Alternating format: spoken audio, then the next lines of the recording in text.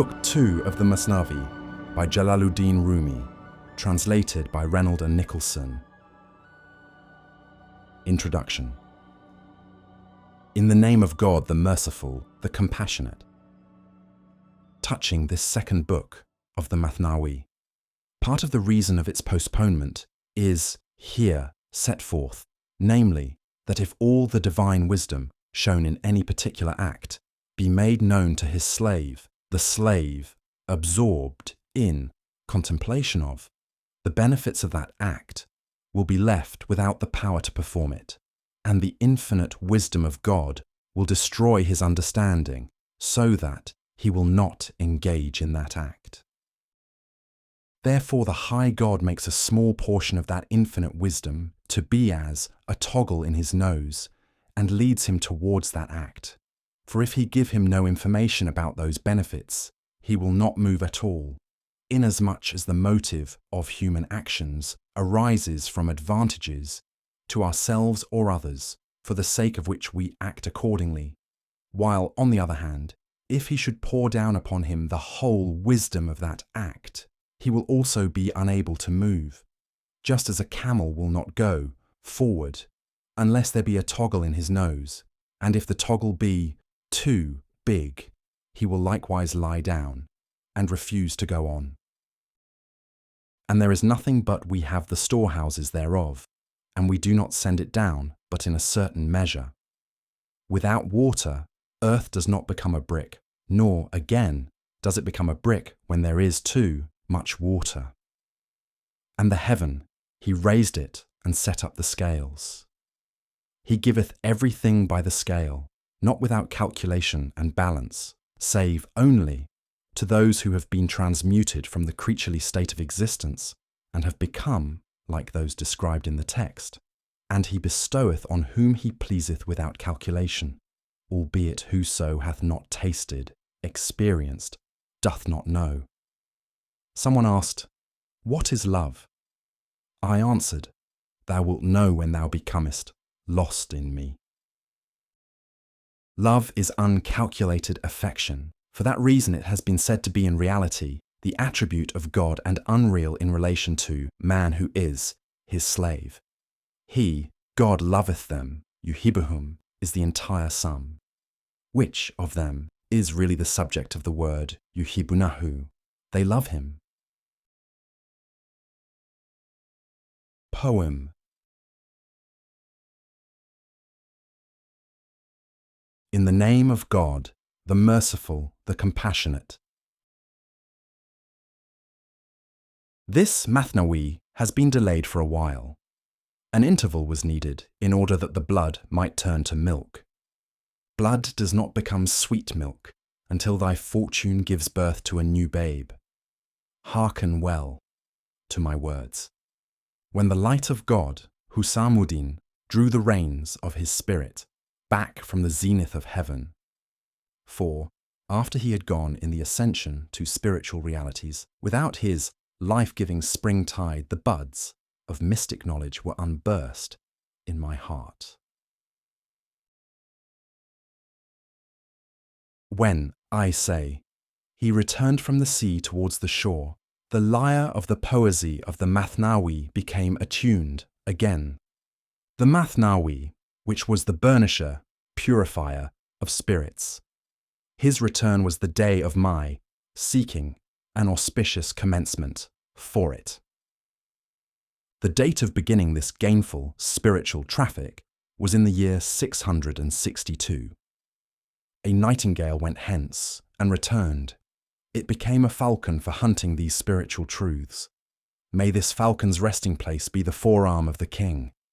May this gate to the truth be open to all the people unto everlasting. The bane of this gate is sensuality and lust, else draught on draught of spiritual knowledge is to be found here. Gullet and mouth are the eye bandage which makes you blind to yonder world. Close this mouth, that you may see it plain. O mouth, verily thou art the mouth of hell, and O world, thou art like the intermediate state, The everlasting light is beside this low world. The pure milk is beside rivers of blood.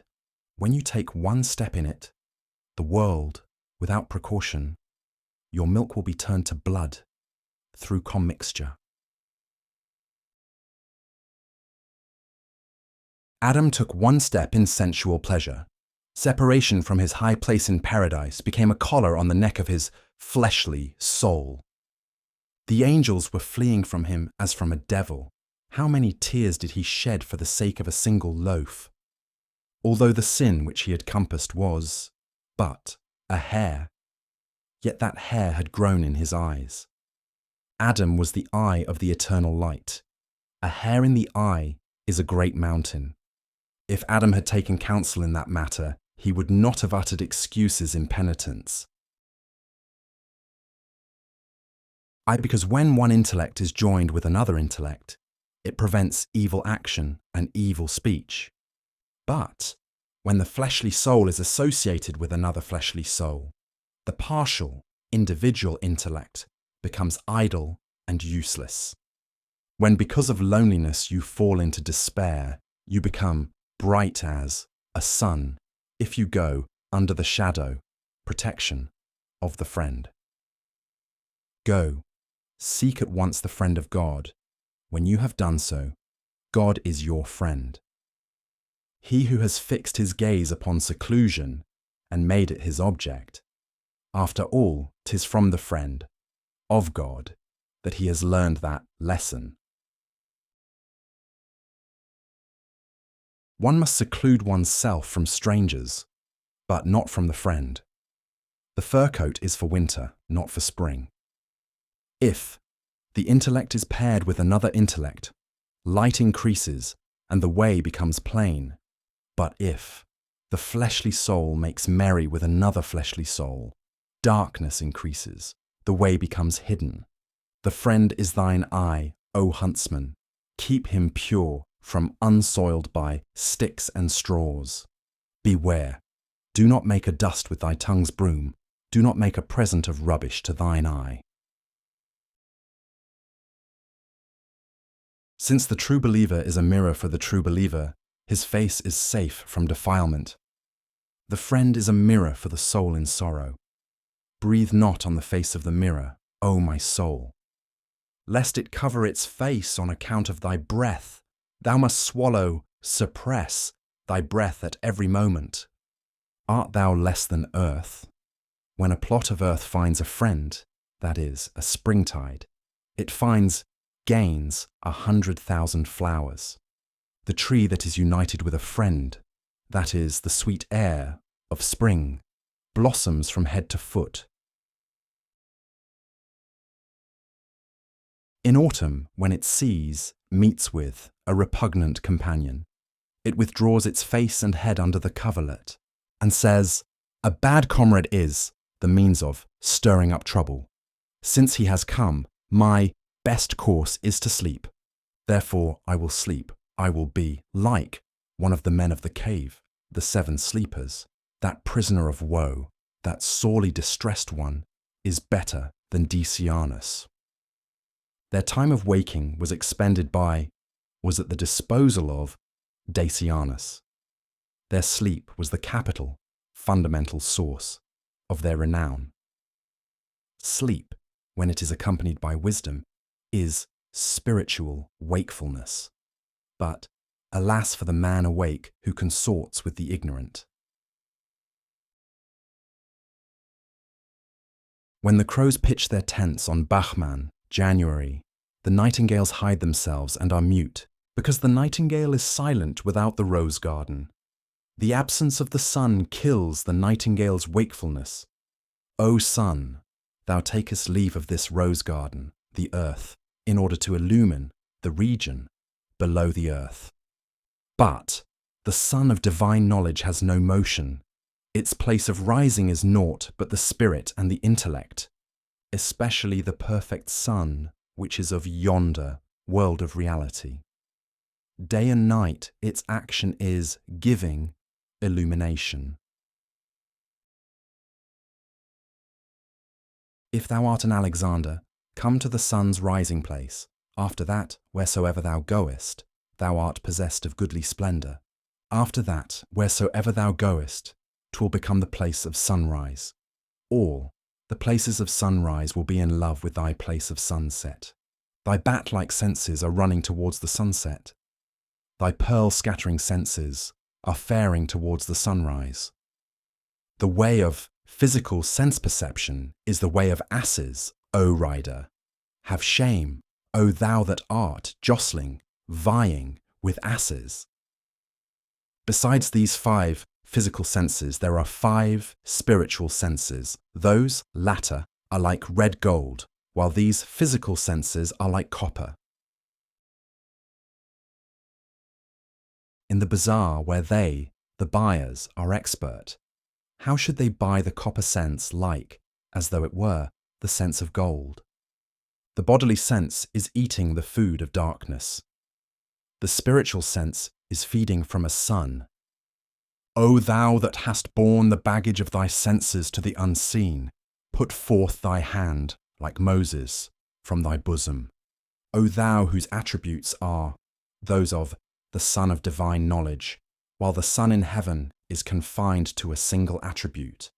Now thou becomest the sun, and now the sea, now the mountain of Kaf, and now the Ankar. In thine essence thou art neither this nor that, O thou that art greater than all imaginations and more than all more. The spirit is associated, endued, with knowledge and reason. What has the spirit to do with Arabic and Turkish? Both the muwahid, who asserts the transcendence of God, and the mushabih, who asserts his immanence, are bewildered by thee, O thou who, being without image, external appearance, art appearing in so many forms. Sometimes the muwahhad, God regarded as the only real being, is destroying the mushabih, who asserts that God is immanent in forms. Sometimes these forms are waylaying the muwahhid so that he cannot gain access to God who transcends all forms. Sometimes Abul Hassan in drunkenness, ecstasy, says to thee, O thou whose teeth are small, whose years are few, O thou whose body is tender. Sometimes he is laying waste, ruining and defacing his own image. He is destroying it in order to assert the transcendence of the beloved, God. The doctrine held by the eye of sense is Mu'tazilism, whereas the eye of reason is Sunnite, orthodox, in respect of its union, vision of God. Those enthralled to sense perception are Mu'tazilites, though, from misguidedness, they represent themselves as Sunnites. Anyone who remains in bondage to sense perception is a Mu'tazilite. Though he may say he is a Sunnite, 'tis from ignorance. Anyone who has escaped from the bondage of sense perception is a Sunnite. The man endowed with spiritual vision is the eye of sweet-paced, harmonious reason. If the animal sense could see the king, God, then the ox and the ass would behold Allah. If, besides the animal sense, thou hadst not another sense outside of, unconditioned by, the desire of the flesh, then how should the sons of Adam have been honoured? How by means of the common sense should they have become privileged to know these mysteries? Your calling, God, formless, transcending forms, or formed, immanent in forms, is vain, without your liberation from form, unless you yourself are freed from sense perception. Whether God is formless or formed, he is with him that is all kernel and has gone forth from the husk. If you are blind, 'tis no crime in the blind, but, if not, go, persevere in purifying yourself, for patience is the key to success. The medicine of patience will burn the veils over your eye and will also affect the opening of your breast to divine knowledge. When the mirror of your heart becomes clear and pure, you will behold images which are outside of the world of water and earth. You will behold both the image and the image maker, both the carpet of spiritual empire and the carpet spreader. The phantom, seen in mystical vision of my friend, seemed to me like Khalil, Abraham, its form an idol, its reality a breaker of idols. Thanks be to God that when he appeared, my spirit beheld in his phantom its own phantom, reflected image. The dust of thy threshold was bewitching my heart. Dust, woe on him that was patient without thy dust. I said, if I am beautiful, I shall receive this, dust of divine grace and love, from him, and if not, he has indeed laughed at ugly me. The best plan is this, that I look at myself to see whether I am worthy of him. Otherwise, if I am not worthy, he will laugh at me. How shall I gain his love? He is beautiful and a lover of beauty. How should a fresh young man choose a decrepit old woman? The beautiful attracts the beautiful to itself. Know this for sure. Recite thereon the text, the good women for the good men. In this world, everything attracts something. The hot draws the hot to itself, and the cold the cold. The worthless sort attract the worthless. The lasting, those of lasting worth, are rejoiced by the lasting. Those of the fire attract those of the fire. Those of the light seek those of the light. When you shut your eye, you felt uncomfortable.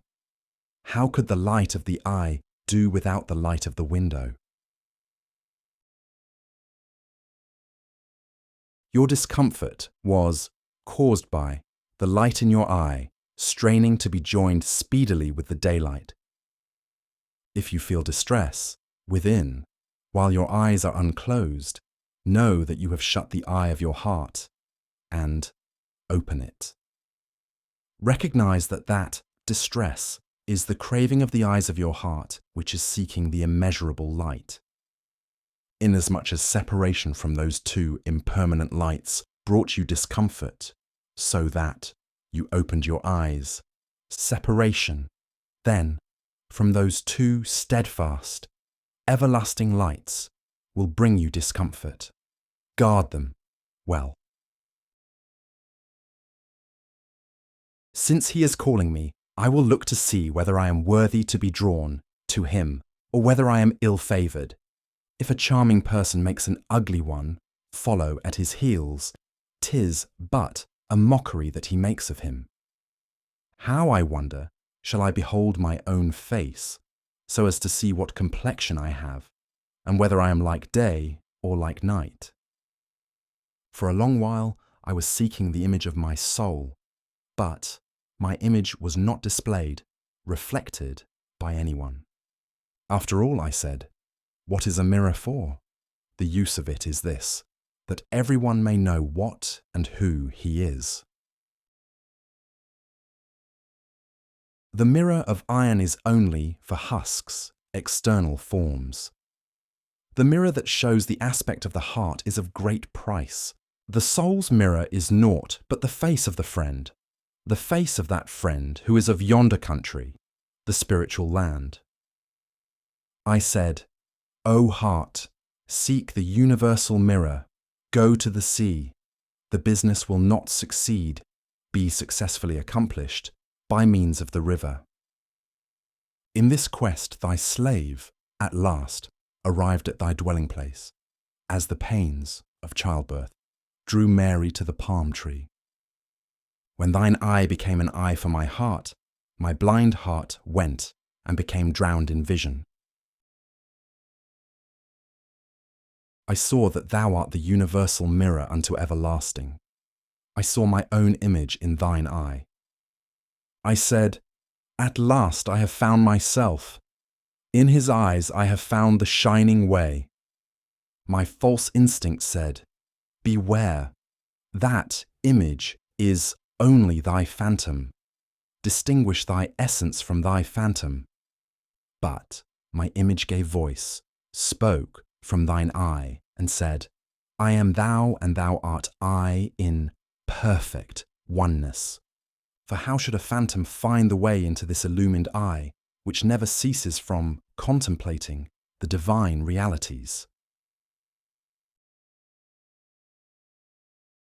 Thou saidst, if you behold your image in the eyes of any other than me, know that 'tis a phantom and reprobate, because he, everyone except me, is applying to his eye the collyrium of non-existence, unreality, and is imbibing the wine of Satan's illusion-making. Their eye is the home of fantasy and non-existence. Necessarily, it sees as existent the things which are non-existent. But, since my eye saw, got collyrium from the glorious God, it is the home of real existence, not the home of fantasy. So long as a single hair of you is before your eye, in your fantasy a pearl will be as jasper. You will know jasper from pearls only at the time when you pass away from abandon your fantasy entirely. O connoisseur of pearls, listen to a story that you may distinguish actual seeing from mere inference. How in the time of Umar, may God be well pleased with him, a certain person imagined that what he saw was the new moon.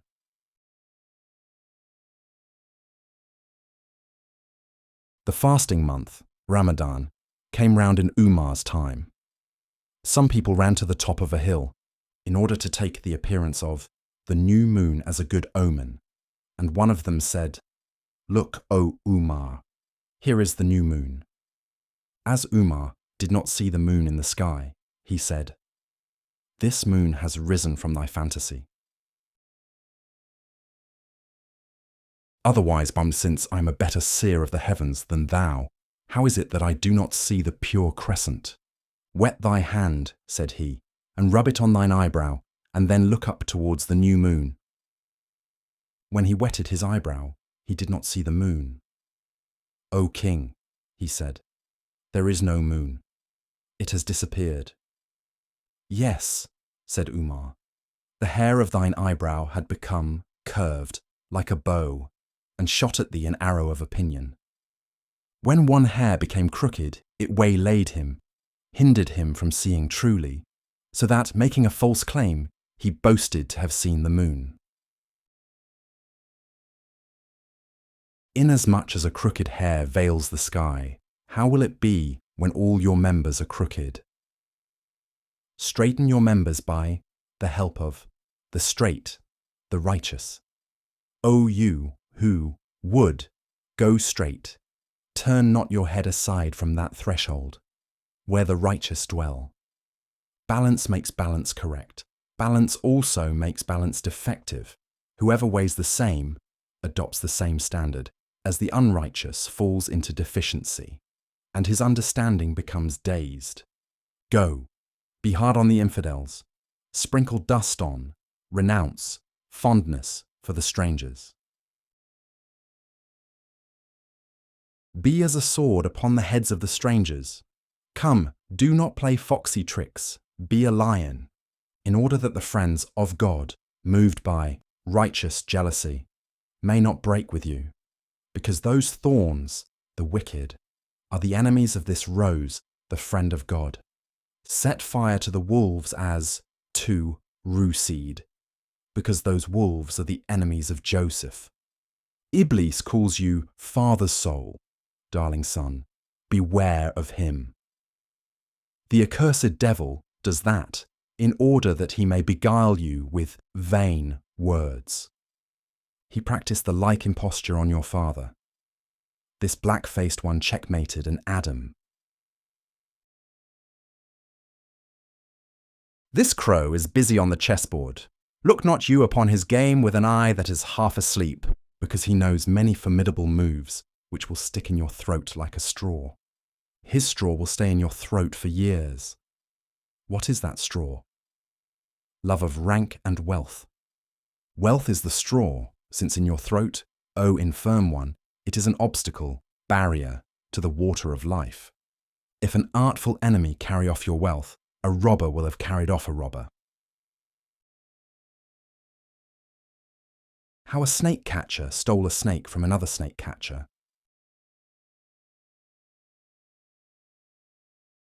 A petty thief carried off a snake from a snake catcher, and in his folly was accounting it a prize. The snake catcher escaped from the snake's bite. The man who had robbed him was miserably killed by the snake. The snake catcher saw him, dead. Then he recognized him and said, "My snake has emptied him of life. My soul was desiring of him, God, in prayer that I might find him and take the snake from him. Thanks to God that prayer was rejected. I thought 'twas loss, but it has turned out to be gain." Many are the prayers which are loss and destruction, and from kindness the Holy God is not hearing them. How the companion of Jesus, on whom be peace, entreated Jesus, on whom be peace, to give life to the bones.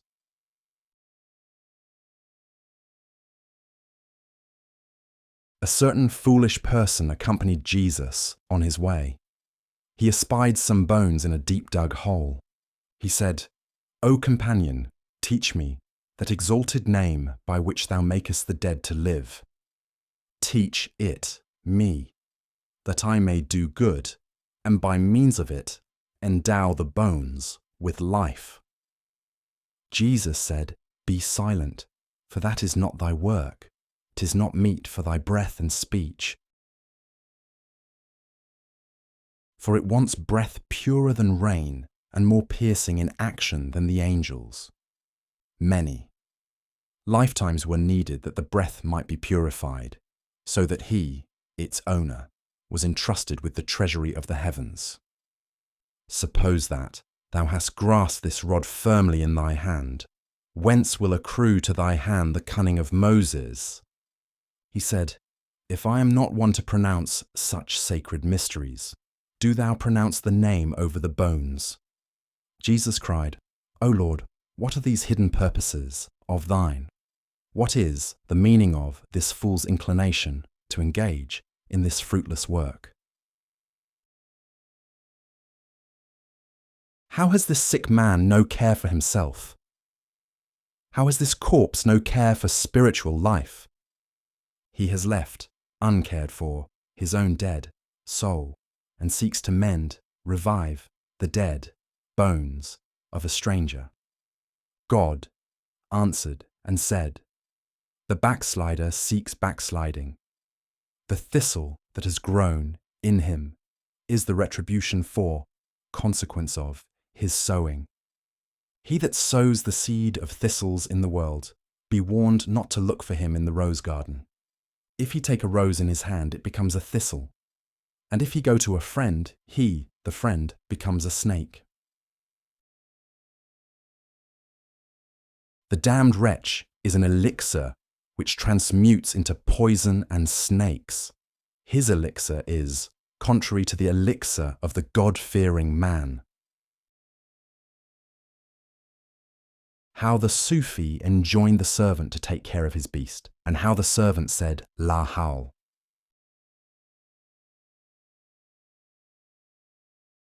A Sufi was wandering round the world, till one night he became a guest at a monastery for Sufis.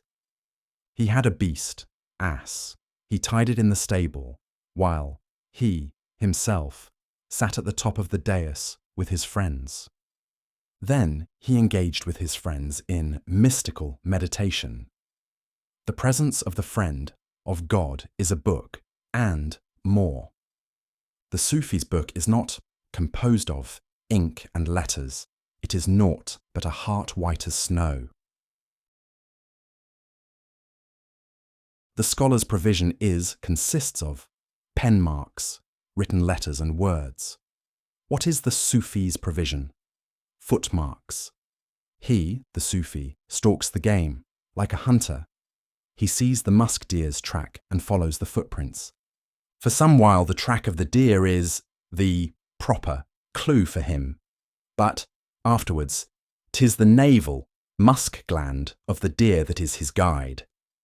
When he has given thanks for, having been favoured with knowledge of, the track, and has traversed the way, of necessity by means of that track, he arrives at a goal. To go one stage, guided by the scent of the musk gland, is better than 100 stages of following the track and roaming about. The heart that is the rising place of the moonbeams, of divine light, is the opening of the doors, of reality for the Gnostic. To you it is a wall, to them it is a door. To you a stone, to those venerated ones a pearl. What you see plainly in the mirror, the peer sees more than that in the brick. The peers are they whose spirits, before this world existed, were in the sea of divine bounty. Before the creation of this body, they passed many lifetimes, before the sowing they took up, harvested the wheat. They have received the Spirit before the creation of the form. They have bored the pearls before the creation of the sea. Whilst consultation was going on as to bringing mankind into existence, their spirits were in the sea of divine omnipotence up to the throat. When the angels were opposing that creation of man, they, the peer, were secretly clapping their hands in derision at the angels. He, the peer, was made acquainted with the material form of every existent being before this universal soul became fettered by materiality. Before the creation of the heavens, they have seen Saturn. Before the existence of seeds, they have seen the bread. Without brain and mind, they were full of thought. Without army and battle, they gained victory. That immediate intuition, intuitive knowledge, in relation to them, is thought. Else indeed, in relation to those who are far from God, it is vision. Thought is of the past and future. When it is emancipated from these two, the difficulty is solved. The spirit has beheld the wine in the grape. The spirit has beheld thing, entity, in nothing, non-entity. It has beheld every conditioned thing as unconditioned. It has beheld the genuine coin and the alloyed before the existence of the mine. Before the creation of grapes, it has quaffed wines and shown the excitements of intoxication. In hot July, they, the pyres, see December. In the sunbeams, they see the shade. In the heart of the grape, they have seen the wine. In absolute fana, privation of objectivity, they have seen the object. The sky is draining draughts from their circling cup. The sun is clad in cloth of gold by their bounty. When you see two of them met together as friends, they are one, and at the same time, they are 600,000. Their numbers are in the likeness of waves. The wind will have brought them into number, into plurality from unity. The sun, which is the spirits, became separated, broken into rays, in the windows, which are bodies. When you gaze on the sun's disk, it is itself one. But he that is screened by, his perception of, the bodies is in some doubt. Separation, plurality, is in the animal spirit. The human spirit is one essence. Inasmuch as God sprinkled his light upon them, mankind, they are essentially one. His light never becomes separated in reality. O my comrade on the way, dismiss thy weariness for a moment, that I may describe a single mole grain of that beauty. The beauty of his state cannot be set forth. What are both the worlds, temporal and spiritual? The reflection of his mole. When I breathe a word concerning his beauteous mole, my speech would fain burst my body. Like an ant, I am so happy in this granary that I am dragging a burden too great for me. how the explanation of the inner meaning of the tale was stopped because of the hearer's desire to hear the superficial form of it.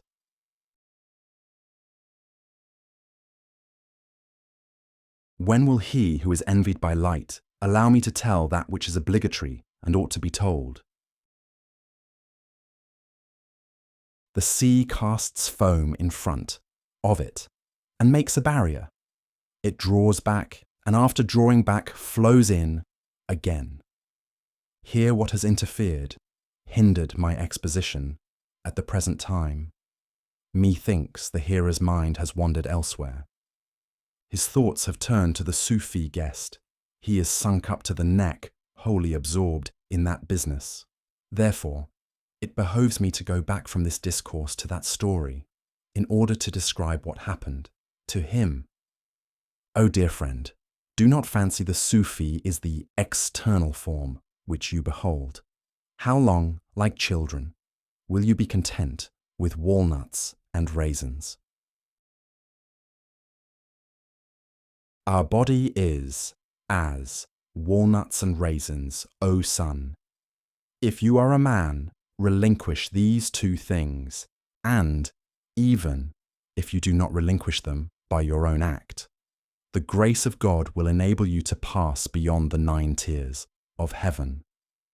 Now listen to the outward form of the tale, but take heed to separate the grain from the chaff. How the people of the caravan supposed the Sufi's beast was ill, when at last the meditation of that circle of Sufis who were seeking spiritual profit came to an end, culminated in ecstasy and enthusiasm. They brought dishes of food for the guest, and he then bethought him of his beast. He said to the famulus, the servant of the Sufis, "Go into the stable and make the straw and barley all right for the animal." "Good gracious," he replied, "why this saying overmuch? These things have been my care since long ago." The Sufi said, "First wet his barley, for 'tis an old ass, and his teeth are shaky." "Good gracious," said he, "why are you telling me this, sir? They are taught by me to make these arrangements." The Sufi said, "First of all, take off his saddle, and then put the salve of manbal on his sore back." "Good gracious," exclaimed the servant, "why, O purveyor of wisdom, I have had 1,000 guests of your sort, and all have departed from us well pleased. The guest is dear to us as our life and our kinsman." The Sufi said, "Give him water, but let it be lukewarm." "Good gracious," cried the other, "I am ashamed of you." The Sufi said, "Put only a little straw in his barley." "Good gracious, cut short this speech," he replied. The Sufi said, "Sweep his place clear of stones and dung, and if it is wet, sprinkle dry earth on it." "Good gracious," cried he, "implore God's grace, O Father, and say little, give few instructions to a messenger who knows his business." The Sufi said, "Take the comb and curry the ass's back." "Good gracious, do have some shame, O Father," said he.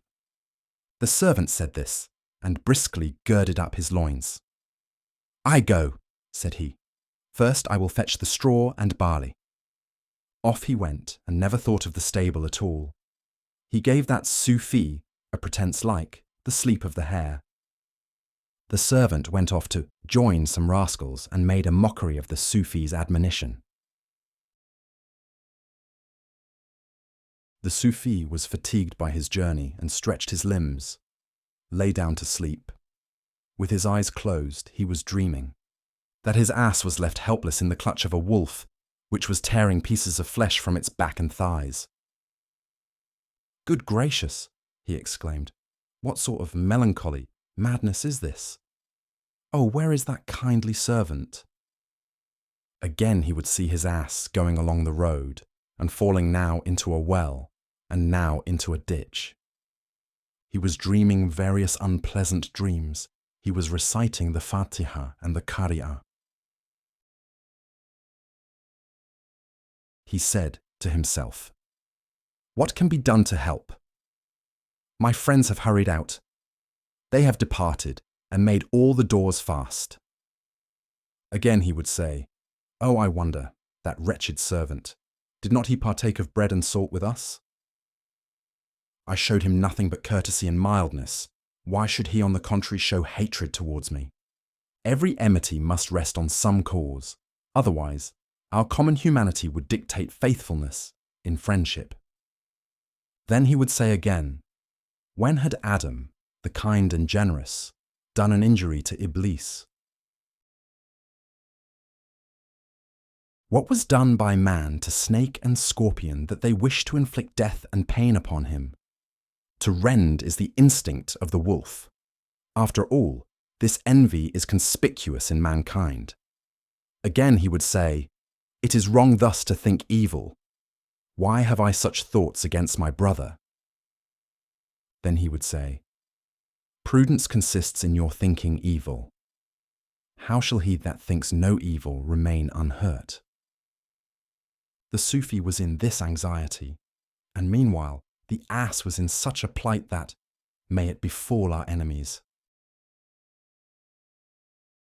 That poor ass was amidst earth and stones, with his saddle crooked and his halter torn, killed, exhausted by the journey, without fodder all the night long, now at the last gasp, and now perishing. All night the ass was repeating, "O God, I give up the barley, but am I to have less than one handful of straw?" With mute eloquence he was saying, "O sheikhs, have some pity, for I am consumed with anguish because of this raw, impudent rogue." What that ass suffered of pain and torment, the lamb-bird suffers the same in a flood of water.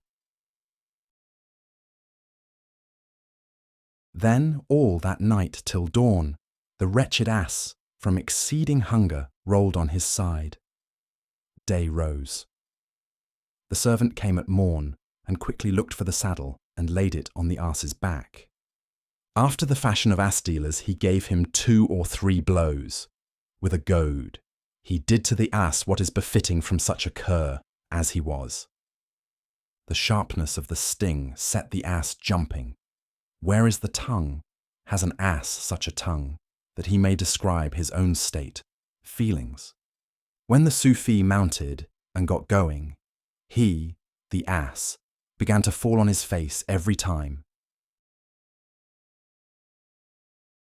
And every time the people, the travellers, lifted him up. They all thought he was ill. One would twist his ears hard, while another sought for the lacerated part under his palate, and another searched for the stone in his shoe, and another looked at the dirt in his eye. Also they were saying, "O Sheikh, what is the cause of this? Were not you saying yesterday, 'Thanks to God, this ass is strong'?" He replied, "The ass that ate Lahore during the night cannot get along except in this manner." Inasmuch as the ass's food by night was Lahore, he was glorifying God by night and is engaged in prostrating himself by day. Most people are man-eaters. Put no trust in their saying, "Peace to you." The hearts of all are the devil's house. Do not accept, listen to, the palaver of devilish men. He that swallows Lahore from the breath, mouth of the devil, like that ass falls headlong in the fight. Whoever swallows the devil's imposture in this world and swallows veneration and deceit from the foe that has the face, semblance of a friend. In the way of Islam and on the bridge, Sirat, he will fall upon his head from giddiness, like that ass. Beware! Do not hearken to the blandishments of the bad friend. Espy the snare. Do not walk securely on the earth. See the 100,000 devils who utter Lahore. O Adam, in the serpent behold Iblis.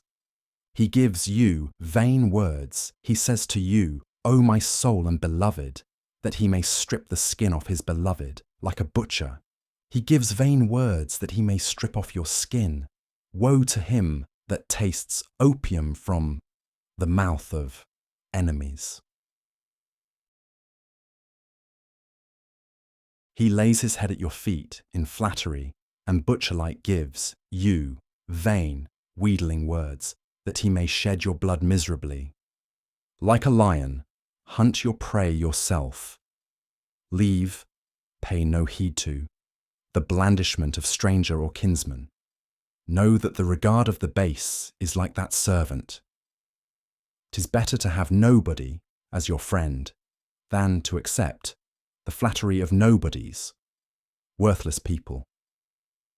Do not make your home in other men's land. Do your own work. Don't do the work of a stranger. Who is the stranger? Your earthen body, for the sake of which is all your sorrow. So long as you are giving your body greasy, rich and sweet food, you will not see fatness in your spiritual essence. If the body be set in the midst of musk, yet on the day of death its stench will become manifest. Do not put musk on your body, rub it on your heart. What is musk? The holy name of the glorious, God. The hypocrite puts musk on his body and puts his spirit at the bottom of the ash pit. On his tongue the name of God, and in his soul stenches arising from his infidel thought. In relation to him, praise of God is like the herbage of the ash pit. It is roses and lilies growing upon a dunghill. Those plants are certainly there on loan and belong to somewhere else. The proper place for those flowers is the symposium and the scene of festivity. The good women come to the good men. There is also the text, to the wicked men, the wicked women. Mark, do not bear malice. They that are led astray by malice, their graves are placed beside the malicious. The origin of malice is hell, and your malice is a part of that whole, and is the enemy of your religion. Since you are a part of hell, take care. The part gravitates towards its whole. He that is bitter will assuredly be attached to those who are bitter. How should vain breath, false words, be joined with the truth? O brother, you are that same thought of yours. As for the rest of you, you are only bone and fibre. If your thought is a rose, you are a rose garden, and if it is a thorn, you are fuel for the bath stove. If you are rose water, you are sprinkled on head and bosom, and if you are stinking like urine, you are cast out. Look at the trays in front of druggists, each kind put beside its own kind. Things of each sort mixed with things of the same sort, and a certain elegance produced by this homogeneity. If the druggist's, aloes wood and sugar get mixed, he picks them out from each other, piece by piece. The trays were broken, and the souls were spilled. Good and evil ones were mingled with each other. God sent the prophets with scrolls of revelation, that he might pick out and sort these grains on the dish. Before this, we were one community. None knew whether we were good or bad. False coin and fine, both, were current in the world, since all was night, and we were as night travellers, until the son of the prophets rose and said, Begone, O alloy! Come, O thou that art pure! The eye can distinguish colours. The eye knows ruby and common stone. The eye knows the jewel and the rubbish. Hence bits of rubbish sting the eye. These vile counterfeiters are enemies of day. Those pieces of gold from the mine are lovers of day, because day is the mirror that makes it, the fine gold, known, so that the ashrafi, the coin of sterling gold, may receive its day's gift of honour. Hence, God bestowed the title of day on the resurrection, for day displays the beauty of red and yellow. In reality then, Day is the inmost consciousness of the saints, though beside their moon, day is dim as shadows. Know that day is the reflection of the mystery, the illumined consciousness of the man of God, while eye-sealing night is the reflection of his occultation. For that reason God said, by the morn refers to the light of the hidden mind of Mustafa, Muhammad. The other view, that the beloved, God, meant this morn in the literal sense, is held, just for the reason that this too is the reflection of him. Else it is wrong to swear by a transient thing. How indeed is transiency proper to the speech of God? That friend Abraham said, I love not them that set. How should the glorious Lord mean transiency by this oath? Again, and by the night refers to his occultation and his earthen rust-dark body. When his sun rose from that sky, it said to the night of the body, Lo, he hath not forsaken thee. Union was made manifest out of the essence of affliction. That sweetness of union was expressed by the words, he hath not hated thee. In fact, every expression is the symbol of a state. The state is as a hand, while the expression is a tool. The goldsmith's tool in the hand of a shoemaker is like a seed sown in sand, and the cobbler's tool, put before the husbandman, is as straw before a dog, or bones before an ass. I am God, on the lips of Mansur was the light of truth. I am Allah, on the lips of Pharaoh was a lie. In the hand of Moses, the rod became a witness to the truth. In the hand of the magician, the rod became worthless as motes in the air. On this account, Jesus did not teach his fellow traveller that name of the Lord, for he would not know its proper use, and would attribute imperfection to the tool, which he misused. Strike stone on clay, and how should fire leap forth? Hand and tool are as stone and iron. There must be a pair. The existence of a pair is the condition necessary for bringing to birth. The one is he who hath no consort and no tool.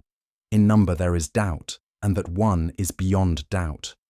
Those who say two, or three, or more than these numbers are certainly agreed in affirming the existence of one. When squinting has been put aside so that they see correctly, they become alike. The asserters of two or three become asserters of unity. If you are a ball in his polo field, keep spinning round from the blows of his polo stick. The ball becomes right and flawless only at the time when it is made to dance by the stroke of the king's hand. Give ear heedfully to these sayings. O squinting one, apply the eye salve by way of the ear. Holy words, then, do not abide in blind hearts, but go to the light whence they came, while the guileful spell of the devil goes into crooked, perverse hearts as a crooked shoe onto a crooked foot. Though you may learn wisdom by rote, it becomes quit of you when you are unworthy to receive it. And though you write it and note it down, and though you brag about it and expound it, it withdraws its face from you, O disputatious one. It snaps its bonds and takes flight from you. But if you read not and it sees your ardour of love, knowledge will be a bird docile and obedient to your hand. It does not abide with every unskilled tyro. It is like a peacock which does not stay in the house of a peasant, how the king found his falcon in the house of a decrepit old woman. It is not like the falcon that fled from the king to the old crone who was sifting flour, that she might cook tutmaj for her children. When she saw the beautiful, well-born falcon, she tied its little foot and clipped its wings. She cut its talons and fed it with straw. Unworthy folk, said she, have not kept thee in good, trim. Thy wings are overgrown, and thy talons have become long. Every unworthy one's hand makes thee ill. Come to thy mother that she may take care of thee. Know, O friend, that such is the affection of the fool. The fool ever walks crookedly on the way. The king's day became late, far spent, in searching for the falcon. He went, at last, to the old woman and the tent where she lived. Suddenly he espied the falcon amidst smoke and dust. The king wept sorely over it and made lament. He said, "Albeit this is the retribution for thy deed, in that thou art not firm in keeping faith with me, yet how shouldst thou make hell thy abode after paradise, heedless of the text, the people of the fire, and those of paradise are not equal. This is the fitting reward for one that unconscionably flees from the king, who knows him well, to the house of an old hag." Meanwhile, the falcon was rubbing its wings against the king's hand. Without tongue it was saying, "I have sinned." Where then should the vile sinner plead piteously? Where should he moan if thou wilt accept naught but good, O bountiful King? The king's grace makes the soul sin-seeking, because the king makes every foul thing fair. Go, do not commit foulness, for even our fair deeds appear foul in the sight of our beauteous, loved one. You deemed your service worthy, thereby you raised the banner of sin. For as much as praise and prayer were vouchsafed to you, through making that prayer, your heart became vainglorious. You regarded yourself as speaking confidentially with God. Oh, there is many a one that becomes separated from God by this opinion. Although the king sit with you on the ground, know yourself and sit better, with more decorum and reverence. The falcon said, "O king, I am penitent, I am converted, I am embracing Islam anew. He whom thou makest drunken and pot valiant, if from drunkenness he walk crookedly, do thou accept his excuse. Though my talons are gone, when thou art mine, I tear off the forelock of the sun. And though my wings are gone, when thou art kind to me, the heavenly sphere lessens its play, slackens the speed of its revolution in amazement at my play, swift and sportive flight. If thou bestow a belt on me, I will uproot the mountain. If thou give me a pen, I will break the banners. After all, my body is not inferior to that of a gnat. With my wings I confound the kingdom of Nimrod. Suppose me to be as the flocks of small birds in weakness. Suppose every one of my enemies to be as the elephant. Yet if I cast a baked clay pellet the size of a hazelnut, my pellet in its effect is equal to 100 mangonels, ballistas. Moses came to battle with his one rod, and made an onset against Pharaoh and all his swords. Every prophet who by himself has knocked at that door and besought God to help him, has alone, single-handed, fought victoriously against the whole world. When Noah begged of him, God, a sword, threw him at his command. The waves of the flood became of sword-like temper. O Ahmad, Muhammad, who, what, indeed, are the armies of the earth? Behold the moon in heaven, and split her brow, in order that the ignorant astronomer may know that this cycle is thy cycle, not the cycle of the moon. It is thy cycle, because even Moses, he who spoke with God, was constantly yearning after this cycle of thine. When Moses beheld the splendor of thy cycle, in which the dawn of revelation was arising, he said, O Lord, what cycle of mercy is that? It is beyond mercy. There, in that cycle, is vision of thee. Plunge thy Moses in the seas of time, and bring him up to the surface from the midst of the cycle of Ahmad Muhammad. God said, O Moses, on that account I have shown it to thee. On that account I have opened to thee the way to that spiritual communion with Muhammad. Because in this present cycle, O Kalim, thou art far from that cycle of Muhammad and canst not attain to it. Draw back thy foot, for this blanket is too long for thee. I am kind. I show my servant bread in order that desire for it may cause that living one to weep. A mother rubs the nose of her babe, that it may wake and seek some food, for it may have fallen asleep hungry unawares. And, on waking, it prods her two breasts for the sake of getting milk. I was a treasure, a hidden mercy, so I sent forth a rightly guided imam. Every divine grace that you are seeking with all your soul, he showed it to you that you might desire it. How many idols did Ahmad Muhammad break in the world, that the religious communities might cry, O Lord? Had it not been for the efforts of Ahmad, you also, like your ancestors, would be worshipping idols. This head of yours has been delivered from bowing to idols, in order that you may acknowledge his rightful claim upon the gratitude of the religious communities. If you speak thanks for this deliverance, that he may also deliver you from the idol within. Since he has delivered your head from idols, do you deliver your heart also by means of that strength which you have gained from him? You have neglected to give thanks for the religion because you got it for nothing as an inheritance from your father. How should a man who inherits know the value of wealth?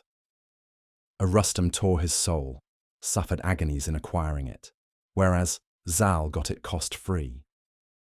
When I cause anyone to weep, my mercy is aroused. That wailer drinks of, enjoys my bounty. If I do not wish to give, then, indeed, I do not show him the desired gift. But when I have closed, contracted his heart with grief, I open, expand it with joy. My mercy is dependent on that goodly weeping. When he weeps, waves rise from the sea of my mercy. How by divine inspiration, Sheikh Ahmad, son of Khizruya, may God sanctify his revered spirit, bought halwa, sweetmeat, for his creditors.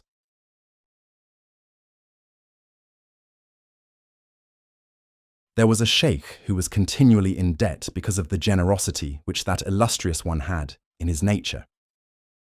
He used to make myriads of debts by borrowing from the great and spend all the money upon the poor dervishes of the world.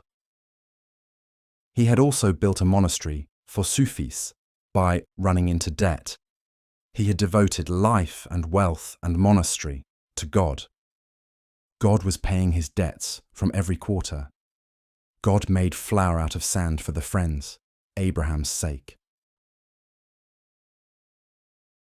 The prophet said that 2 angels are always praying here in the markets, saying, O God, do thou give the prodigal a boon in return, and O God, do thou give the miserly a bane in return. Especially does this apply to the prodigal who has freely spent his soul, life, and made his throat a sacrifice to the Creator. He offers his throat like Ishmael. The knife cannot do anything to hurt his throat. On this account, then, the martyrs are living in joy. Do not, infidel-like, look at the body alone. Since God hath given them in return the spirit of everlastingness, a spirit safe from grief and pain and misery. The debtor sheikh acted in this fashion for years, taking and giving like a steward. He was sowing seeds till the day of death, that on the day of death he might be a most glorious prince. When the sheikh's life reached its end and he saw in his bodily existence the signs of death, the creditors were seated together around him, while the sheikh was gently melting on himself like a candle. The creditors had become despairing and sour-faced. The pain in their hearts was accompanied by pain in their lungs. "Look at these evil-thinking men," said the sheikh. "Hath not God 400 gold dinars?" A boy outside shouted "Halwa!" and bragged of the excellence of the halwa in hope of getting some dangs. The sheikh, with a nod of his head, directed the famulus to go and buy the whole of the halwa, saying to himself, "So that the creditors, when they eat the halwa, for a short while may not look bitterly on me." The famulus at once went out through the doorway to buy with gold the halwa entire. He said to the boy, "How much is the halwa in the lump?" The boy said, "Half a dinar and some small change." "Nay," he replied, "don't ask too much from Sufis. I will give you half a dinar. Say no more." The boy put the tray before the sheikh. Behold now the mysterious secret thoughts of the sheikh. He made a sign to the creditors, as though to say, "Look, this gift of sweetmeat is a present to you. Eat this gladly, it is lawful food." When the tray was emptied, the boy took it and said, "Give me the gold, O sage." The sheikh said, "From where shall I get the money? I am in debt and going towards non-existence." The boy, in his grief, dashed the tray upon the ground. He raised his voice in lamentation and weeping and moaning. The boy was weeping with loud sobs because of the swindle, and crying, "Would that both my legs had been broken ere I came hither. Would that I had loitered round the bath stove and had not passed by the door of this monastery." Lick-spittle gluttonous Sufis, dogs at heart and washing their faces like cats. At the boy's clamour, all and sundry gathered there and crowded round the boy. He came to the sheikh and said, "O cruel sheikh, know for sure that my master will kill me with blows. If I go back to him empty-handed, he will kill me. Wilt thou give him leave to do that?" And those creditors too turned to the sheikh with disbelief and denial, saying, "What game was this? Thou hast devoured our property and art carrying off thy iniquities to the next world. For what reason was this other injustice put on the top of all the rest?" Till afternoon prayers the boy wept. The sheikh closed his eyes and did not look at him. The sheikh, unconcerned with abuse and opposition, had withdrawn his moon-like face under the coverlet, pleased with eternity, pleased with death, joyous, unconcerned with revilement and the talk of high or low. He in whose face the beloved smiles sweetly, what harm can befall him from the sour looks of other people? He on whose eye the beloved bestows a kiss, how should he grieve at heaven and its anger? On a moonlight night, what cares the moon in the mansion of Simak for dogs and their barking? The dog is performing his task. The moon is smoothly fulfilling her task by means of her bright countenance. Every one is executing his little business. Water does not lose purity because of a bit of weed, rubbish. The weeds float weedily, contemptibly, on the surface of the water. The pure water flows on undisturbed. Mustafa, Mohammed, splits the moon at midnight. Abu Lahab from hatred talks drivel. The Messiah, Jesus, brings the dead to life, and the Jew tears his moustache in wrath. Does the dog's bark ever reach the moon's ear, especially that moon who is the chosen of God? The king drinks wine on the bank of the stream till dawn, and in listening to the music is unaware of the croaking of the frogs. The division of the money due to the boy amongst the creditors would have been only a few dangs for each to pay, but the sheikh's spiritual influence stopped that generosity so that no one should give the boy anything. The power of the peers is even greater than this. When it was time for afternoon prayers, a servant came with a tray in his hand from one like Hatim, a man of property and condition. He sent it as a present to the peer, sheikh, for he knew about him. There were 400 dinars, and in a corner of the tray another half dinar in a piece of paper. The servant advanced and did honour to the sheikh, and laid the tray before the peerless sheikh. When he, the sheikh, uncovered the face of the tray, the people beheld the miracle manifested from him. Immediately cries of sorrow and lamentation arose from all. O head of the sheikhs and spiritual kings, what was the meaning of this? What secret is this? Once more, what sovereignty is this, O Lord of the lords of mystery? We knew not. Pardon us. Very deranged were the words that went out from us. We who blindly brandish staffs cannot help breaking lamps. We, like deaf men, without having heard a single thing spoken to us, are answering idly from our own surmise. We have not taken warning from Moses, who was made shamefaced by disbelief in a kizzer, notwithstanding that he had an eye that sped aloft, and the light of his eye was piercing heaven. O Moses of this age, through foolishness, the eye of a mill mouse has fanatically set itself against thine eye. The sheikh said, I forgive all that talk and palaver. It is lawful to you. The secret of this matter was that I besought God.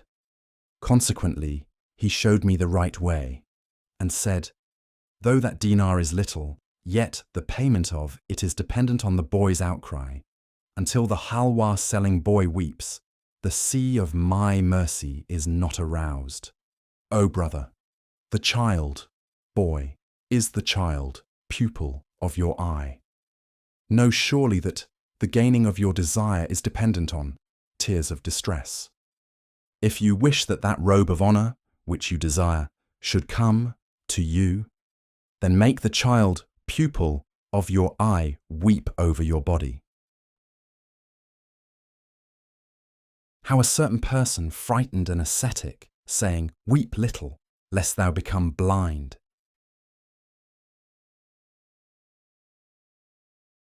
A comrade in the work of religion said to an ascetic, weep little, lest thine eye come to harm. The ascetic said, the case is not outside of, admits only two alternatives. The eye will see, or it will not see, that divine beauty. If it see the light of God, what is there to grieve about? How little are two eyes to him that is in union with God? And if it shall not see God, let it go. Let such a miserable eye become blind. Do not grieve for your eye when that Jesus is yours. Do not go to the left but to the right, that he may give you two right, sound eyes.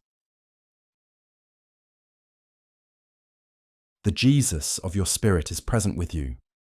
Beg aid from him, for he is a goodly aider. But do not every moment lay on the heart of that Jesus the unprofitable work of providing for a body full of bones, like the fool whom we mentioned in the story, for the sake of the righteous. Seek not you from your Jesus the life of the body. Ask not from your Moses the wish of a Pharaoh. Burden not your heart with thoughts of livelihood. Livelihood will not fail. Be constant in attendance at the divine court. This body is a tent for the spirit, or like an ark for Noah. When the Turkoman is there, he will find a tent, especially when he is one held in honor at the court of God. Conclusion of the story of the coming to life of the bones at the prayer of Jesus, on whom be peace.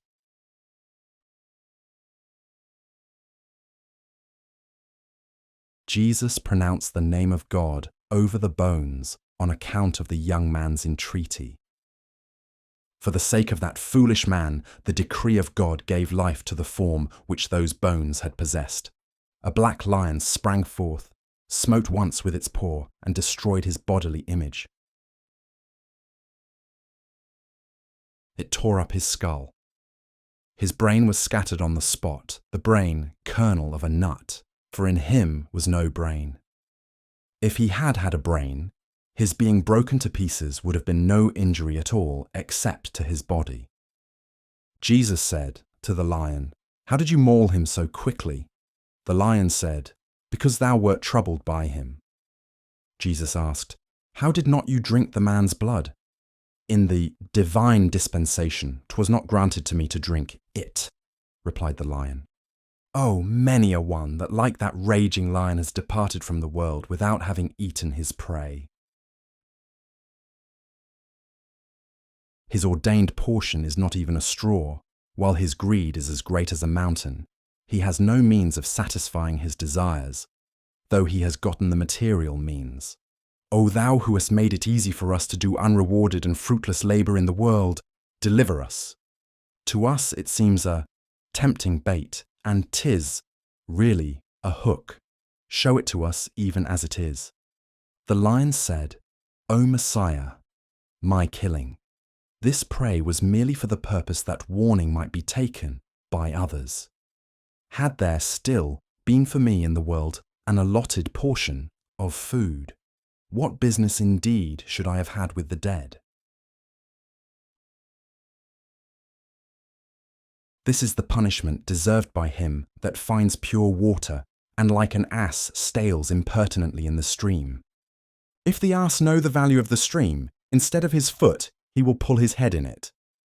He, the fool, finds a profit like that. A lord of the life-giving water, a cherisher of life. How does not he die before him, saying, "O Lord of the water, make me living by the command be. Take heed, do not wish your currish, fleshy soul alive, for it is the enemy of your spirit since long ago." Dust be on the head of the bones that hinder this cur from hunting the spirit. If you are not a cur, how are you in love with bones? Why are you in love with blood like a leech? What sort of eye is that that hath no sight, and gets nothing but disgrace from the tests to which it is put? Opinions are sometimes erroneous, but what sort of opinion is this that is blind to the right road? O eye, thou makest lament for others. Sit down a while and weep for thyself. The bough is made green and fresh by the weeping cloud, for the same reason that the candle is made brighter by its weeping. Wheresoever people are lamenting, sit you there and lament, because you have a better right to moan than they have, inasmuch as they are concerned with parting from that which passes away, and are forgetful of the ruby of everlastingness that belongs to the mine of reality. Inasmuch as the stamp of blind imitation is as a lock upon the heart, go, scrape off, dissolve its lock with tears. Inasmuch as imitation is the bane of every good quality, imitation is but a straw, even if it is a mighty mountain. If a blind man is big and choleric, deem him only a piece of flesh, since he has no eyesight. Though he, the blind imitator, speak words finer than a hair, his heart has no knowledge of these words. He has a certain intoxication from his own words, but there is a good way, distance between him and the wine. He is like a riverbed. It does not drink any water. The water passes through it to the water drinkers. The water does not settle in the riverbed, because the riverbed is not thirsty and water drinking. Like a reed flute, he makes a piteous lament, but he only seeks a purchaser, admirer. The imitator in his discourse is, like, a professional mourner. That wicked man has no motive except cupidity. The professional mourner utters burning words of grief.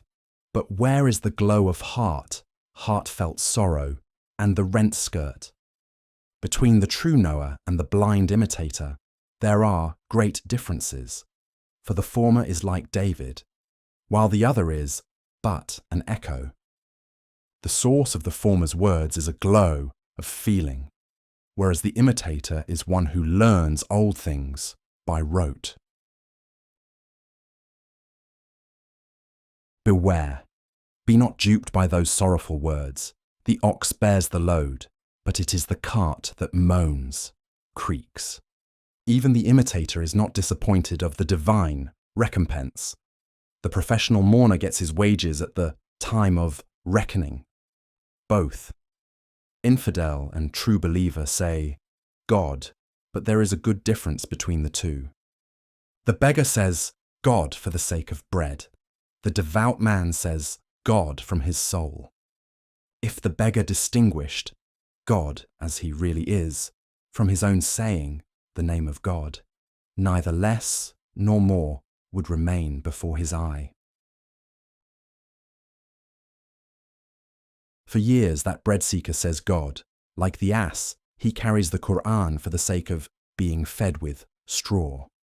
Had the word on his lips shone forth in his heart, his body would have been shivered to atoms. In sorcery, the name of a demon finds the way to success. You are earning a petty coin by means of the name of God. How a peasant stroked a lion in the dark because he thought it was his ox.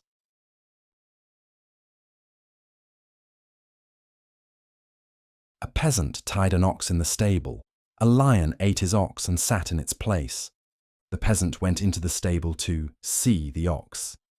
The man, groping into corners, was seeking the ox at night. He was rubbing his hand on the limbs of the lion, back and side, now above, now below. The lion said, if the light were to become greater, his gallbladder would burst, and his heart would turn to blood. He is stroking me like this so boldly, because in this dark night, he thinks I am the ox. God is saying, O blind dupe, did not Tur, Sinai, fall in pieces at my name? For if we had sent down, revealed, a book to the mountain, it would have been riven asunder, then cut to pieces, and then it would have departed, disappeared. If Mount Uhud had been acquainted with me, blood would have gushed in jets from the mountain. You have heard this from your father and mother. In consequence, you have embraced it thoughtlessly. If you become acquainted with him without blind imitation, by his grace, you will become immaterial, like a voice from heaven. Hear this following story as a deterrent, in order that you may know the banefulness of blind imitation. How the Sufi sold the traveller's beast to pay for the expenses of the mystic dance. A Sufi, after journeying, arrived at a monastery for Sufis. He took his mount and led it to the stable. With his own hand he gave it a little water and some fodder. He was not such a Sufi as the one we told of before. He took precaution for it against neglect and craziness. But when the divine destiny comes to pass, of what avail is precaution? The Sufis were destitute and poor. Poverty almost comprises an infidelity that brings the soul to perdition. O thou rich man who art full fed, beware of laughing at the unrighteousness of the suffering poor. On account of their destitution, that Sufi flock, all of them adopted the expedient of selling the ass. saying, "In case of necessity, a carcass is lawful, food. There is many a vicious act that necessity made a virtuous one." They instantly sold the little ass. They fetched dainty viands and lit candles. Jubilation arose in the monastery. They cried, "Tonight there are dainties and music and dancing and veracity." How much more of this carrying the wallet and this beggary? How much more of this patience and of this 3-day fasting? We also are of God's creatures. We have soul. Good luck is ours tonight. We have the guest to entertain. Thereby they were sowing the seed of falsehood, for they deemed soul that which is not soul. And the traveller too was tired by the long journey, and gladly saw that favour and fondness with which they regarded him. The Sufi, one by one, caressed him. They were playing the game of bestowing pleasant attentions on him. When he saw their affection towards him, he said, "If I don't make merry tonight, when shall I do so?" They ate the viands and began the samar, musical dance. The monastery was filled with smoke and dust up to the roof. The smoke of the kitchen, the dust of raised by, beating the feet, dancing, the tumult of soul caused by longing and ecstasy. Now, waving their hands, they would beat the ground with their feet. Now, in religious prostration, they would sweep the dais with their foreheads. Only after long waiting does the Sufi gain his desire, the satisfaction of his appetite from fortune. For that reason, the Sufi is a great eater. Except, to be sure, the Sufi who has eaten his fill of the light of God. He is free from the shame of beggary. But of these Sufis there are only a few among thousands. The rest are living in, under the protection of, his, the perfect Sufi spiritual empire. When the samar had come, run its course from beginning to end, the minstrel struck up a heavy, deep-sounding strain. He commenced to sing, "The ass is gone, and the ass is gone." He made the whole company sharers in this enthusiasm. From this enthusiasm, they continued, beating their feet, dancing, till dawn, clapping their hands and singing, "The ass is gone, the ass is gone, O sun." By way of imitation, that Sufi began to sing, in tones of impassioned feeling, this same phrase, "The ass is gone." When the pleasure and excitement and music and dancing were over, day dawned, and they all said, "Farewell." The monastery was deserted, and the Sufi remained alone. That traveller set about shaking the dust from his baggage. He brought out the baggage from his cell, in order that he might tie it on the ass, for he was desirous of finding people to travel with. He was hurrying that he might overtake his fellow travellers. He went into the stable, but did not find the ass. He said, "The servant has taken it, the ass to water, because it drank little water last night." The servant came, and the Sufi said to him, "Where is the ass?" "Look at your beard," replied the servant, and a quarrel arose. He, the Sufi, said, "I have entrusted the ass to you. I have put you in charge of the ass. Discuss the matter with propriety. Don't argue. Deliver back to me what I delivered to you.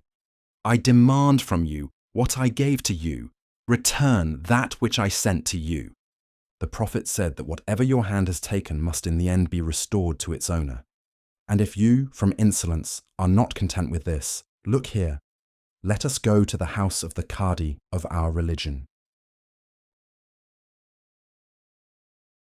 The servant said, "I was overpowered. The Sufis rushed on me, and I was in fear for my life.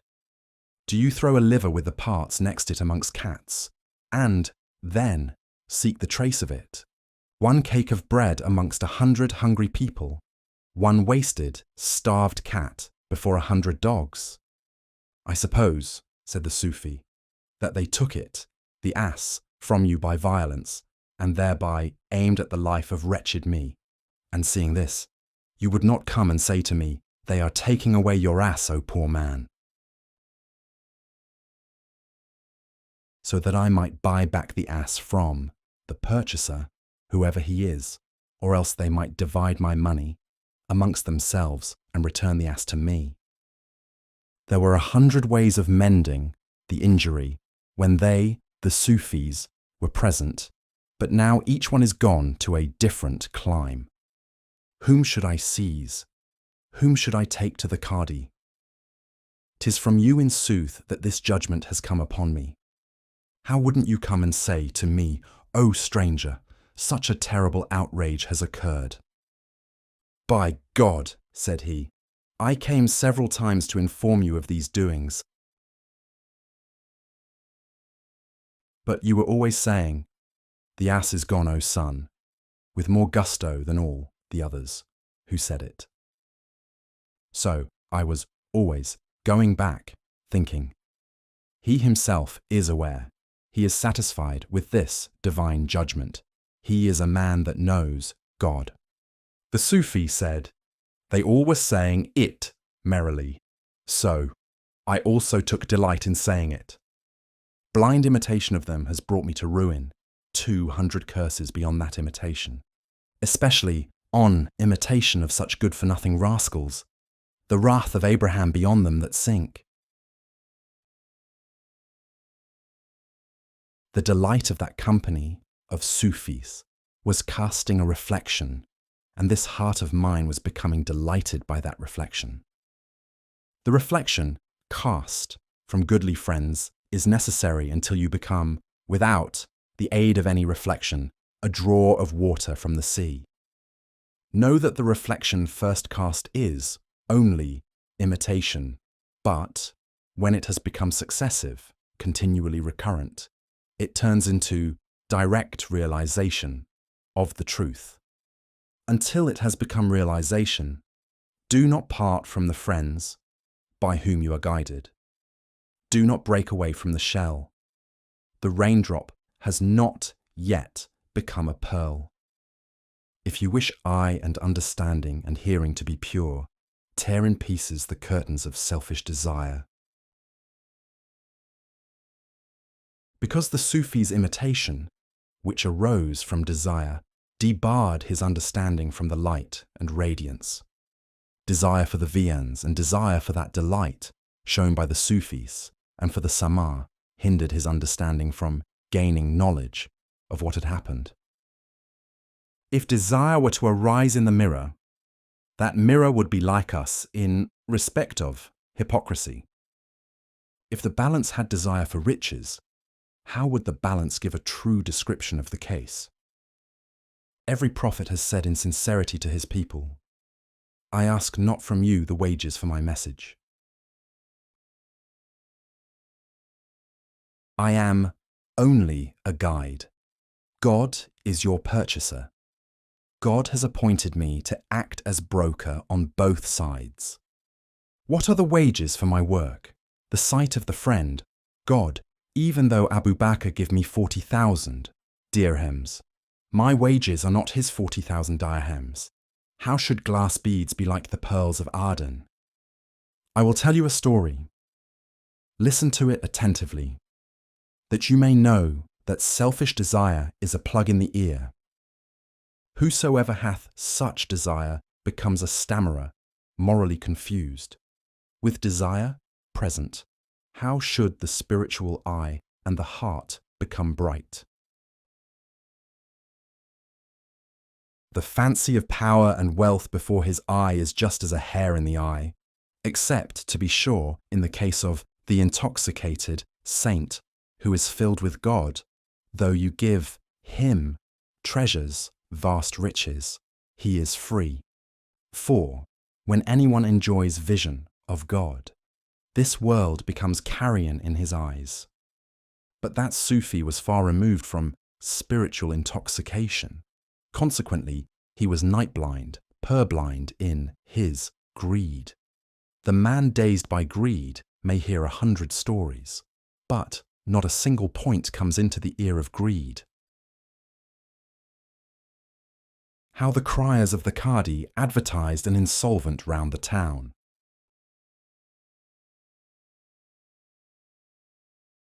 There was an insolvent person without house or home who remained in prison and pitiless bondage. He would unconscionably eat the rations of the prisoners. On account of his appetite, he was a burden, like Mount Kaf, on the hearts of the people in the jail.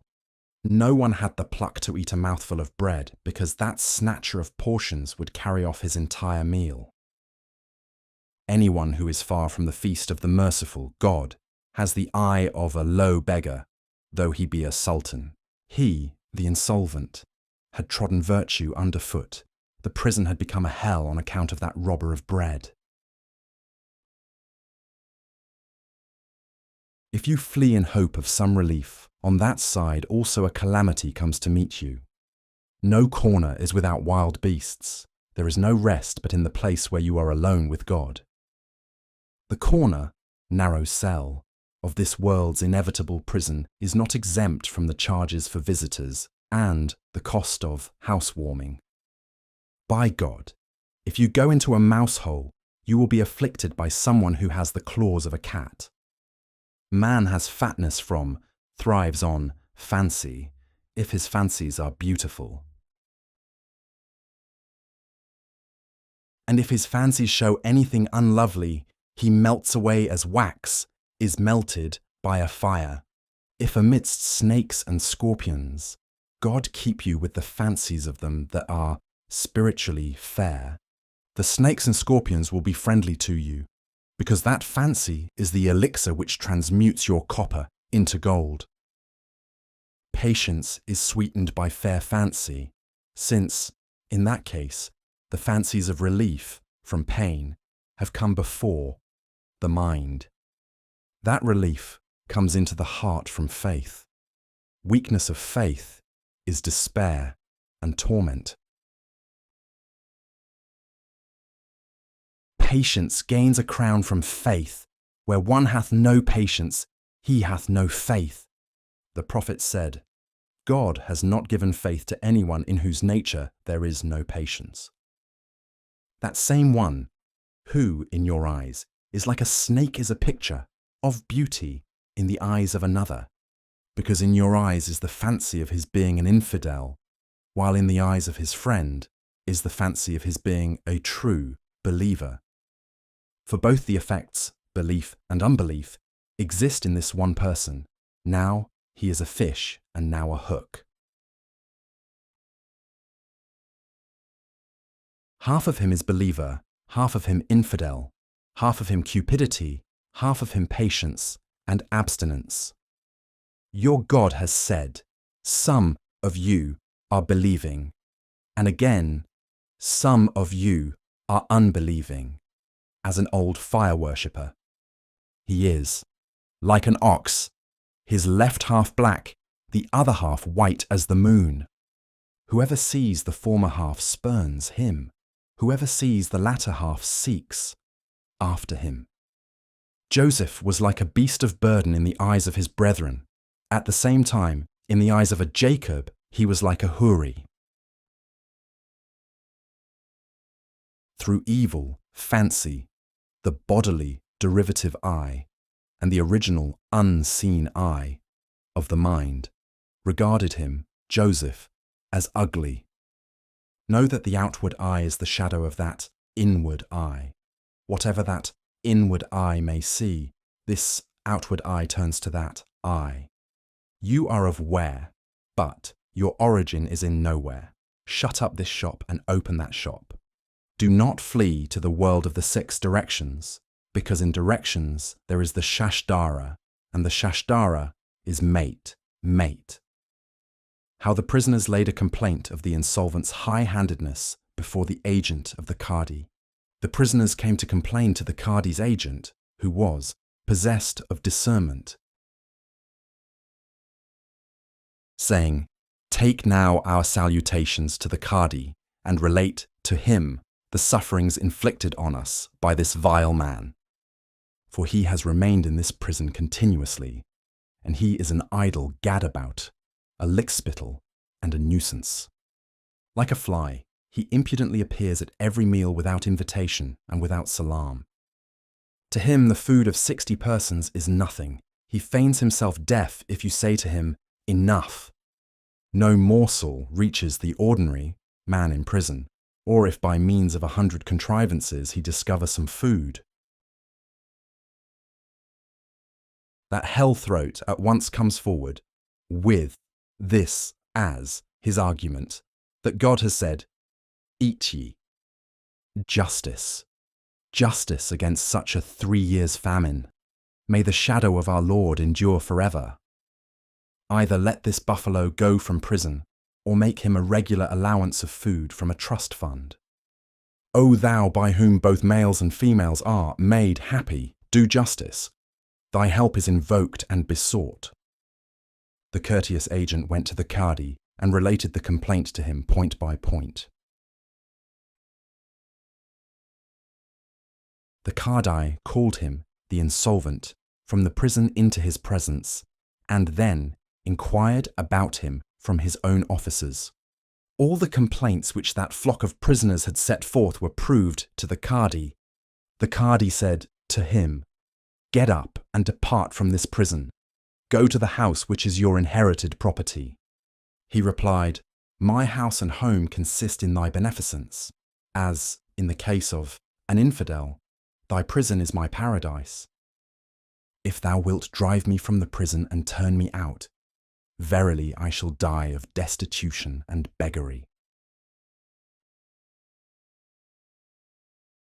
He pleaded like the devil, who was saying, "O preserver, O my Lord, grant me a respite till the day of resurrection, for I am happy to be in the prison of this world, in order that I may be slaying the children of mine enemy, and, if anyone have some food of faith and a single loaf as provision for the journey to the life hereafter, I may seize it, now by plot and now by guile, so that in repentance they may raise an outcry of lamentation, and in order that, sometimes I may threaten them with poverty, sometimes bind their eyes with the spell of tress and mole. In this prison, the world, the food of faith is scarce, and that which exists is in danger of being caught in the noose of destruction through the attack of this cur. If, from prayer and fasting and 100 helplessnesses, utter self-abnegations, the food of spiritual feeling come to anyone, he, the devil, at once carries it off. I seek refuge with God from his Satan. We have perished, alas, through his overweening disobedience. He is but one cur, and he goes into thousands of people. Into whomsoever he goes, he, that person, becomes he, Satan. Whoever makes you cold damps your spiritual ardour. Know that he, Satan, is in him. The devil has become hidden beneath his skin. When he finds no bodily form, he comes into your fancy, in order that that fancy may lead you into woe. Now the fancy of recreation, now of the shop, now the fancy of knowledge, and now of house and home. Beware. Say at once, "God help me," again and again, not with tongue alone, but from your very soul. The Qadi said, "Show plainly that you are insolvent. Here are the prisoners," he replied, "as thy witnesses." "They," said the Qadi, "are suspect, because they are fleeing from you and weeping blood, on account of your ill treatment of them. Also, they are suing to be delivered from you. By reason of this self-interest, the testimony they give is worthless." All the people belonging to the court of justice said, We bear witness both to his insolvency and to his moral degeneracy. Everyone whom the Qadi questioned about his condition said, "My lord, wash thy hands of this insolvent." The Qadi said, "March him round the city for all to see, and cry, 'This man is an insolvent and a great rogue.' Make proclamations concerning him, street by street. Beat the drum, as an advertisement, of his insolvency everywhere in open view. Let no one sell to him on credit. Let no one lend him a farthing. Whosoever may bring here a claim against him for fraud, I will not put him in prison any more. His insolvency has been proven to me. He has nothing in his possession, neither money nor goods. Man is in the prison of this world in order that peradventure his insolvency may be proven. Our God has also proclaimed in our Quran the insolvency of Iblis, saying, 'He is a swindler, an insolvent and liar. Do not make any partnership or play any game with him. And if you do so and bring vain pretext to him, he is insolvent. How will you get profit from him?' When the trouble started, they brought on the scene the camel of a Kurd who sold firewood. The helpless Kurd made a great outcry. He also gladdened the officer, appointed to seize the camel, with the gift of a dang. But they took away his camel from the time of forenoon until nightfall, and his lamentation was of no use. Upon the camel sat that sore famine, the insolvent, while the owner of the camel was running at its heels. They sped from quarter to quarter and from street to street, till the whole town knew him by sight. Before every bath and marketplace, all the people gazed on his features and figure. There were 10 loud-voiced criers, Turks and Kurds and Anatolians and Arabs, proclaiming, 'This man is insolvent and has nothing. Let no one lend him a single brass farthing. He does not possess a single mite, patent or latent. He is a bankrupt, a piece of falsehood, a cunning knave, an oil bag. Beware and beware. Have no dealings with him. When he brings the ox to sell, make fast the knot. And if you bring this decayed fellow to judgment, I will not put a corpse in prison. He is fair-spoken, and his throat is very wide. He is clad with a new inner garment of plausibility and a tattered outer garment. If he puts on that inner garment for the purpose of deceiving, it is borrowed in order that he may beguile the common folk. Know, O simple man, that words of wisdom on the tongue of the unwise are as borrowed robes. Although a thief has put on a fine robe, how should he whose hand is cut off take your hand, lend you a helping hand? When at nightfall he, the insolvent, came down from the camel, the Kurd said to him, 'My abode is far from here and a long way off. You have ridden on my camel since early morning. I will let the barley go, but I will not take less than the cost of some straw.' 'Why then,' he rejoined, 'have we been going round the city until now? Where are your wits? Is nobody at home?' The sound of the drum giving notice of my insolvency reached the seventh heaven, and you have not heard the bad news. Your ear has been filled with foolish hope. Such hope, then, makes one deaf and blind, my lad. Even clods and stones heard this advertisement. 'He is insolvent. He is insolvent, this scoundrel.' They, the criers, said it till nightfall, and it made no impression on the owner of the camel, because he was full of idle hope, full. God's seal lies upon the hearing and sight. Within the veils is many a form and many a sound. He communicates to the eye that which he wills of beauty and of perfection and of amorous looks. and he communicates to the ear that which he wills of music and glad tidings and cries of rapture. The world is full of remedies, but you have no remedy till God opens a window for you. Though you are unaware of that remedy, just now, God will make it plain in the hour of need. The prophet said that the glorious God has created a remedy for every pain. But of that remedy for your pain, you will not see even the colour or scent without his command. Come, O you that seek the remedy, set your eye on non-spatiality as the eye of one about to be killed turns towards the spirit. This spatial world has been produced from that which is without spatial relations, for the world has received the relation of place from placelessness. Turn back from existence towards non-existence, if you seek the Lord and belong to the Lord. This non-existence is the place of income. Do not flee from it. This existence of more and less is the place of expenditure.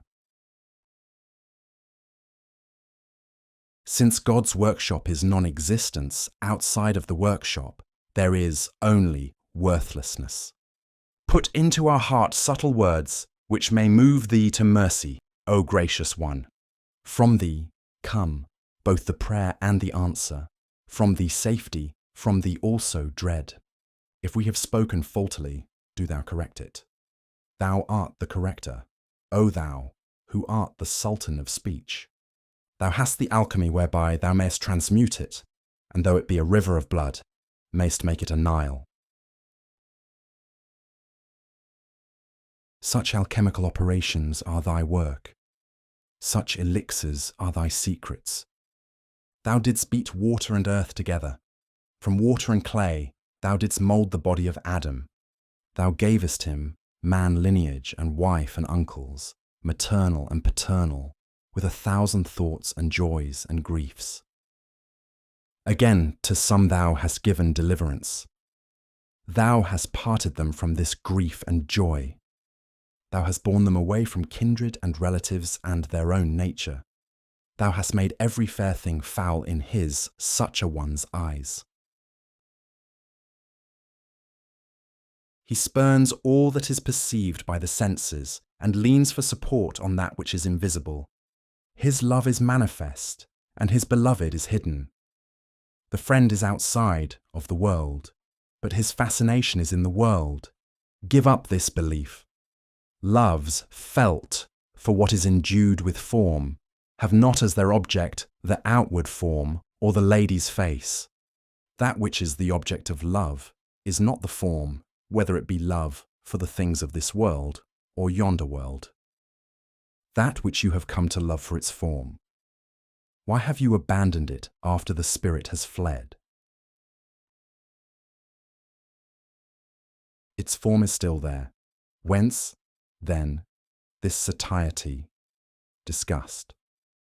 O lover, inquire who your beloved really is. If the beloved is that which the senses perceive, everyone that has senses would be in love with it.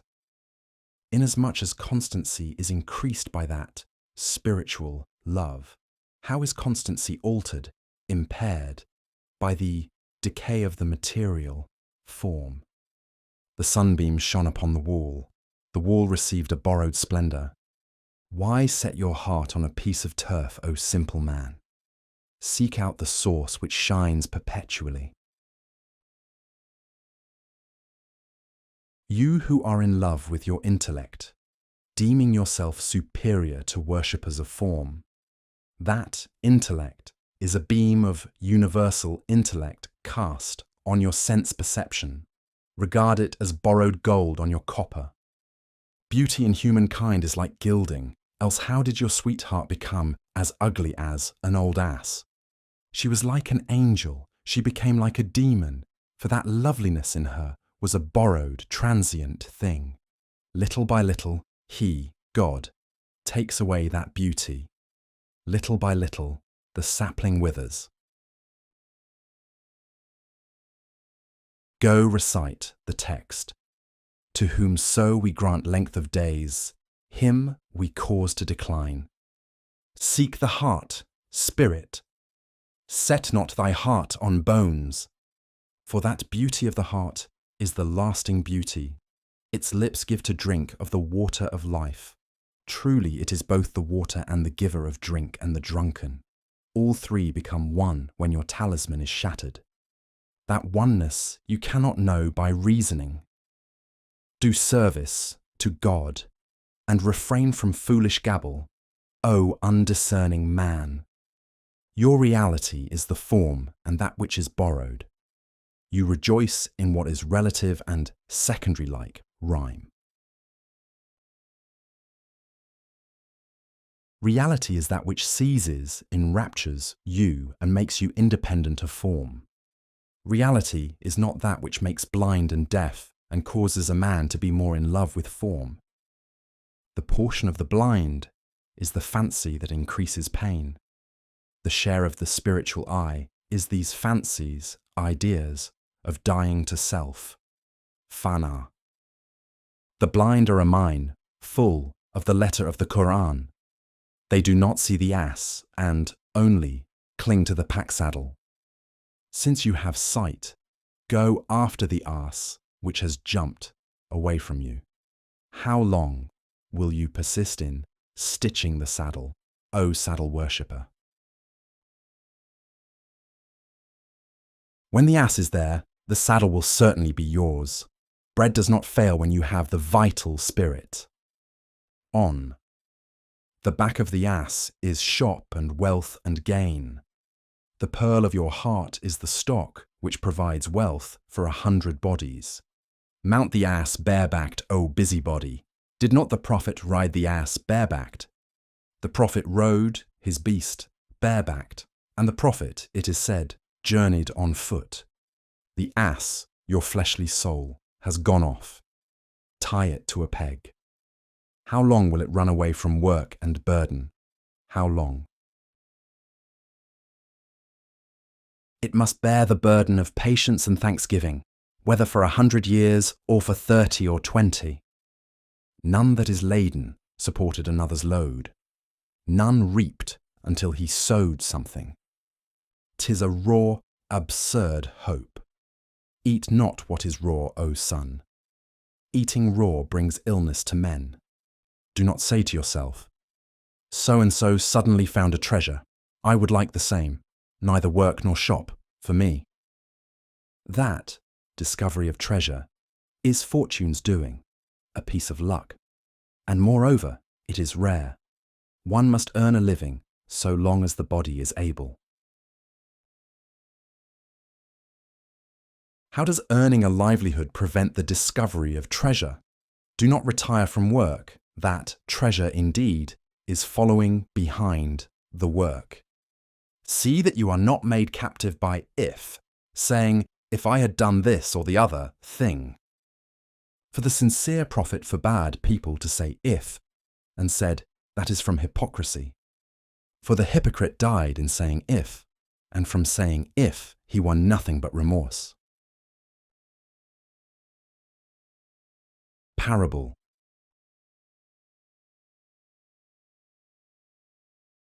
A certain stranger was hastily seeking a house. A friend took him to a house in ruins. He said to the stranger, if this house had a roof, it would be a home for you beside me. Your family too would be comfortable if it had another room in it. Yes, said he, it is nice to be beside friends, but my dear soul, one cannot lodge in if. All the world are seekers of happiness, and on account of a false happiness they are in the fire. Old and young have become gold seekers, but the common eye does not distinguish alloy from gold. The pure gold shot a beam on the alloy. See that you choose not the gold on the ground of mere opinion without a touchstone. If you have a touchstone, choose, otherwise go, devote yourself to him that knows the difference. Either you must have a touchstone within your own soul, or if you know not the way, do not go forward alone. The cry of the ghouls is the cry of an acquaintance who would lure you to perdition. She, the ghoul, keeps on crying, "Hark, O caravan people, come towards me. Here is the track and the landmarks." The ghoul mentions the name of each, saying, "Oh so-and-so," in order that she may make that personage one of those who sink. When he reaches the spot, he sees wolves and lions, his life lost, the road far off, and the day late. Prithee say, what is the ghoul's cry like? It is, "I desire riches, I desire position and renown." Prevent these voices from entering your heart so that spiritual mysteries may be revealed. Repeat, in prayer, the name of God. Drown the cry of the ghouls. Close your Narcissus eye to this vulture. Know the difference between the false dawn and the true. Distinguish the colour of the wine from the colour of the cup. That perchance, from the eyes which see the 7 colours, patience and waiting may produce a spiritual eye, with which you may behold colours other than these, and may behold pearls instead of stones. What pearl? Nay, you will become an ocean. You will become a sun traversing the sky. The worker is hidden in the workshop. Go you, and in the workshop, see him plain. Inasmuch as the work has woven a veil over the worker, you cannot see him outside of that work. Since the workshop is the dwelling place of the worker, he that is outside is unaware of him. Come then, into the workshop, that is to say, non-existence, that you may see the work and the worker together. As the workshop is the place of clairvoyance, then outside of the workshop there is only blindfoldness. The rebellious Pharaoh kept his face towards existence. Consequently, he was blind to his God's workshop.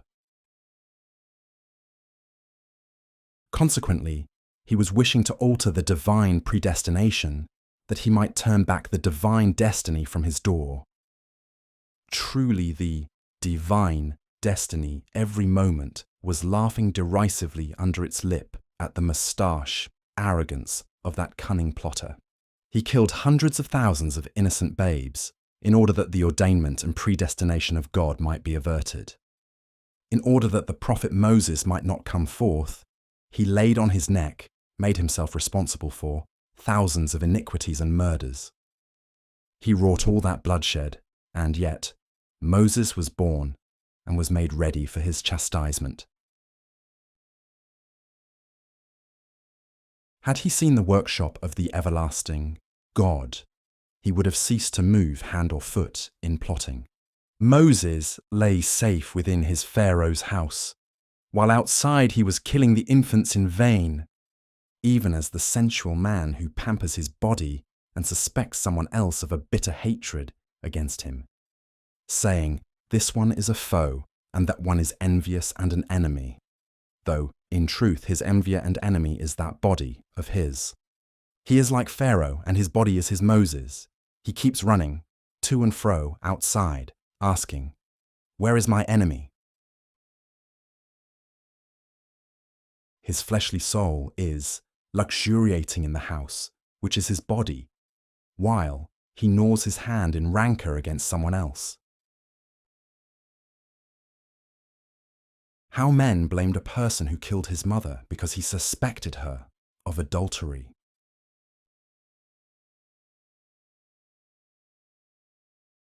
A certain man killed his mother in wrath, with blows of a dagger and also with blows of his fist. Someone said to him, "From evil nature you have not borne in mind what is due to motherhood. Hey, tell me why you killed your mother. What did she do? Pray, tell me. O foul villain!" He said, "She did a deed that is a disgrace to her. I killed her because that earth, her grave, is her coverer, hides her shame." The other said, "O honoured sir, kill that one," who was her partner in guilt. "Then," he replied, "I should kill a man every day. I killed her. I was saved from shedding the blood of a multitude. 'Tis better that I cut her throat than the throats of so many people. That mother of bad character, whose wickedness is in every quarter, is your fleshly soul. Come, kill it, for on account of that vile creature, you are every moment assailing one who is venerable. Through it this fair world is narrow, distressful to you. For its sake, you are at war with God and man. If you have killed the fleshly soul, you are delivered from the necessity of excusing yourself. Nobody in the world remains your enemy.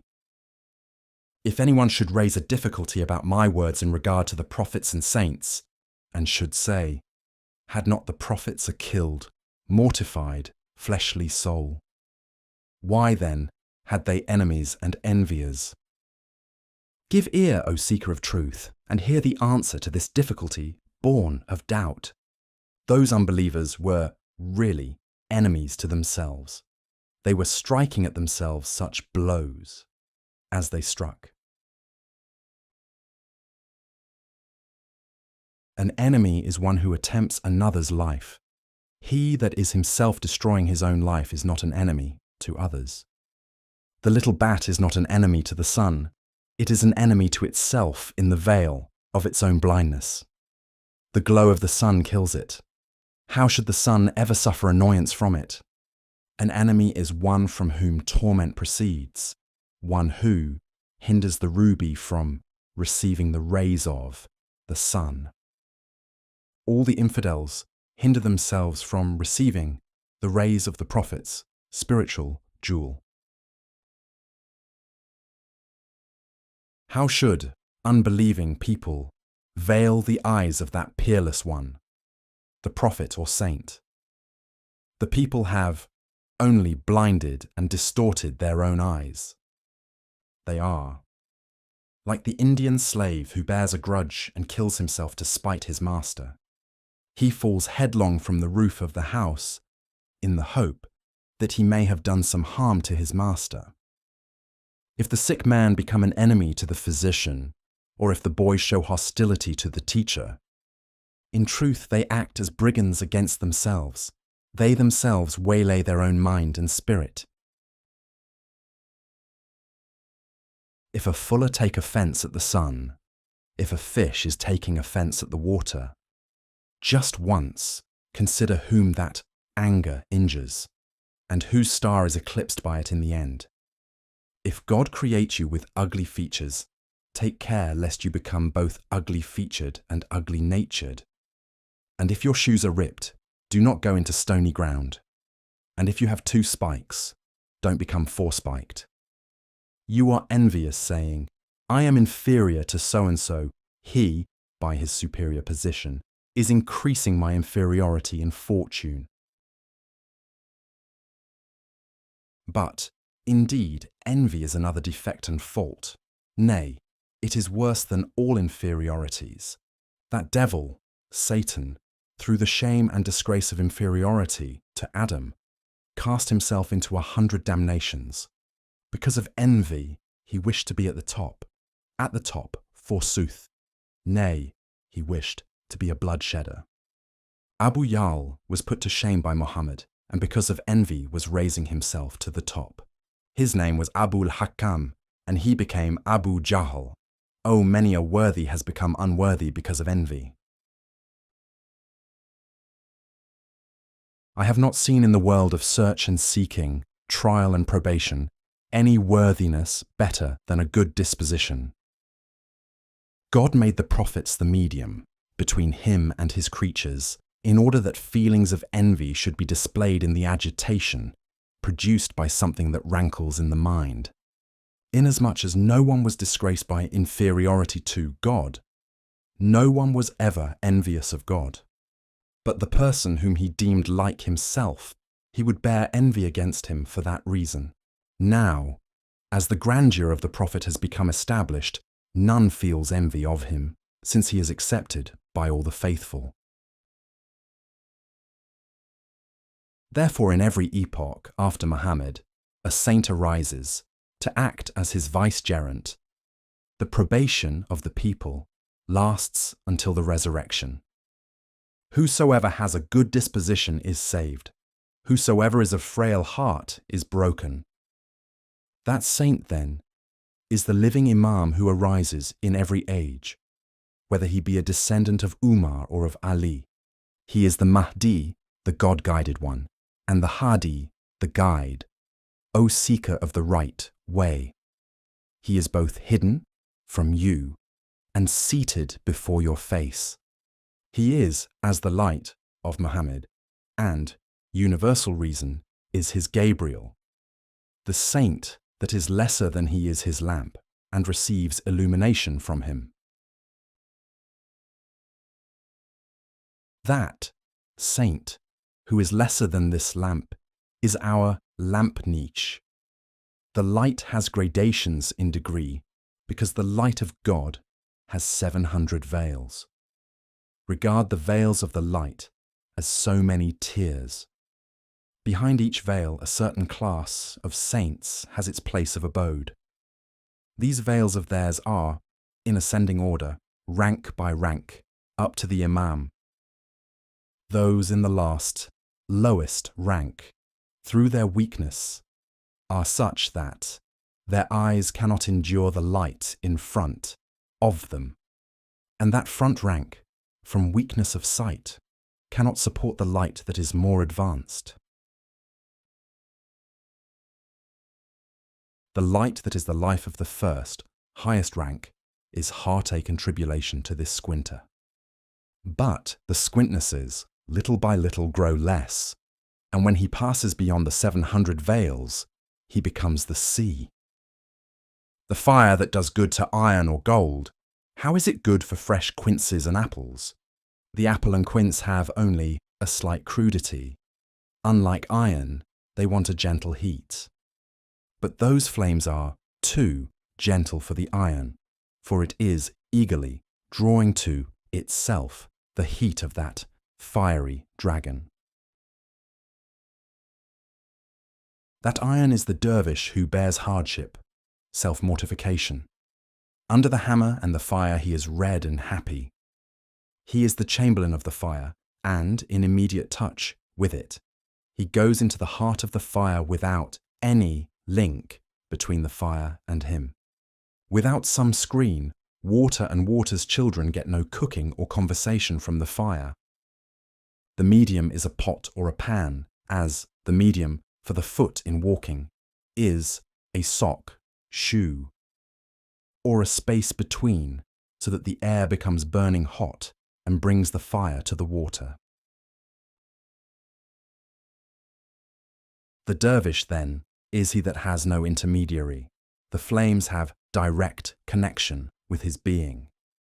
Therefore he is the heart of the world, because by means of this heart the body attains to its proper art function. If the heart be not there, how can the body talk and speak? If the heart seek not, how can the body seek and search? Therefore the theatre of the divine rays is that iron. Therefore the theatre of God is the heart, not the body. Again, these partial, individual hearts are as the body in relation to the heart of the man of heart, the perfect saint, which is the original source. This argument wants much illustration and exposition, but I fear lest the opinion of the vulgar should stumble and fall into error, and lest my goodness should be turned by them to badness. Even this that I have spoken was, from naught but selflessness. The crooked shoe is better for the crooked foot. The beggar's power reaches only as far as the door. How the king made trial of the 2 slaves whom he had recently purchased.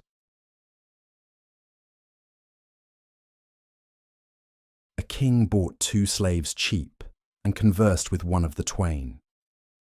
He found him quick-witted and answering sweetly, "What issues from the sugar lip? Sugar water." Man is concealed underneath his tongue. This tongue is the curtain over the gate of the soul.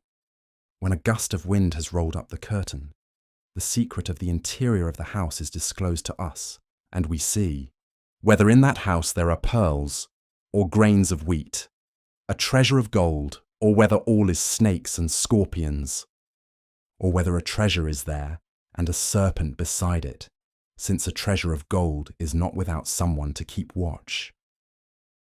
Without premeditation, he, that slave, would speak in such wise as others after 500 premeditations. You would have said that in his inward part there was a sea, and that the whole sea was pearls of eloquence, and that the light that shone from every pearl became a criterion for distinguishing between truth and falsehood. So, with the light of the criterion, universal reason, if it shone into our hearts, distinguish for us truth and falsehood, and separate them mote by mote. The light of the divine pearl would become the light of our eyes. Both the question and the answer would come from us. But you have made your eyes awry and seen the moon's disk double. This gazing in perplexity is like the question. Make your eyes straight in the moonshine, so that you may see the moon as one. Lo, that is the answer. Tell your thought not to see awry and to look well, rightly. That thought is the radiance of that pearl. Whenever an answer comes to the heart through the ear, the eye says, "Hear it from me." Let that answer given through the ear alone. The ear is a go-between, while the eye is possessed of union, immediate vision. The eye has direct experience of reality, while the ear has only words, doctrine. In the ear's hearing, there is a transformation of qualities. In the eye's seeing, there is a transformation of essence. If your knowledge of fire has been turned to certainty by words alone, seek to be cooked by the fire itself, and do not abide in the certainty of knowledge derived from others. There is no intuitive, actual certainty until you burn. If you desire this certainty, sit down in the fire. When the ear is penetrating, it becomes an eye.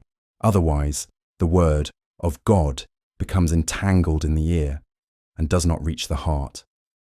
This discourse hath no end. Turn back that we may see what the king did to those slaves of his. How the king sent away one of the two slaves and interrogated the other.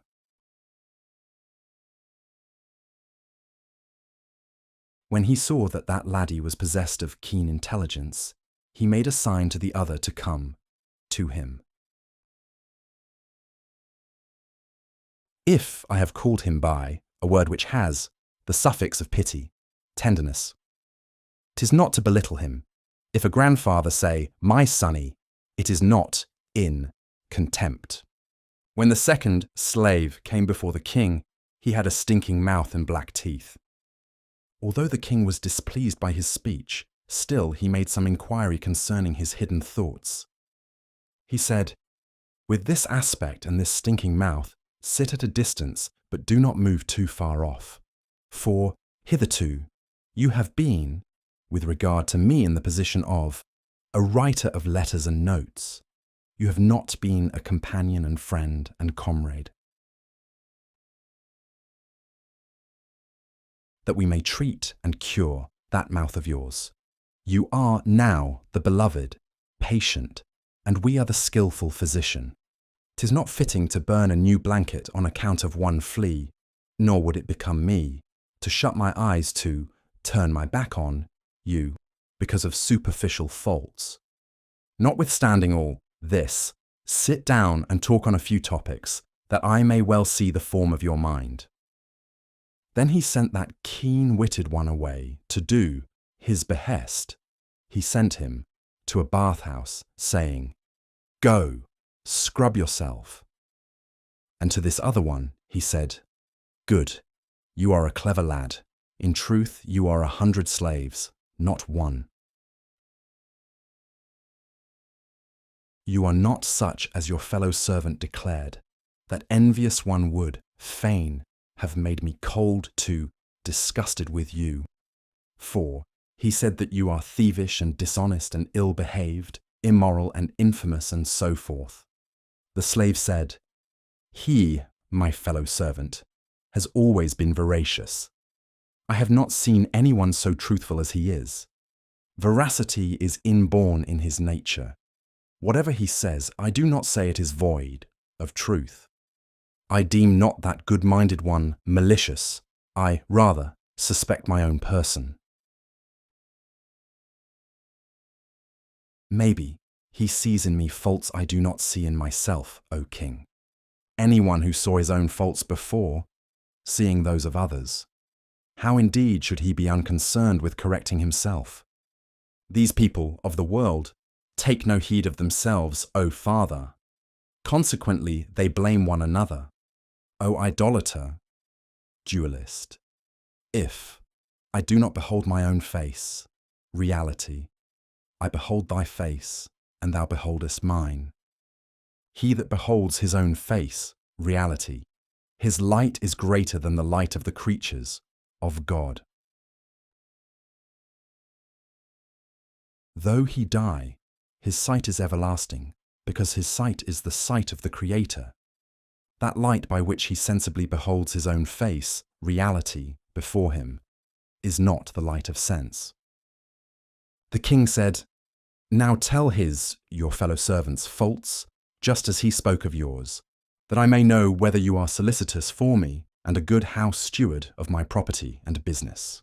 He replied, O king, I will tell his faults, though he is to me a pleasing fellow servant. His faults are affection and loyalty and humanity. His faults are sincerity and keen-wittedness and cordial comradeship. His least fault is generosity and bounty, the generosity that even gives up life. God has brought to view myriads of lives in return for the life given up. What generosity would there be in him that saw not those? And if he saw them, how should he grudge his life? How should he become so grieved for the sake of one life? On the river bank, water is grudged by him, alone, that is blind to the stream of water. The prophet said, Whosoever knows for sure his recompense on the day of resurrection, that his compensation will be 10 for 1, at every moment a different act of munificence will issue from him. All munificence is from seeing compensations. Therefore, seeing the compensation is opposed to fearing and shrinking from the act of munificence. Miserliness consists in not seeing compensations. The prospect of pearls keeps the diver glad. Hence, no one in the world is miserly, since no one hazards anything without seeing what is to be received in exchange. Generosity, then, comes from the eye, not from the hand. 'Tis seeing that matters. None but the seer is saved. Another fault of his is that he is not self-conceited.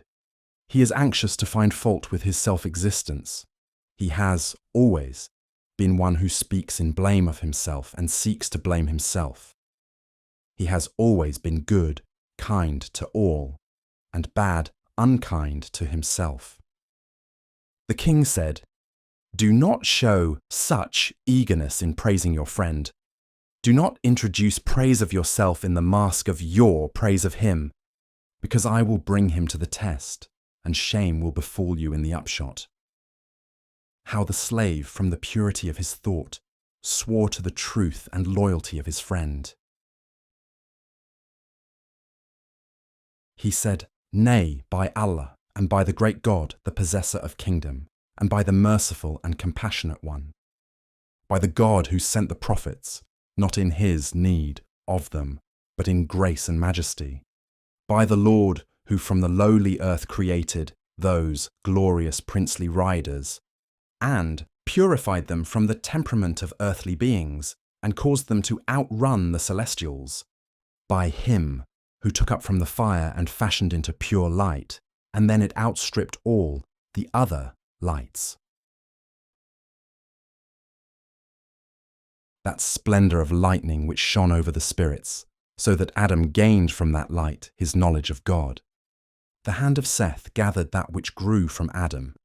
Therefore Adam, when he saw that light in him made him his vicar.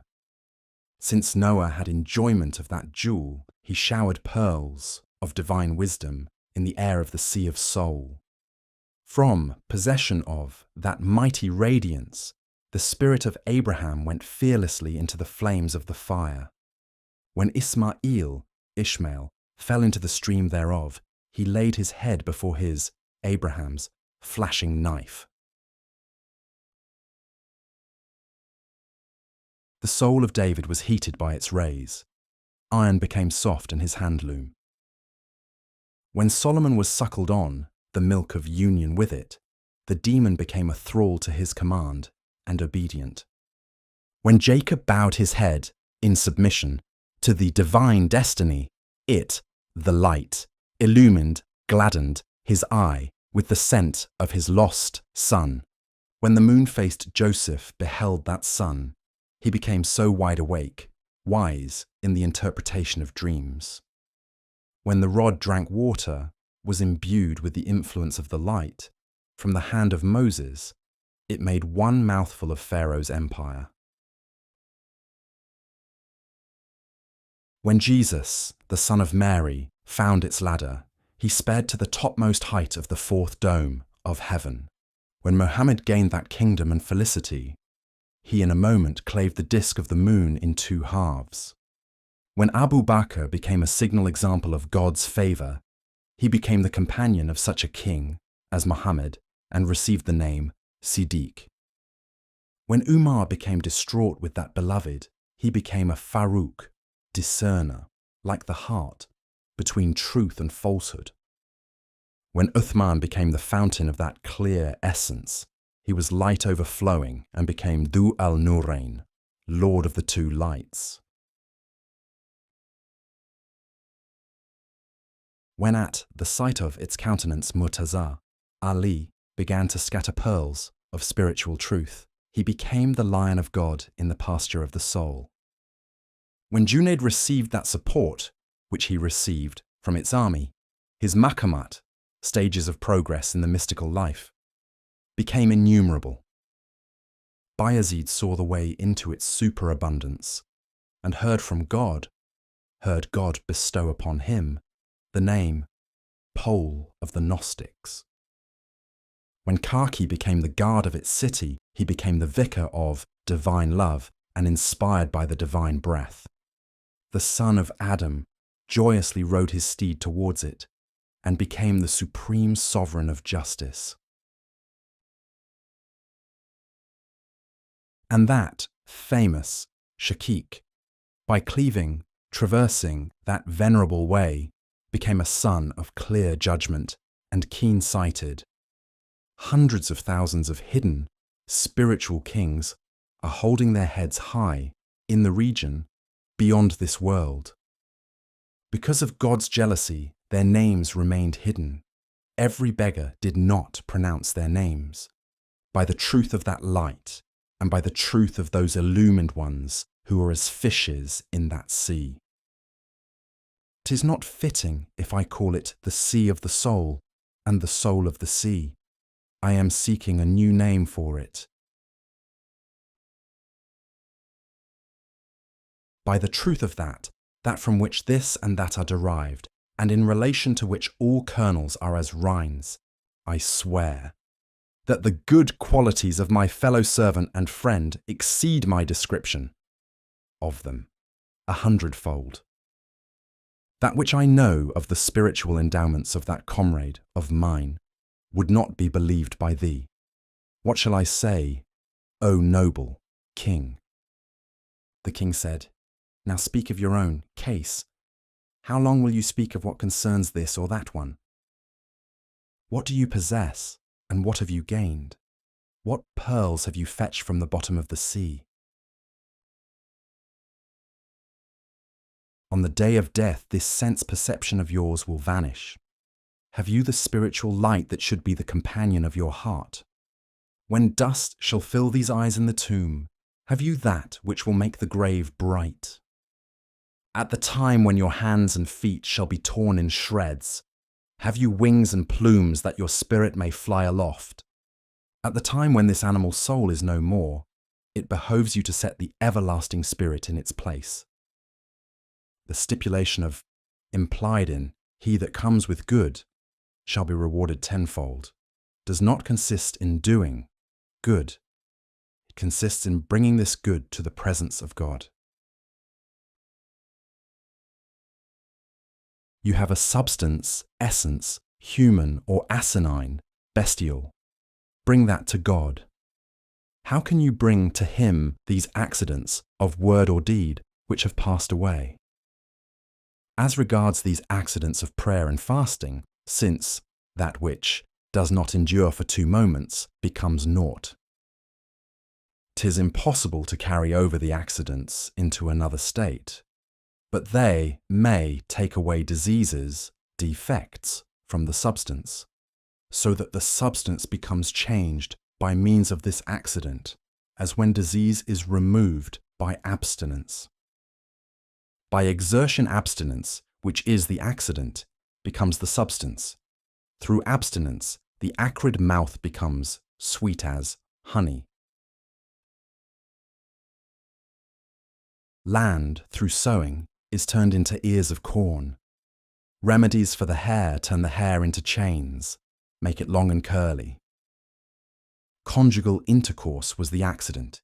It passed away, and the substance, which is the child, was produced from us. The mating of horse or camel is the accident.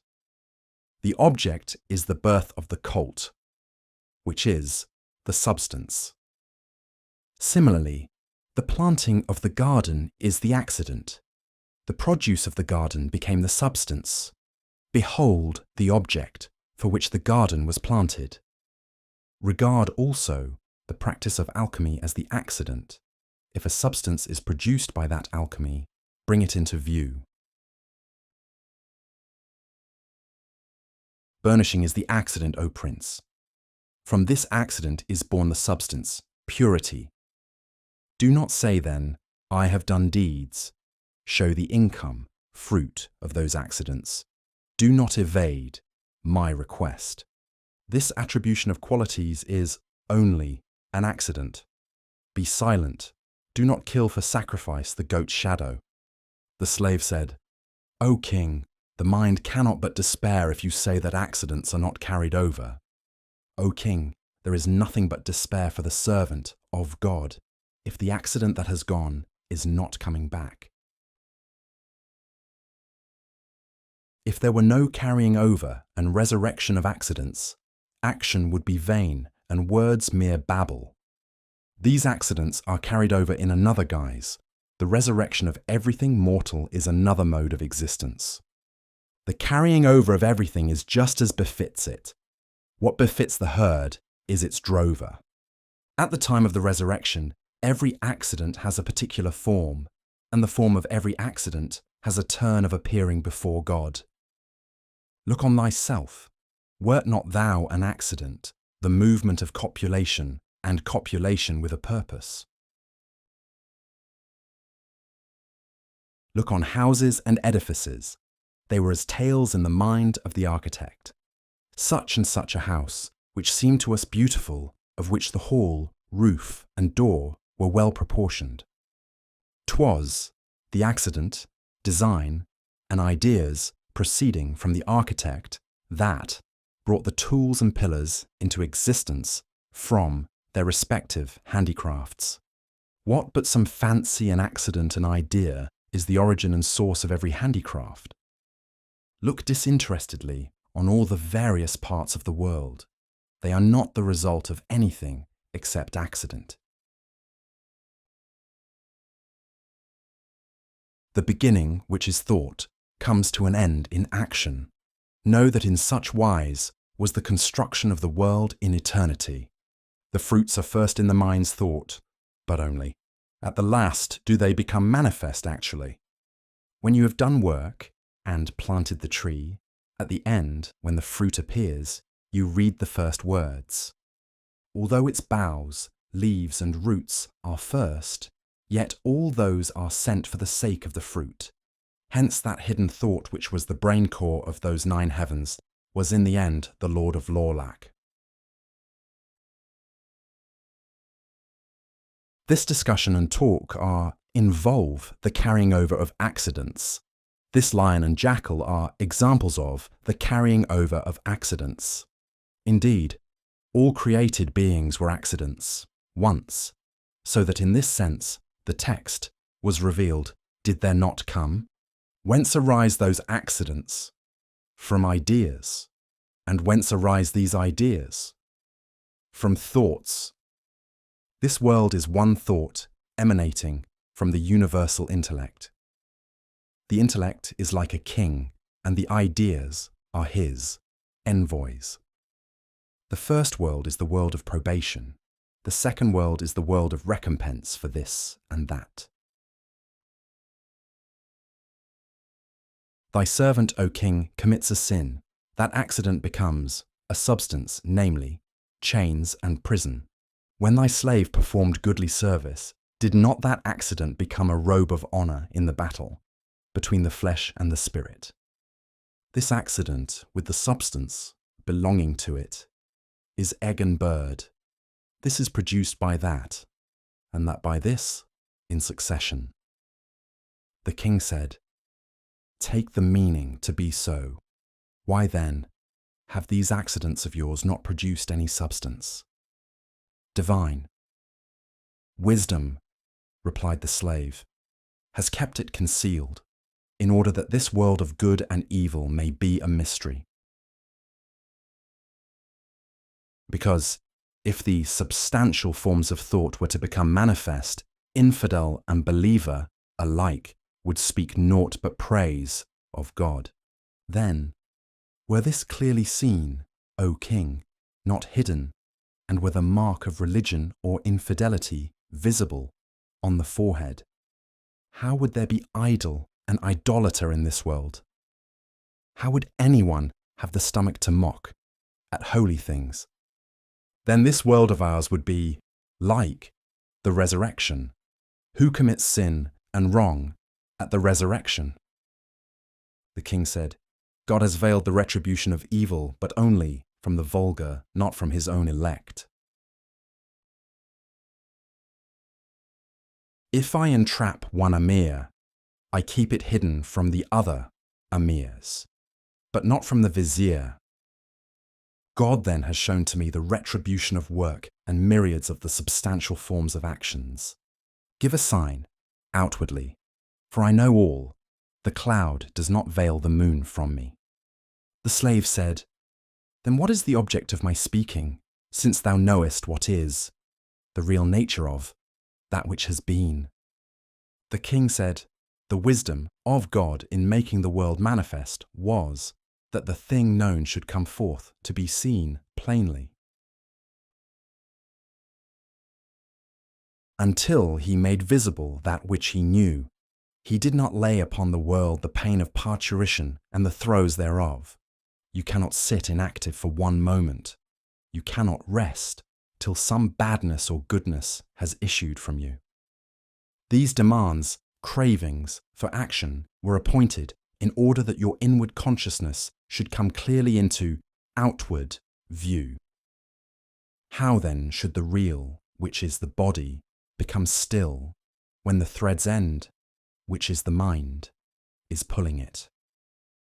The sign of that pulling is your anguish. To be inactive is to you like the death agony. This world and that world are forever giving birth. Every cause is a mother. The effect is born from it as a child. When the effect was born, that too became a cause, so that it might give birth to wondrous effects. These causes are generation on generation, but it needs a very well-illumined eye to see all the links in their chain. The king, in conversation with him, arrived at this point, that he saw from him a sign which was not apparent. If that searching king saw such a sign, 'tis not strange, but we are not permitted to mention it. When that other slave came from the warm bath, that king and lofty personage called him to his presence, and said, "Health to you, lasting happiness be yours. You are very fine and elegant and good-looking. Oh, alas, if there were not in you that which so-and-so says about you, whoever beheld your face would become glad. The sight of you would be worth the empire of the world." He said, "O king, utter some hint of what that miscreant said about me." The king said, "In the first place, he described you as double-faced, saying that you are ostensibly a remedy, but secretly a disease." And when he heard from the king the malice of his companion, at once the sea of his anger surged up. That slave foamed and reddened, so that the billows of his vituperation exceeded all bounds. He said, "From the first moment that he was associated with me, he was a great eater of dung, like a dog in time of famine."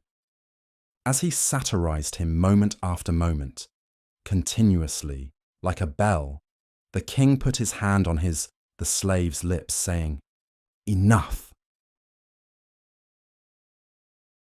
He said, "I know you from him by that which you have spoken. In you the spirit is foul, and in your companion only the mouth. Therefore do you sit far off, O foul-spirited one, that he may be the commander, and you under his command." It is said in the Hadith, traditions of the Prophet, "Know, sire, that glorification of God from hypocrisy is like the verdure on a midden." Know then that a fair and goodly form with bad qualities within is not worth a farthing, and though the form be despicable and unpleasing, yet when that person's disposition is good, die at his feet. Know that the outward form passes away, but the world of reality remains forever. How long will you play at loving the shape of the jug? Leave the shape of the jug. Go, seek the water. You have seen its outward form. You are unaware of the reality. Pick out from the shell a pearl if you are wise. These shells of bodies in the world, though they all are living by grace of the sea of soul, yet there is not a pearl in every shell. Open your eyes and look into the heart of each one, and pick out what that one has and what this, because that costly pearl is seldom found. If you turn your attention to the form, by external appearance a mountain is 100 times as much as a ruby in bigness. Also, in respect of form, your hands and feet and hair are 100 times as much as the contour of the eye. But this fact is not hidden from you, that the two eyes are the choicest of all your members. By one thought that comes into the mind, 100 worlds are overturned in a single moment. If the body of the Sultan is, in form, appearance, one only, yet hundreds of thousands of soldiers run behind it. Again, the figure and form of the excellent king are ruled by one invisible thought. Behold people without end who, moved by one thought, have gone over the earth like a flood. Small is that thought in the people's eyes, but like a flood it swallowed and swept away the world. So, when you see that from a thought, every craft in the world arises and subsists. That houses and palaces and cities, mountains and plains and rivers, earth and ocean as well as sun and sky are living, derive their life from it as fishes from the sea. Then why in your foolishness, O blind one, does the body seem to you a Solomon and thought only as an ant? To your eye, the mountain appears great. To you, thought is like a mouse, and the mountain like a wolf. The material world in your eyes is awful and sublime. You tremble and are frightened at the clouds and the thunder and the sky. While in regard to the world of thought, less lower than the ass, you are secure and indifferent as a witless stone, because you are a mere shape and have no portion of intelligence. You are not of human nature, you are an ass's colt. From ignorance you deem the shadow to be the substance, hence to you the substance has become a plaything and of slight account. Wait till the day when that thought and fantasy unfolds its wings and pinions without any veil, encumbrance. You will see that the mountains have become like soft wool, and that this earth of hot and cold has become naught. You will see neither the sky nor the stars nor any existence but God, the one, the living, the loving. Here is a tale, be it true or false, to illustrate these truths. How the king's retainers envied the favourite slave.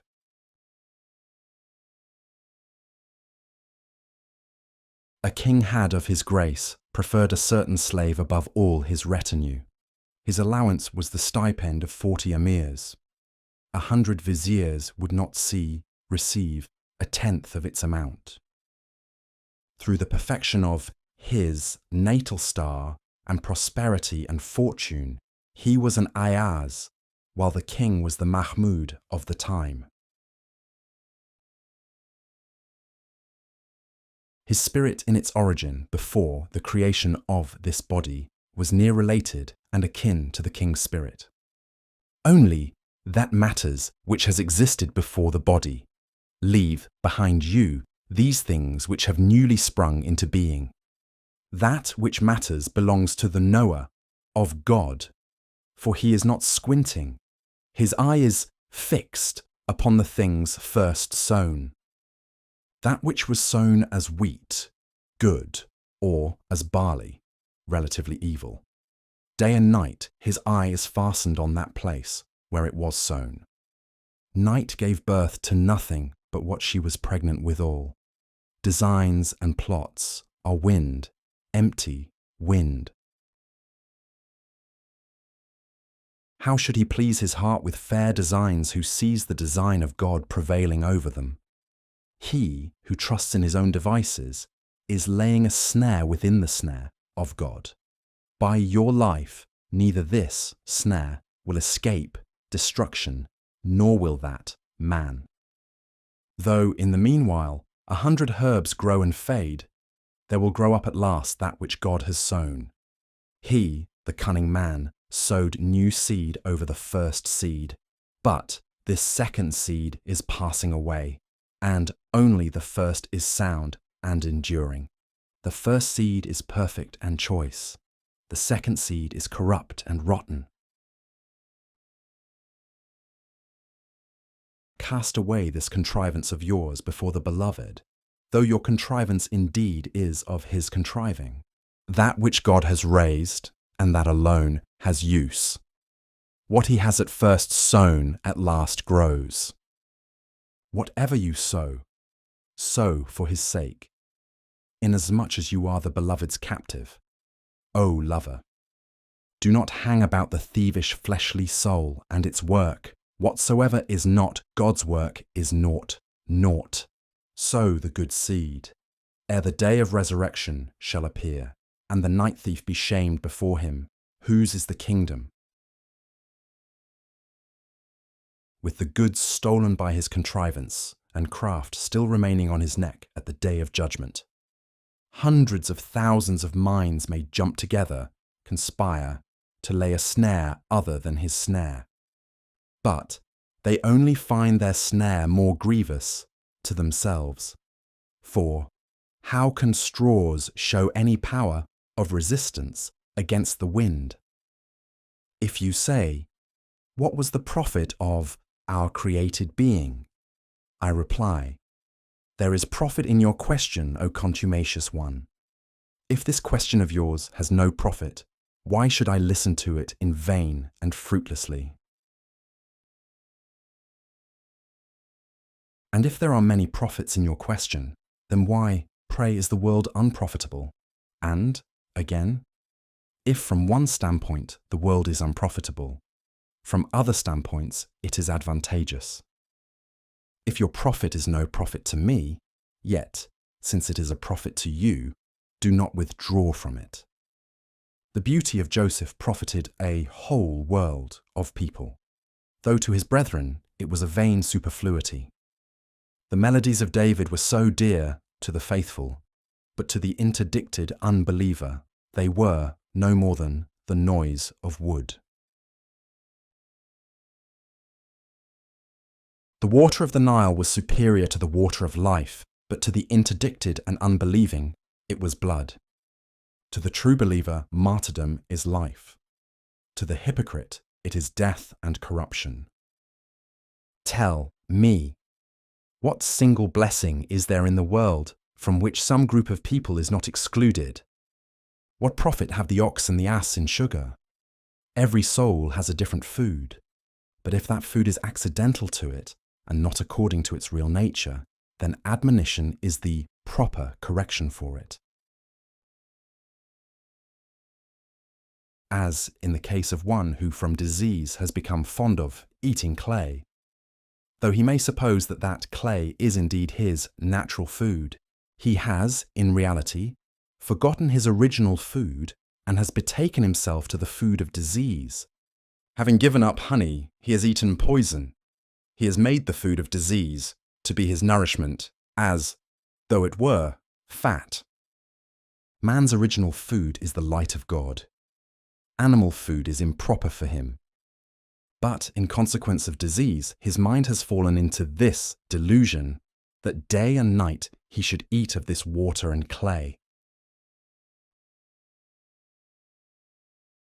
He is pale-faced, weak-footed, faint-hearted. Where is the food of by heaven which hath starry tracks? That is the food of the chosen ones of the divine sovereignty. The eating thereof is done without throat or instrument. The food of the spiritual sun is derived from the light of the celestial throne. The food that belongs to the envious and devilish is derived from the smoke of the terrestrial carpet. God said concerning the martyrs, they are alive with their Lord receiving sustenance. For that food there was neither mouth nor dish. The heart is eating a particular food from every single companion. The heart is getting a particular excellence from every single piece of knowledge. Every human being's outer form is like a cup.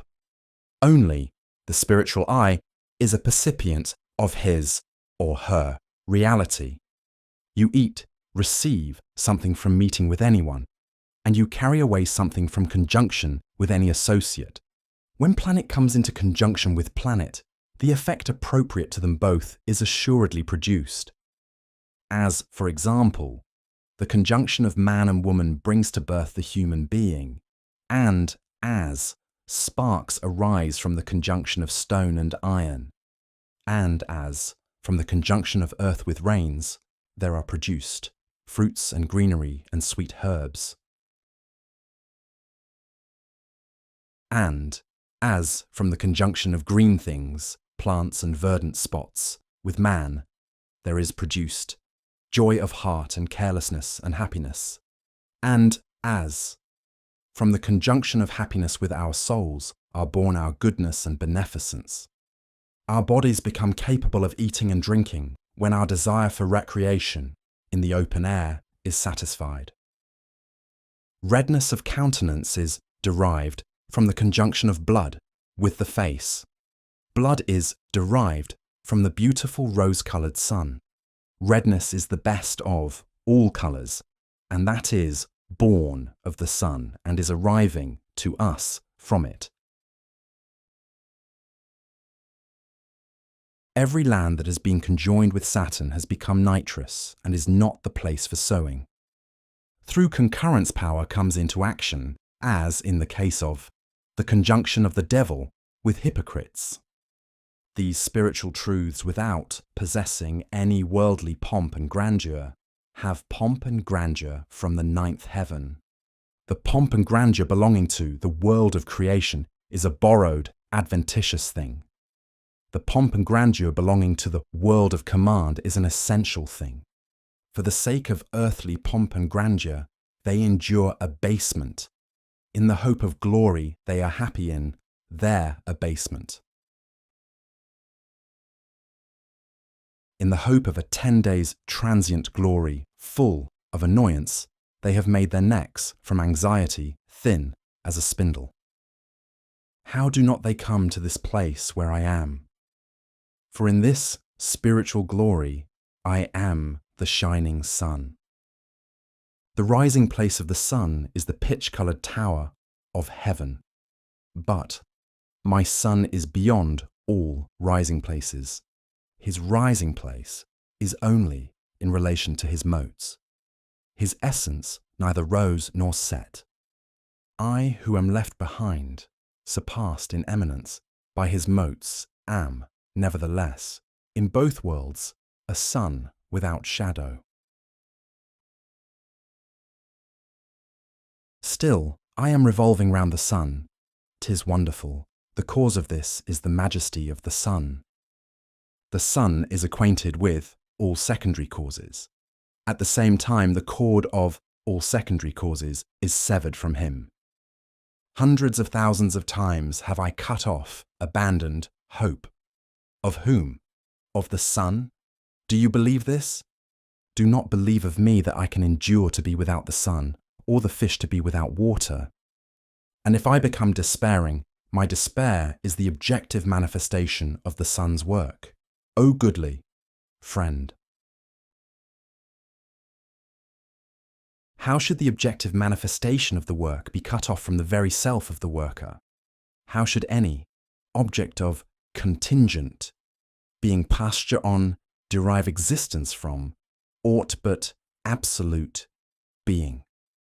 All contingent beings pasture on this meadow, whether they be Burak or Arab horses or even asses, and he that has not regarded all becomings, movements and changes as proceeding from that sea, at every instant turns his face towards a new point of orientation. He has drunk salt water from the sweet sea, so that the salt water has made him blind. The sea is saying, "Drink of my water with the right hand, O blind one, that thou mayst gain sight." Here, the right hand is right opinion, which knows concerning both good and evil whence they are.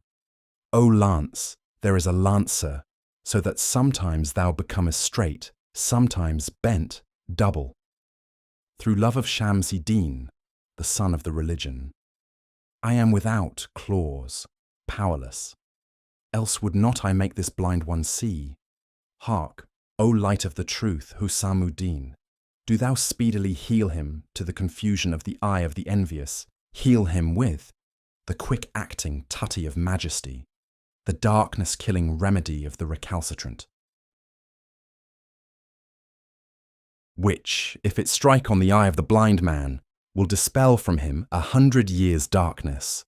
Heal all the blind ones except the envious man, who from envy is bringing denial against thee. To thy envier, though it be I, do not give life, but let me alone, so that I may be suffering the agony of spiritual death, even as he is. I mean, him that is envious of the sun, and him that is fretting at the existence of the sun. Look you, this is the incurable disease which he has. Alas, look you, this is one fallen for ever to the bottom of the pit. What he wants is the extinction of the sun of eternity. Tell me, how should this desire of his come to pass? The falcon, seeker of God, is he that comes back to the king. He that has lost the way is the blind falcon. It lost the way and fell into the wilderness. Then in the wilderness it fell amongst owls. It, the falcon, is holy light, derived from the light of divine approval. But the marshal, fate, blinded it. He threw dust in its eyes and took it far away from the right road. He left it amidst owls and in the wilderness. To crown all, the owls attack it and tear its lovely wing feathers and plumes. A clamour arose amongst the owls. "Ha!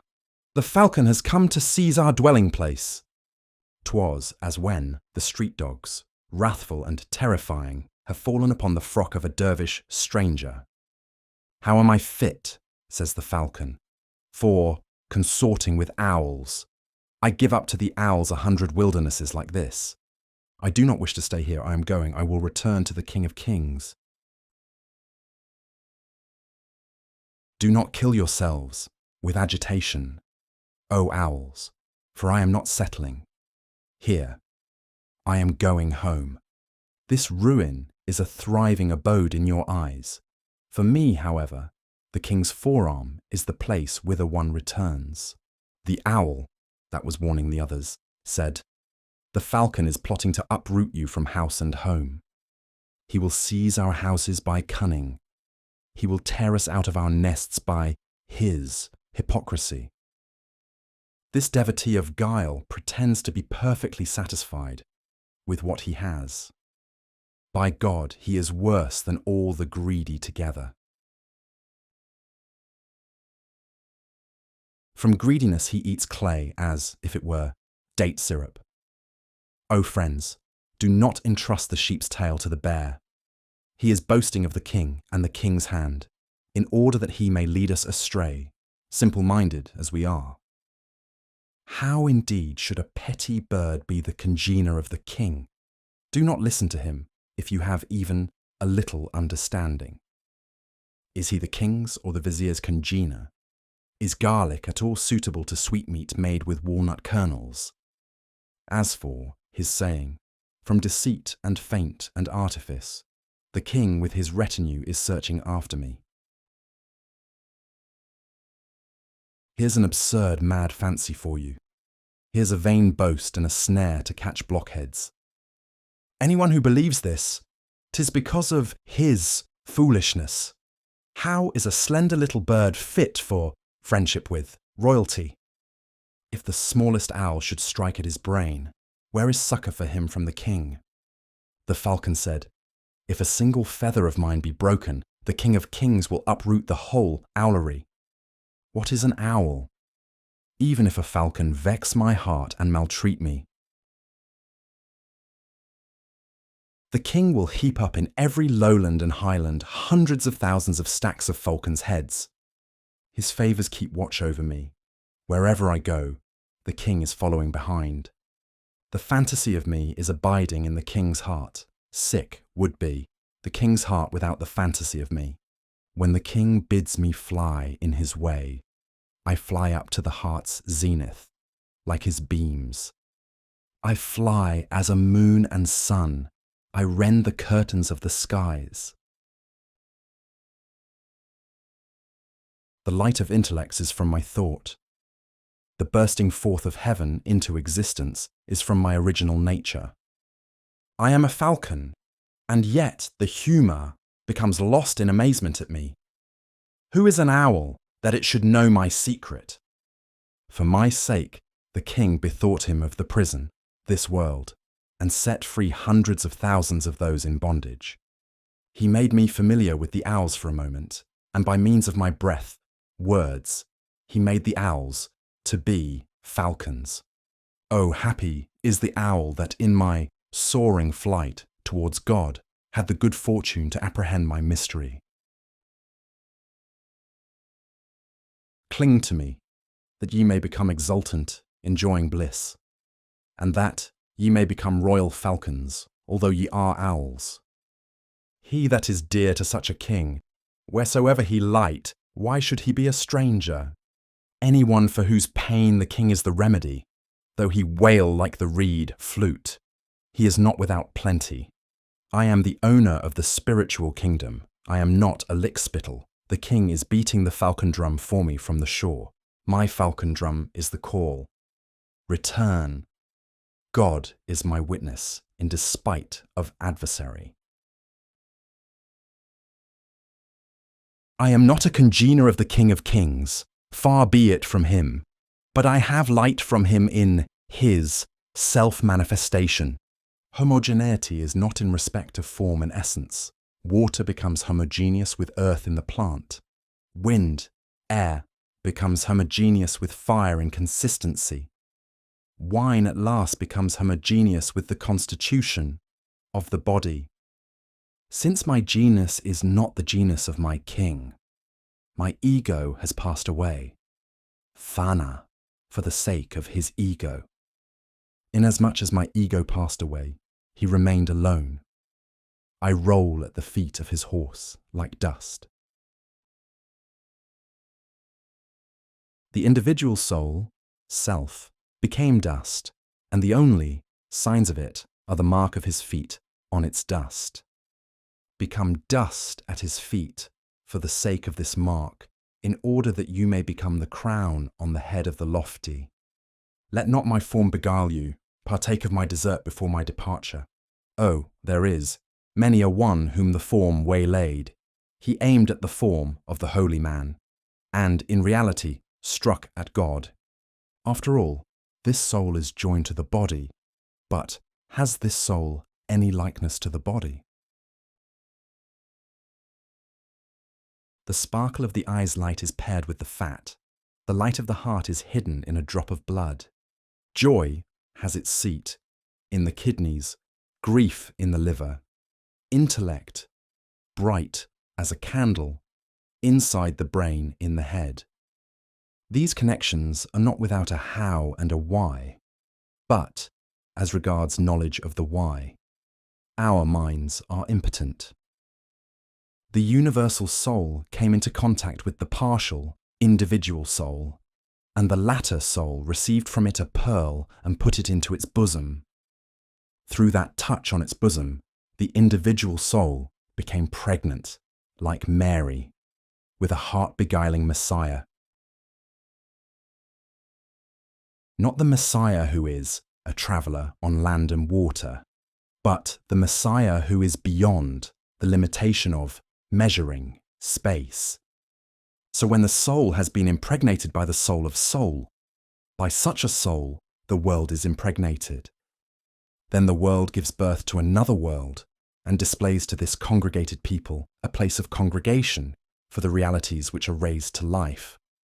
Though I should speak and recount till the resurrection, I lack the power to describe this spiritual resurrection. These sayings of mine indeed are really an O Lord, a prayer addressed to God. The words are the lure for the breath of a sweet-lipped one. How then should he that seeks the answer fail to pray?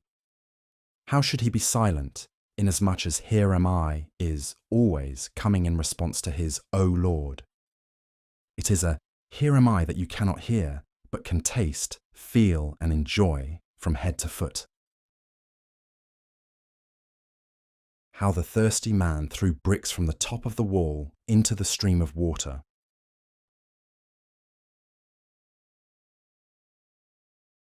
On the bank of the stream there was a high wall, and on the top of the wall a sorrowful, thirsty man. The wall hindered him from reaching the water. He was in distress for the water like a fish. Suddenly he threw a brick into the water.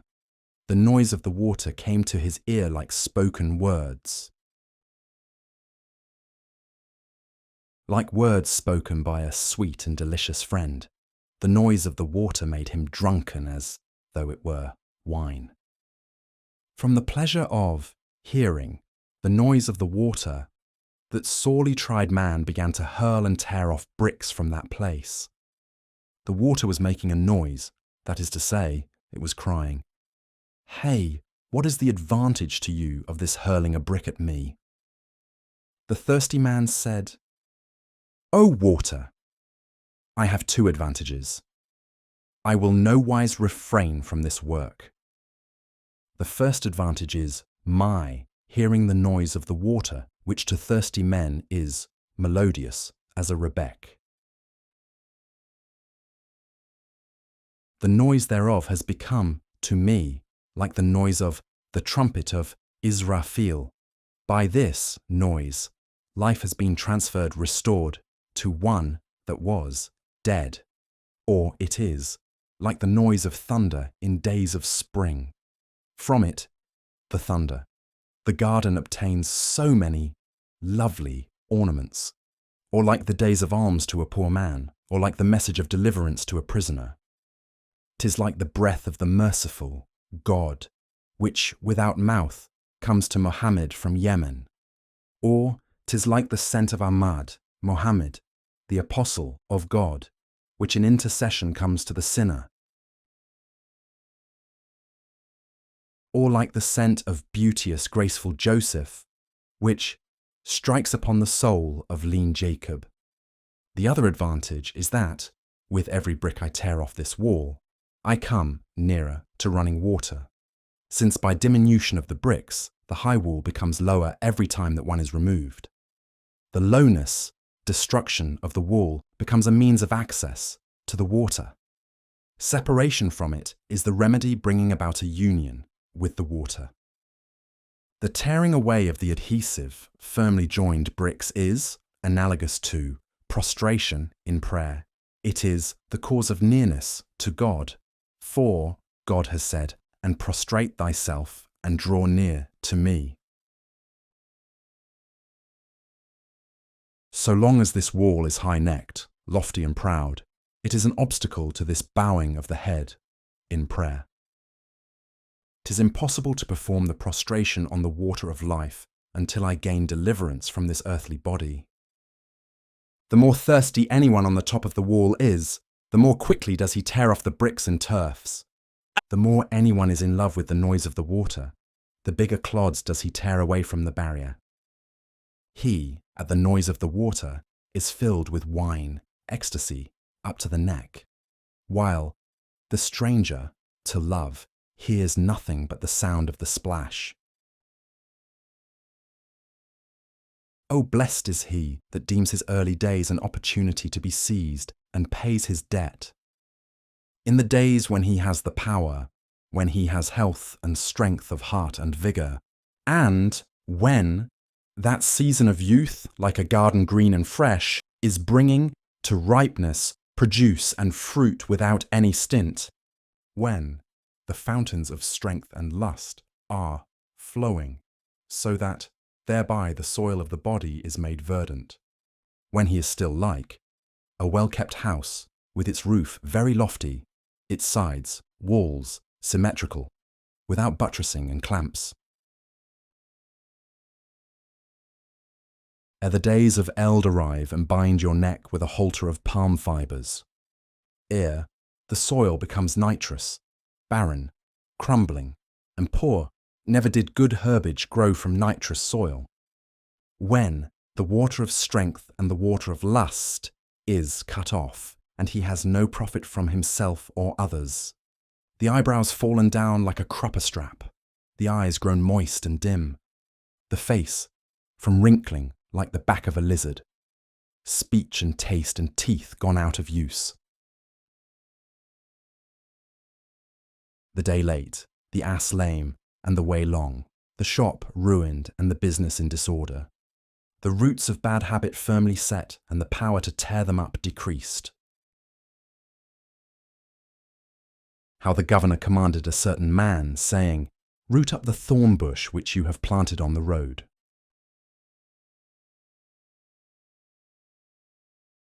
As, for example, that callous, fair-spoken person planted a thorn bush in the middle of the road. The wayfarers reproached him, and oftentimes told him to dig it up. He dug it not up. Every moment the thorn bush was growing bigger. The people's feet were streaming with blood from its pricks. The people's clothes were being rent by the thorns. The feet of the poor were being wounded pitiably. When the governor said to him with earnestness, "Dig this up," he replied, "Yes, I will dig it up some day." For a long while he promised to dig it up tomorrow and tomorrow. Meantime, his thorn bush became robust in constitution. One day the governor said to him, "O false promiser, go forward with my affair. Do not creep back." He replied, "O uncle, the days are between us." "Make haste," said he. "Do not put off payment of my debt." You who say tomorrow, be aware of this, that with every day that time is coming and going, that evil tree is growing younger, while this digger is waxing old and sorely distressed. The thorn bush is in process of gaining strength and in ascent. Its digger is in process of aging and decline. The thorn bush every day and every moment is green and fresh. Its digger is every day more sickly and withered. It is growing younger, you older. Be quick and do not waste your time. Know that every single bad habit of yours is a thorn bush. Many a time, after all, have its thorns pierced your foot. Many a time have you been wounded by your own evil habits. You have no sense. You are very senseless. If to the wounding of other persons, which comes to pass from your evil nature, you are indifferent, at any rate you are not indifferent to your own wounds. You are the torment of yourself and of every stranger. Either take up the axe and strike like a man, like Ali.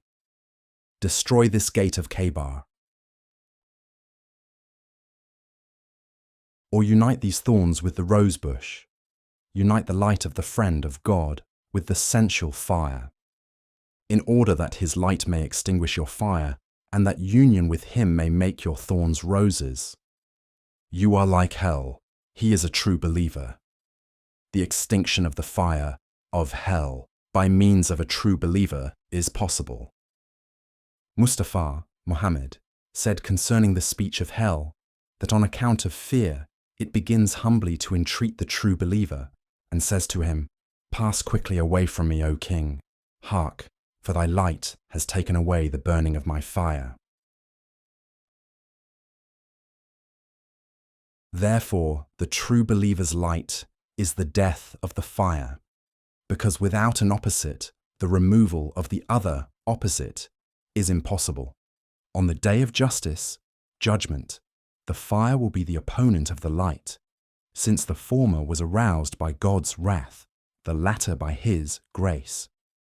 If you are wishing to remove the evil of the fire, direct the water of divine mercy against the heart of the fire. The true believer is the fountain of that water of mercy. The pure spirit of the well-doer is the water of life. Hence your fleshly soul is fleeing from him, because you are of fire, while he is the water of the stream. Fire becomes fleeing from water for the reason that its fire, flame and heat is ruined by water. Your sense and thought are wholly of the fire, the sense of the shaykh, spiritual guide, and his thought are the beauteous light. When the water of his light trickles on the fire, chak-chak, a gnashing sound, rises from the fire, and it leaps up in fury. When it makes the sound, chak-chak, say you to it, death and woe to thee, in order that this hell, which is your fleshly soul, may become cold, quenched, so that it may not burn your rose garden, so that it may not burn your justice and well-doing. After that, anything that you sow will yield fruit or flowers. It will yield anemones and wild roses and thyme. Once more, we are going wide of the straight way. Turn back, O Master. Where is our way? We were engaged in showing, O envious one, that your ass is lame, and the place of alighting, journey's end, far off, so you must be quick. The year has turned late.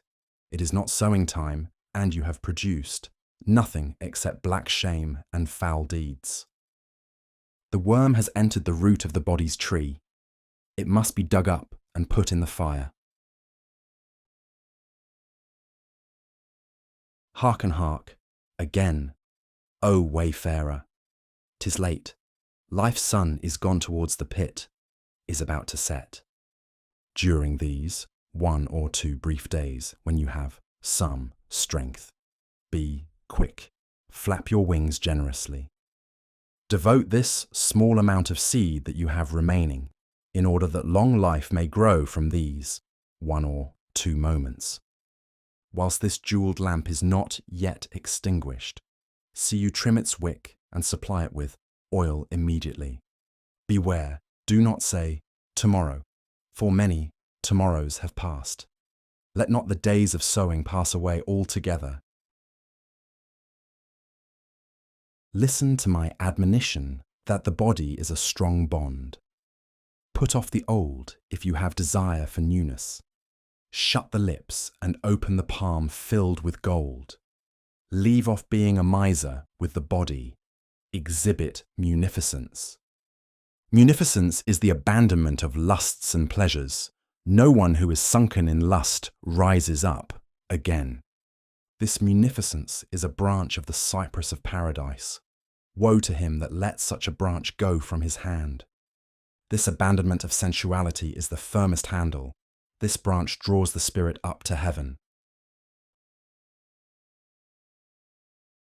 So act, that the branch of munificence, O righteous man, drawing you aloft, may bear you to its origin.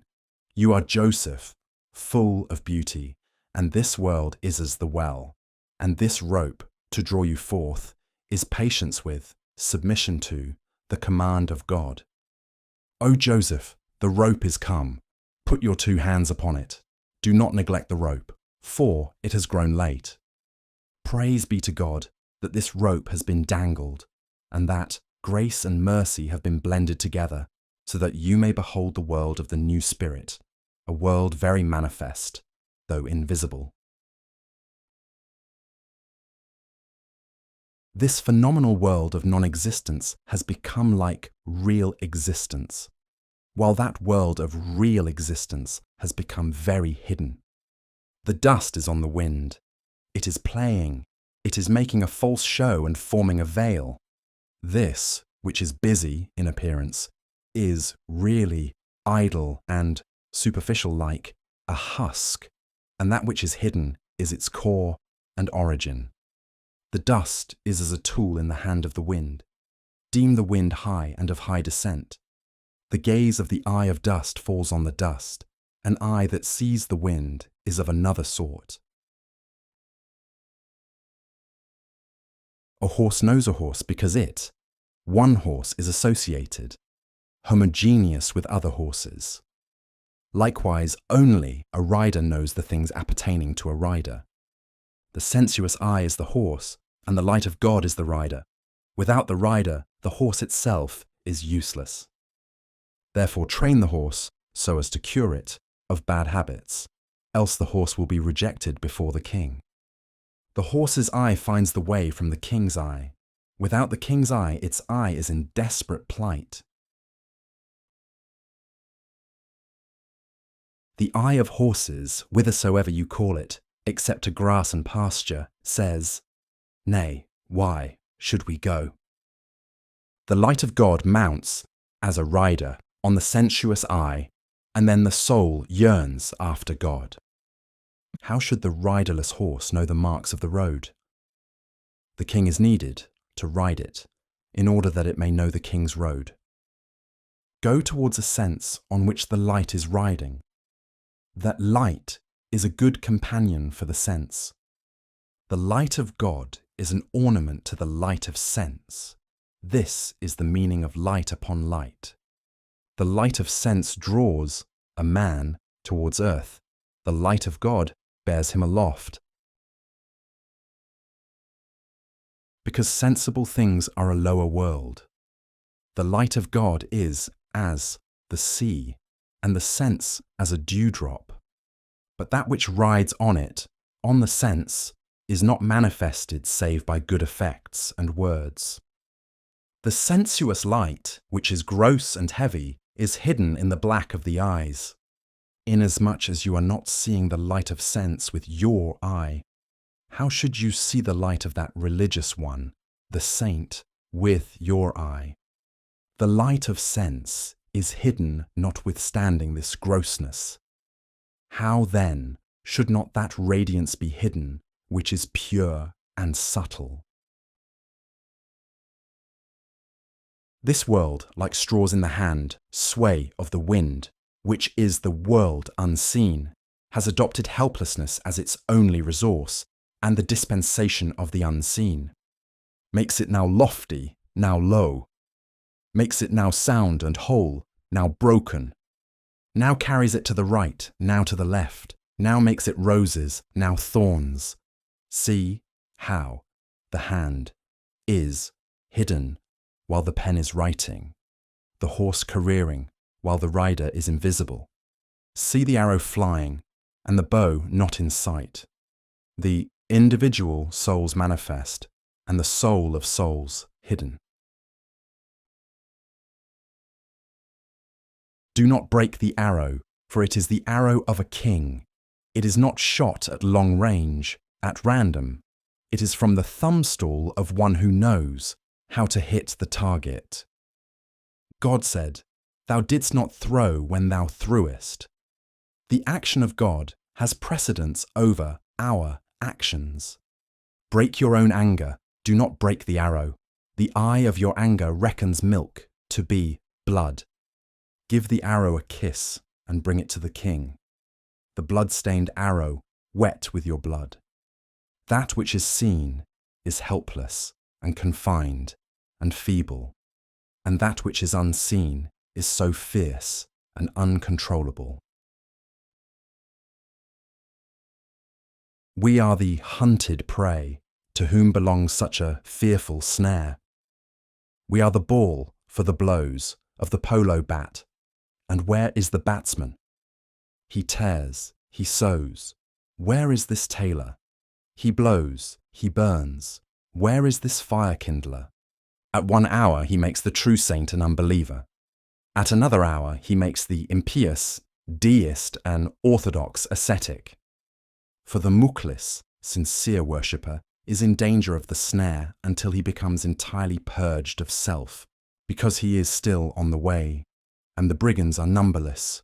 Only he escapes who is under God's safeguard.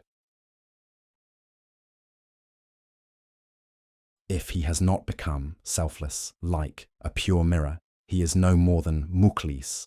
If he has not caught the bird, he is still hunting. But when the mukhlis has become mukhlas, he is delivered. He has reached the place of safety and has won the victory. No mirror ever became iron again. No bread ever became the wheat in the stack. No full-grown grape ever became a young grape. No mature fruit ever became premature fruit. Become mature and be far from the possibility of change for the worse. Go, become the light, like Burhani Muhakkik. When you have escaped from self, you have become wholly the proof of God. When the slave in you has become naught, you have become the king. And if you wish to behold this mystery plainly, Salahuddin has shown it forth. He has made the eyes to see and has opened them. From his eyes and mien, every eye that hath the light of who, God, has discerned mystical poverty. The Sheikh, Salahuddin, is one who, like God, acts without instrument, giving lessons to his disciples without anything said.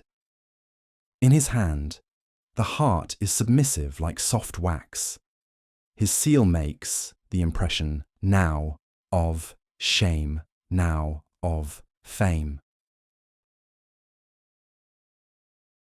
The seal impressed on his wax is telling of the seal ring, of whom, again, does the device tell, which is graven on the stone of the ring. It tells of the thought of the goldsmith. All this is a chain, every link inserted in another. Whose voice is this echo in the mountains of our hearts? Sometimes this mountain is full of the voice, sometimes it is empty. Wheresoever he is the sage, the master. May his voice not forsake this mountain. There is a mountain that only doubles the voice.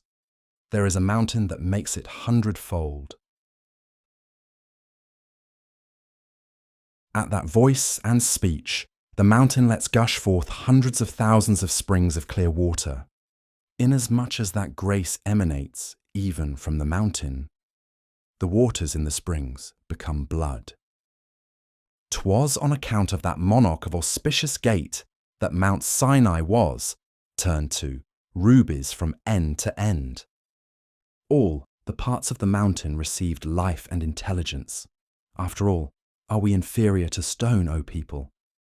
Neither is there gushing from the soul a single spring, nor is the body becoming one of those clad in green. Neither is there in it the echo of the cry of longing, nor the purity born of the draught of wine bestowed by the cupbearer. Where is so great zeal that they should entirely dig up such a mountain as this with axe and with pick, in the hope that maybe a moon will shine upon its particles, that maybe the radiance of the moon will find a way into it, inasmuch as the temporal resurrection shall dig up the mountains?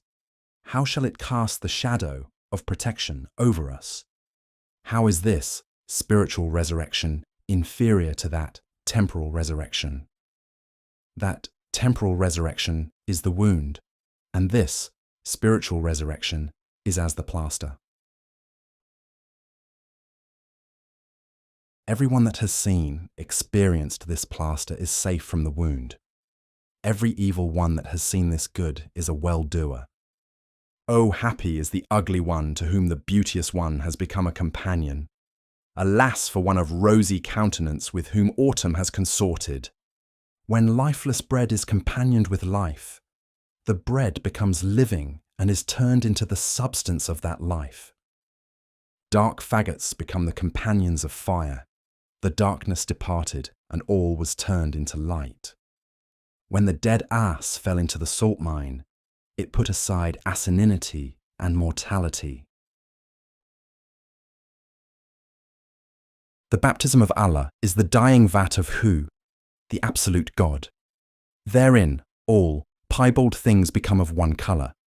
When he, the mystic, falls into the vat, and you say to him, "Arise," he says in rapture, "I am the vat, do not blame me." That I am the vat is the same as saying, "I am God." He has the colour of the fire, albeit he is iron. The colour of the iron is naughted in the colour of the fire. It, the iron, boasts of its fieriness, though actually it is like one who keeps silence.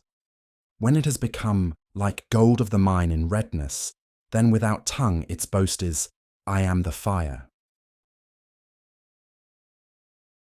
It has become glorified by the colour and nature of the fire. It says, "I am the fire, I am the fire. I am the fire. If thou have doubt and suspicion, make trial. Put thy hand upon me. I am the fire. If it seem dubious to thee, lay thy face upon my face for one moment." When man receives light from God, he is worshipped by the angels because of his being chosen by God. Also, he is worshipped by that one whose spirit, like the angel, has been freed from contumacy and doubt. What fire! What iron! Close your lips. Do not laugh at the beard of the assimilator's simile. Do not set foot in the sea. Speak not of it. On the shore of the sea, keep silence, biting your lips in amazement. Though one equal to 100 like me would not have the strength to bear the sea, yet I cannot refrain from the drowning waters of the sea. May my soul and mind be a sacrifice to the sea. This sea has paid the blood price of mind and soul. I will march in it as long as my feet move. When feet remain not, I am plunged in it, like ducks. An unrespectful person present is better than one absent, though the ring be crooked. Is it not on the door? O defiled in body, frequent the tank. Outside of the tank, how shall a man be cleansed? The pure one who has been banished from the tank becomes far also from his purity. The purity of this tank is infinite. The purity of bodies is of little weight, because the heart, though it is a tank, yet in ambush, out of sight, it has a hidden channel to the sea. Your finite purity wants reinforcement. Otherwise, number is diminished in the course of expenditure. The water said to the defiled one, "Hasten to come into me." The defiled one said, "I feel shame before the water." Said the water, "Without me, how shall this shame go? Without me, how shall this defilement be removed?" Every defiled one who hides from the water is an example of the saying that shame hinders faith.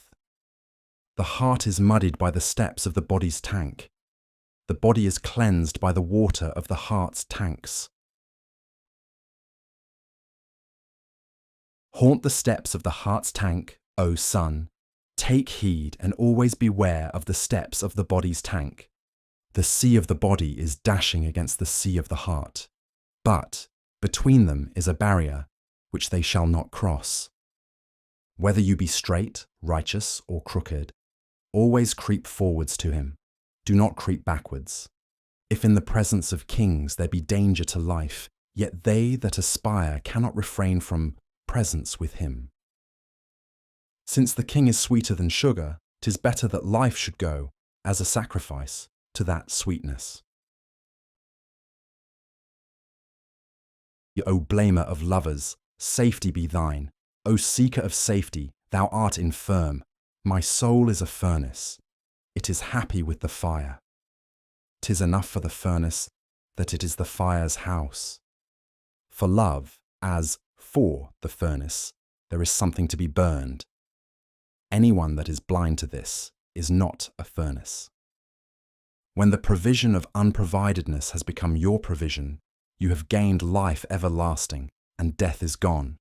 When the pain of love has begun to increase your spiritual joy, roses and lilies have taken possession of the garden of your soul. That which is the dread of others is your safety. Safeguard. The duck is made strong by the river, the domestic fowl weak. Once more have I become mad, O physician. Once more have I become frenzied, O beloved. The rings, links of thy chain are multiform. Every single ring gives a different madness. The gift of every ring consists in different forms. Therefore, I have a different madness at every moment. So madness is of different forms. This has become a proverb. Especially is it true as regards the chain of this most glorious prince. Such a madness has broken the bonds of my reason that all madmen would give me admonition, how friends came to the madhouse for Dhul Nun. May God sanctify his honoured spirit.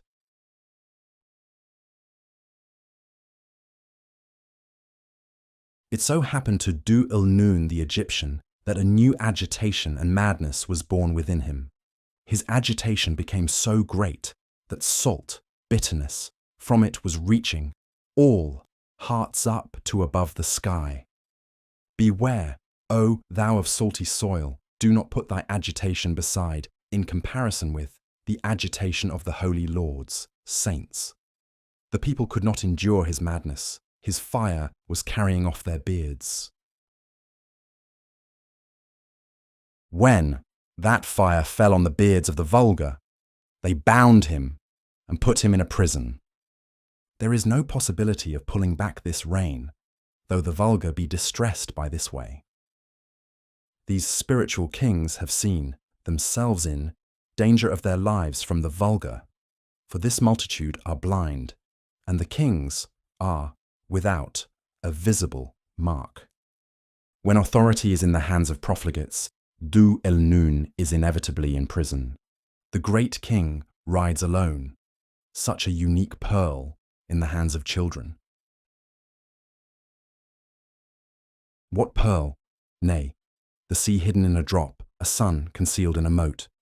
A sun showed itself as a moat, and little by little uncovered its face.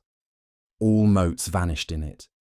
The whole world became intoxicated by it, and, then, became sober. When the pen of authority is in the hand of a traitor, unquestionably, Mansur is on a gibbet. When this affair dominion belongs to the foolish, the necessary consequence is that they kill the prophets. Through folly, the people who had lost the right way said to the prophets, "Lo, we augur ill from you." See the ignorance of the Christian appealing for protection to the Lord who was suspended on the cross. Since according to the Christian's belief he was crucified by the Jews, how then can he protect him? Inasmuch as the heart of that king, Jesus, bleeds on account of them, the Christians, how should there be, for them, the inviolable defence of whilst thou art amongst them?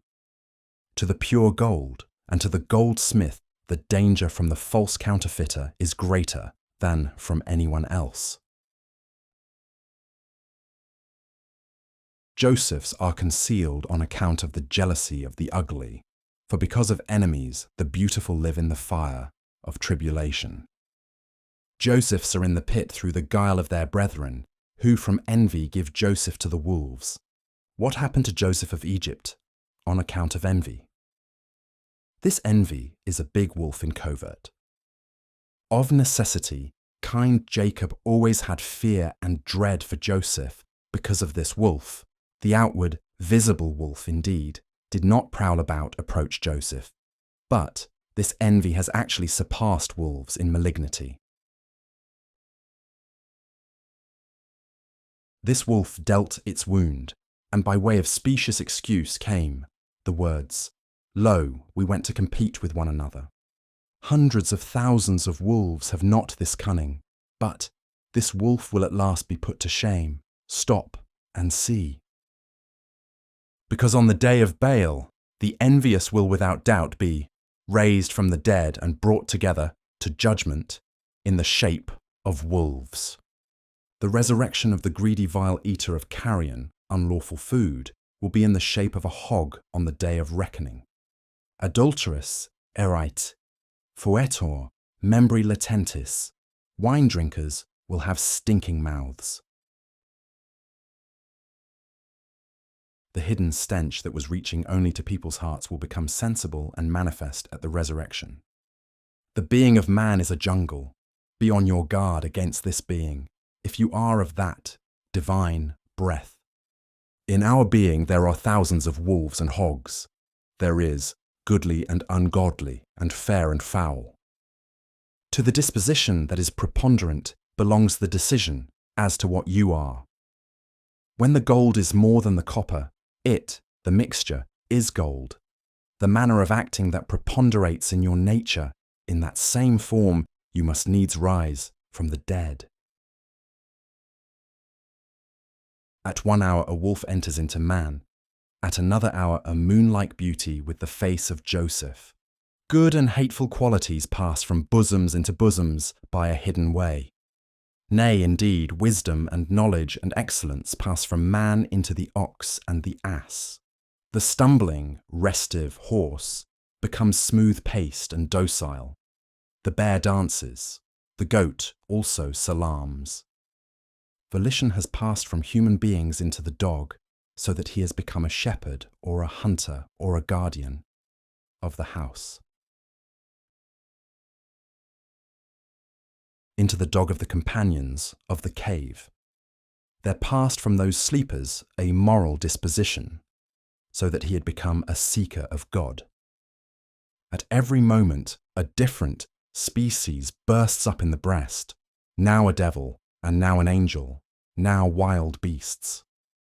From that marvellous jungle with which every lion is acquainted, there is a hidden way to the breasts which ensnare the spiritual prey. O you, who are less than a dog, steal the spiritual pearl from within, the breasts of them that know God. As you must steal, at any rate, let it be that lovely pearl. As you are going to bear a burden, at any rate, let it be a noble one.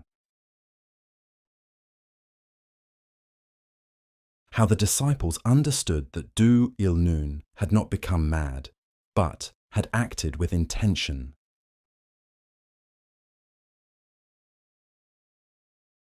The friends went to the prison to inquire about the story of Du-il-Nun and expressed an opinion concerning it, saying, perchance he does this purposely, or there is some deep wisdom in it. He is an exemplar and a shining light in this religion. Far, far be it from his sea-like, profound intelligence that madness should prompt him to folly. God forbid, in view of the perfection of his spiritual attainments, that the cloud of sickness should cover his moon. He has gone into the house and taken refuge from the wickedness of the vulgar. He has become mad on account of the infamy of the sane. From feeling the disgrace of the dull body-serving intellect, he has purposely gone and become mad, saying, bind me fast, and with the tail of a cow smite me on head and back, and do not dispute this matter, that from the stroke of the part of the cow I may gain life, as the murdered man gained life from the cow of Moses, O trusty ones, that I may be made happy by the stroke of a part of the cow, that I may become well, whole, like the murdered man by means of the cow of Moses. The murdered man was revived by the stroke of the cow's tail.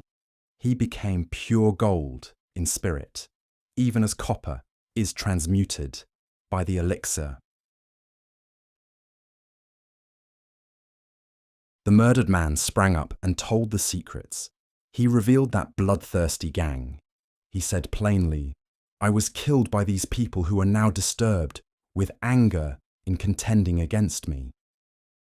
When this gross body is killed, the essence that knows spiritual secrets is brought to life. Its spirit beholds paradise and hellfire and discerns all the mysteries.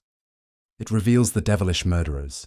It reveals the snare of deceit and guile. To kill the cow, the fleshly soul, is the stipulation of, imposed by, the Sufi path in order that the spirit may be restored to consciousness by the stroke of her tail. Kill most quickly the cow, your fleshly soul, so that the hidden spirit may become alive and conscious. Resumption of the story of Du-il-Nun. May God sanctify his spirit. When those persons arrived near him, he shouted, Hey, who are you? Take care. They said respectfully, We are some of thy friends. We have come hither in devotion to ask after thee. How art thou, O sea of manifold intelligence? What aspersion on thy intelligence is this alleged madness? How should the smoke of the bath stove attain unto the sun? How should the anchor be crushed by the crow? Do not withhold the truth from us. Explain this matter. We are lovers of thee. Do not behave to us in this fashion. One ought not to drive lovers away or dupe them by mask and false pretense. Communicate the secret, O king. Do not hide thy face in the cloud, O moon. We are loving and true and with wounded, bleeding hearts. In the two worlds we have fixed our hearts on thee, alone. He began to use foul words and bad names recklessly. He spoke gibberish like madmen. He jumped up and let fly stones and sticks. The whole party fled for fear of blows. He laughed loudly and tossed his head in scorn. Look, said he, at the vain bluster of these friends. See the friends, Where is the sign of true friends? To true friends, pain is as dear as life. How should a friend turn aside from the pain inflicted by his friend? Pain is the kernel, and friendship is only as the husk to it. Has not joy in tribulation and calamity and suffering become the sign of true friendship? A friend is like gold, tribulation is like the fire. The pure gold is glad in the heart of the fire. How Luqman's master tested his sagacity.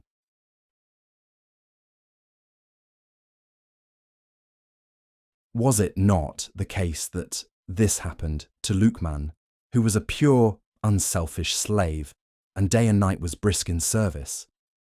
His master used to prefer him to all others in the work of service, and deem him better than his own sons, because Luqman, though he was slave-born, was the master of himself, and was free from sensual desire.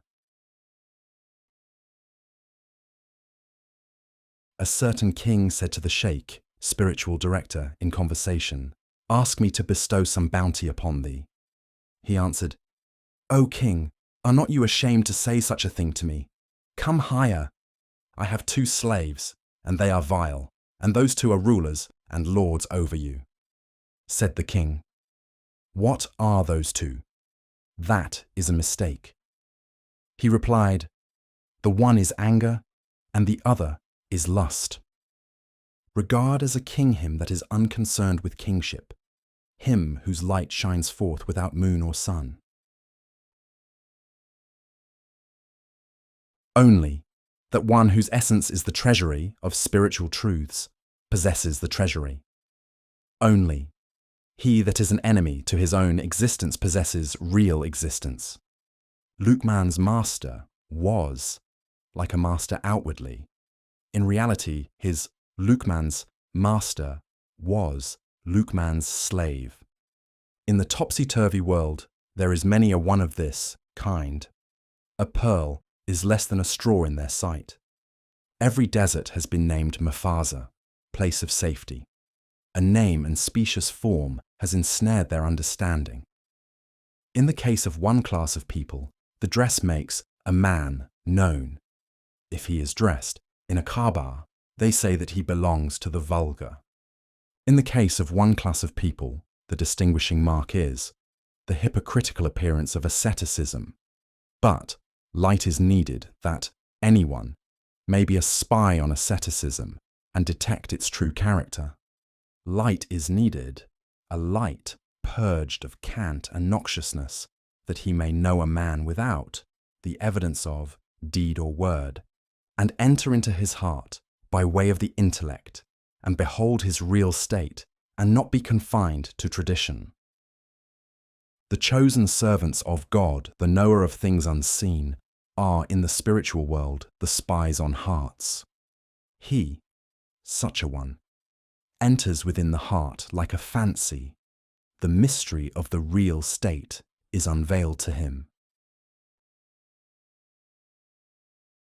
In the body of the sparrow, what power and faculty is there that is hidden from the intellect of the falcon? He who has become acquainted with the secrets of who? God. What to him is the secret, inmost consciousness of created beings? He whose walk is on the spheres, how should it be hard for him to walk on the earth? Since iron became wax in the hand of David, what should wax be in his hand, O man of iniquity? Luqman was a slave in appearance, a master in reality. Servitude was only a frontispiece on his outside.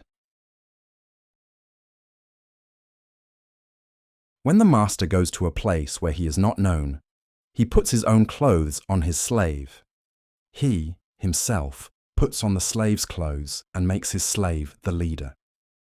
He goes behind him on the road, as slaves do, lest anyone should recognize him as the master. "O slave," says he, "go you and sit in the place of honor. I will take your shoes like the meanest slave. Treat me roughly and revile me. do not bestow any respect on me. I hold neglect of service to be your proper service, since I have sown the seed of contrivance by dwelling in a foreign land. Masters have performed these slavish offices in order that it might be thought that they were slaves. They saw their fill of masterdom and were sated with it. Hence, they have made ready for doing the work of slaves. On the contrary, these slaves of sensuality have represented themselves as masters of intellect and spirit. From the master, the spiritual man, comes the practice of self-abasement. From the slave, the sensual man, comes naught but slavishness. So topsy-turvy, then, are the arrangements between that world and this world. Know this for sure. Luqman's master was aware of this hidden state of Luqman. He had seen signs thereof in him. That traveller, Luqman's master, knew the secret, but quietly pursued his way for the sake of the good which he had in view. He would have set him free at the first, but he sought to comply with the wish of Luqman, because it was Luqman's desire to remain a slave, in order that none might know the secret of that brave and generous youth. What wonder is it that you should hide your secret from the evil one? The wonder is this, that you should hide the secret from yourself. Hide your work from your own eyes, that your work may be safe from the evil eye. Yield yourself up to the snare of the divine reward, and then, being beside yourself, steal something from yourself. They give opium to the wounded man, in order that they may extract the point of a spear or arrow from his body. At the hour of death he is torn with pain. He becomes preoccupied with that, and meanwhile his spirit, life, is taken away.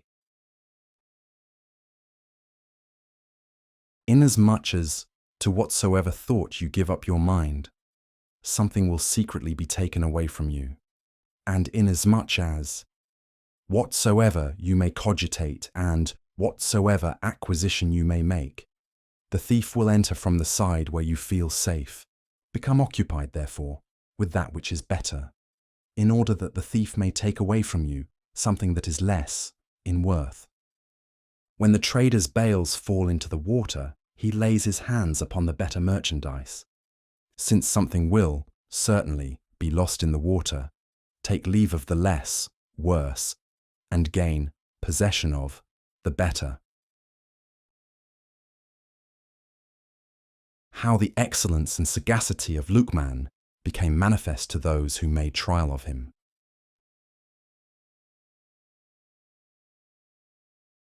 Whatever food they brought to him, Luqman's master, he would send someone to Luqman after receiving it, that Luqman might put his hand to partake of it, on purpose that the master might eat his, Luqman's, leavings. He would eat his remnants and be enraptured. Any food that he, Luqman, did not taste, he, the master, would throw away, or, if he ate of it, 'twould be without heart and without appetite. This is the sign of an affinity without end. They had brought a melon as a present. Go, said he, call hither my son Luqman. When he cut it and gave him a slice, he ate it as if it were sugar and honey. On account of the pleasure with which he ate it, he gave him a second slice, and went on till the slices, given him, reached the 17th. One slice remained. He said, I will eat this myself, so that I may see what a sweet melon this is. He, Luqman, eats it with such pleasure that from his delight all natures have become eager and craving the morsel. As soon as he, the master, ate it, by its sourness there was kindled fire, which blistered his tongue and burnt his throat. He became beside himself for a while on account of its sourness, After that he said to him, "O you who are soul and world, how did you make all this poison an antidote? How did you deem this cruelty to be kindness? What patience is this? For what reason is this great fortitude? Or perchance, in your opinion, this life of yours is an enemy, which you would fain destroy. Why did not you cunningly bring forward a plea, saying, 'I have an excuse for declining to eat. Desist for a while.'" Luqman said, "From thy munificent hand I have eaten so much that I am bent double with shame. I was ashamed not to eat one bitter thing from thy hand, O thou who art possessed of knowledge, since all parts of me have grown from thy bounty and are plunged in thy bait and snare. If I make outcry and complaint because of one bitter thing, may the dust of 100 roads be on all parts of me, it, the melon, had the enjoyment of thy sugar-bestowing hand. How could it, such enjoyment, leave any bitterness in this melon? By love, bitter things become sweet. By love, pieces of copper become golden. By love, dregs become clear. By love, pains become healing. By love, the dead is made living. By love, the king is made a slave. This love, moreover, is the result of knowledge. Who ever sat in foolishness on such a throne? On what occasion did deficient knowledge give birth to this love? Deficient knowledge gives birth to love, but only love, for that which is really lifeless. When it sees in a lifeless being the colour, appearance of a desired one, 'tis as though it heard the voice of a beloved in a whistle. Deficient knowledge cannot discriminate. Of necessity, it deems the lightning to be the sun. When the prophet called the deficient man accursed, his meaning, as interpreted, was deficiency of mind, because one whose body is deficient is the object of divine mercy. Cursing and repulse, directed against the object of divine mercy, are improper. 'Tis deficiency of mind that is the bad disease. It is the cause of God's curse and merits banishment from his presence. For as much as the perfecting of minds is not remote, impossible, but the perfecting of the body is not within our power. The miscreants and Pharaoh-like pride of every infidel who is far from God have all been produced by deficiency of mind.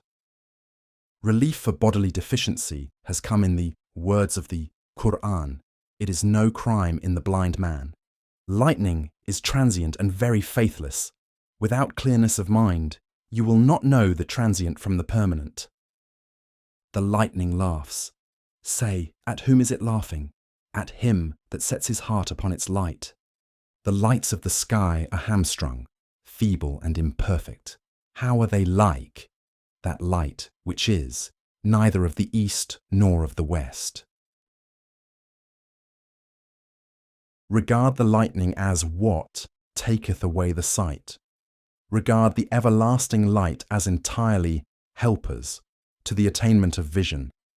To ride your horse upon the foam of the sea, to read a letter in a flash of lightning, is to fail because of covetousness, to see the end. It is to laugh at your own mind and intellect.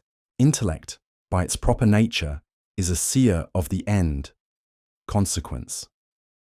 'Tis the fleshly soul that does not see the end. The intellect that is vanquished by the flesh becomes the flesh. Jupiter is checkmated by Saturn and becomes inauspicious. Still, turn this gaze of yours upon this inauspiciousness. Look on that one who made you ill-starred. The gaze of him that surveys this ebb and flow pierces from the inauspicious influence to the auspicious. He, God, continually turns you from one state of feeling to another, manifesting opposite by means of opposite in the change. for the purpose that fear of the left-hand side may bring to birth in you the delight of the blessed men are led to hope for the right-hand side, so that you may have two wings, fear and hope. For the bird that has only one wing is unable to fly. O excellent reader! O God, either let me not come to speech at all, or give me leave to tell the whole to the end. But if thou willest neither this nor that, 'tis thine to command. How should anyone know what thou intendest?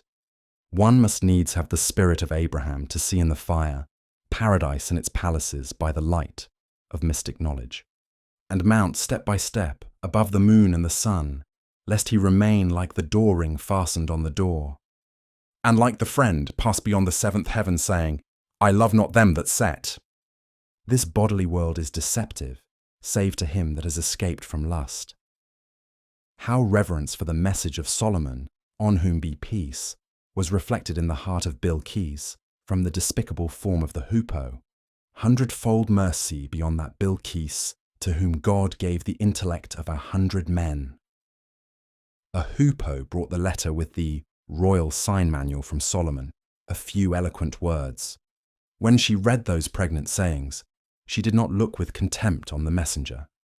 Her eye saw him as a hoopoe, but her spirit saw him as the Anka.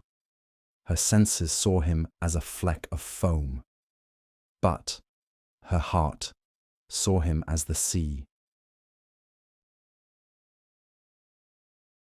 Because of these two-coloured, diverse talismans, appearance and reality, the intellect is at war with the senses, as Mohammed with the likes of Abu Jahl. The infidels regarded Muhammad, as only a man, since they did not see in him the prophetic nature which was manifested by the miracle. The moon was cleft asunder. Throw dust on your sense-perceiving eye. The sensuous eye is the enemy of intellect and religion. God has called the sensuous eye blind. He has said that it is an idolater and our foe because it saw the foam and not the sea, because it saw the present and not tomorrow. The master of tomorrow and of the present is before it, yet of a whole treasure it sees not, even a groat. If a mote bring a message from yonder sun, the sun would become a slave to that mote, the drop that has become an envoy from the sea of unity. The 7 seas would be captive to that drop. If a handful of earth become his courier, his heavens will lay their heads in homage before his earth. When the earth of Adam became God's courier, God's angels laid their heads in worship before his earth. Wherefore was it, pray, that heaven was rent asunder? Because of one spiritual eye that an earthly creature opened. Earth from its grossness settles beneath water, but see how earth has sped beyond the empyrean. Know then that the subtlety of water is not derived from the water. 'Tis only the gift of the bounteous originator. If he make air and fire low in place, and if he let the thorns surpass the rose, he is the ruler, and the one who said, God doeth what he willeth. From the very self of pain he raises the remedy. If he make air and fire low in place, and make them assume the qualities of darkness and grossness and heaviness, and if he make earth and water high in place, and make the path of heaven to be traversed by foot, then it has become certain that thou exaltest whomso thou wilt. He, God, said to an earthly creature, unfold thy wings. To the creature of fire he said, go, become Iblis, be gone under the 7th earth with thy imposture.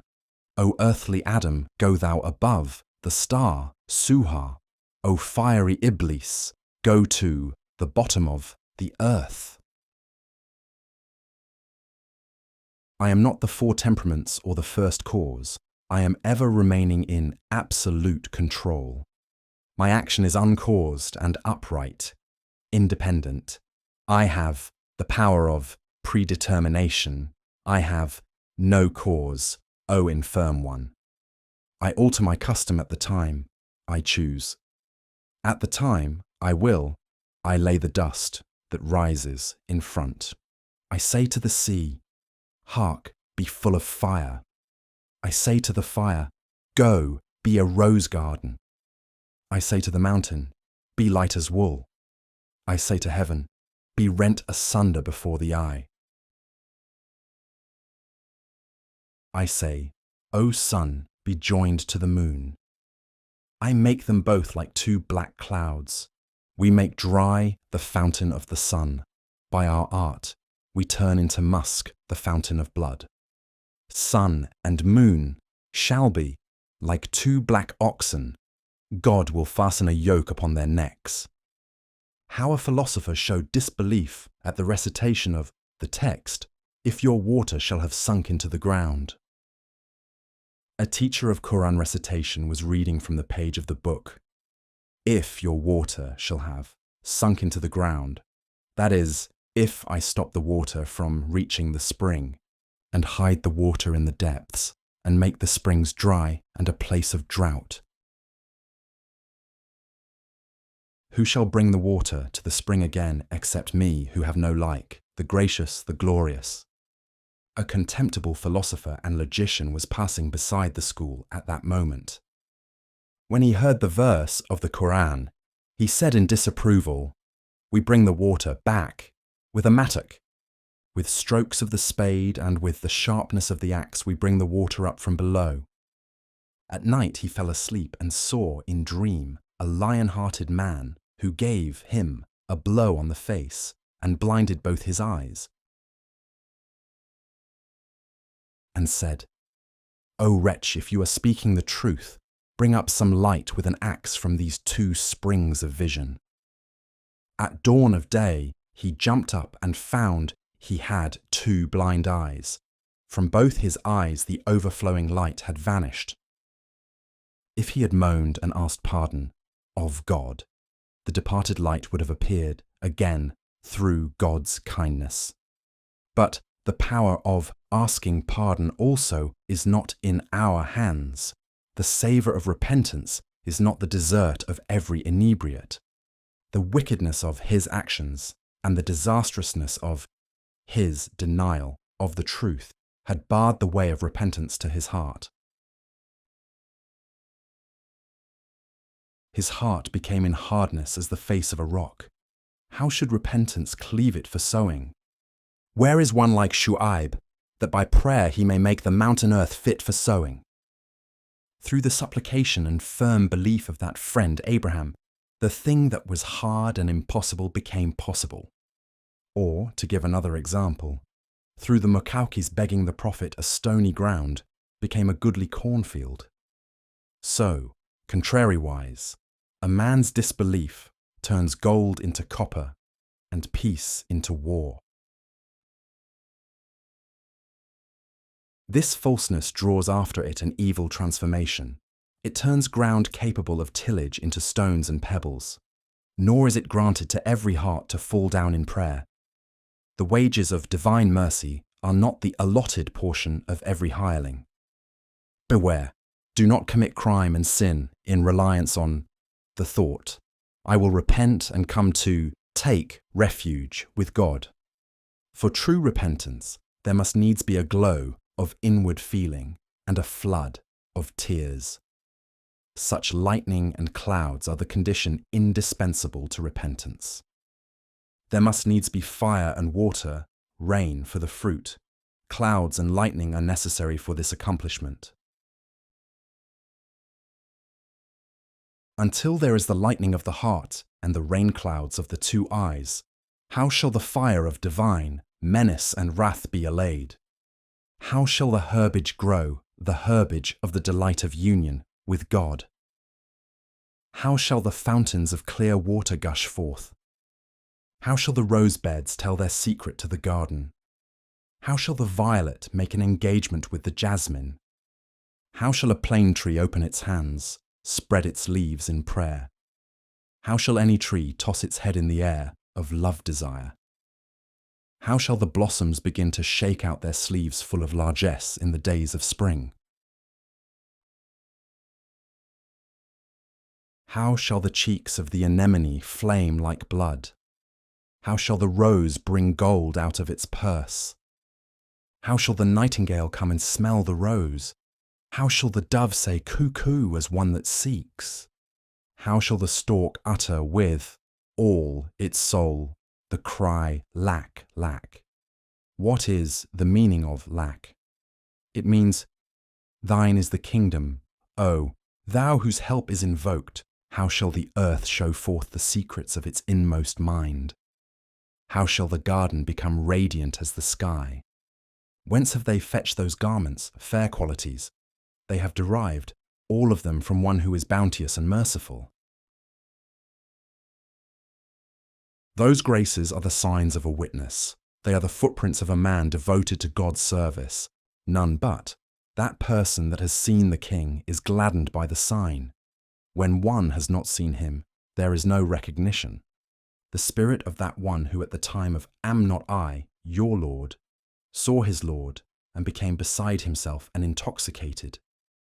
He, that spirit, knows the scent of the wine because he drank it before. When he has not drunk it, he cannot scent it. For wisdom is like a stray camel, like a go-between. It guides those who find and recognize it to the presence of kings. You behold in dream a person of pleasing countenance who gives you a promise and a sign that your desire will come to pass. Here is the sign. Such and such a person will meet you tomorrow. One sign is that he will be riding. One sign is that he will clasp you to his breast. One sign is that he will smile before you. One sign is that he will fold his hands in your presence. One sign is that when the morrow comes, you will not tell this dream to anyone, though you would fain do so. Concerning that last mentioned sign, he, God, said to the father of Yahya, John the Baptist, "Thou shalt not begin to speak at all till 3 days have passed. For 3 nights keep silence as to thy good and ill. This will be the sign that Yahya will come, be born, to thee. During 3 days do not breathe a word, for this silence is the sign of the fulfillment of thy purpose. Beware, do not thou speak of this sign and keep this matter hidden in thy heart." He, the person dreamed of, will sweetly tell these signs to him, the dreamer. What are these signs, alone? He will tell him, 100 signs besides. This, which follows, is the sign that you will gain from God the spiritual kingdom and power that you are seeking, that you weep continually in the long nights, and that you are always ardent in supplication at the hour of dawn. That in the absence of that which you seek, your day has become dark, that your neck has become thin as a spindle, and what you have given in alms is all that you possess, so that your belongings are entirely bestowed in charity, like the alms of those who gamble all away, that you have given up your belongings and sleep, and the healthy colour of your face, and sacrificed your head, life, and become as thin as a hair. That you have sat how often in the fire, like aloes wood, that you have gone how often to meet the sword, like a helmet. 100,000 such acts of helplessness are habitual to lovers of God, and their number cannot be reckoned. After you have had this dream at night, the day breaks. Through hope thereof your day becomes triumphant. You have turned your eye to left and right, wondering, where is that sign and those tokens? You are trembling like a leaf, and saying, alas, if the day depart and the sign come not to pass. You are running in street and market and into houses, like one that should lose a calf. Somebody asks, "Is it good news, sir? Why are you running to and fro? Who belonging to you is it that you have lost here?" "It is good news," you tell him, "but none may know my good news except myself. If I tell it low, my sign is missed, and when the sign is missed, the hour of death is come." You peer into the face of every rider. He says to you, "Do not look at me like a madman." You say to him, "I have lost a friend. I have set out to seek him." "May thy fortune be lasting, O rider. Have pity on lovers and excuse them." When you have made search, and your looking has been in earnest endeavour does not fail.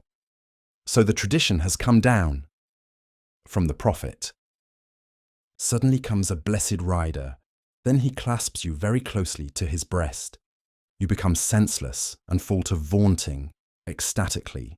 The ignorant, uninitiated man says, "Here is fraud and hypocrisy." How does he see what this enthusiasm in him, the enraptured person, is? He knows not who it is, with whom that is the sign of union. This sign concerns only him that has seen before. How should the sign appear to the other one? Every moment that a sign was coming from him, a new spirit was coming into that person's spirit. Water has reached the helpless fish. These signs are those mentioned in the text. Those are the signs of the book. Hence the signs which are in the prophets are peculiar to, known exclusively by, him who is a friend, knower and lover of God. This discourse remains imperfect and unsettled. I have no heart, understanding. I am out of my mind. Excuse me. How can anyone number the motes, especially that one whose understanding has been transported by love?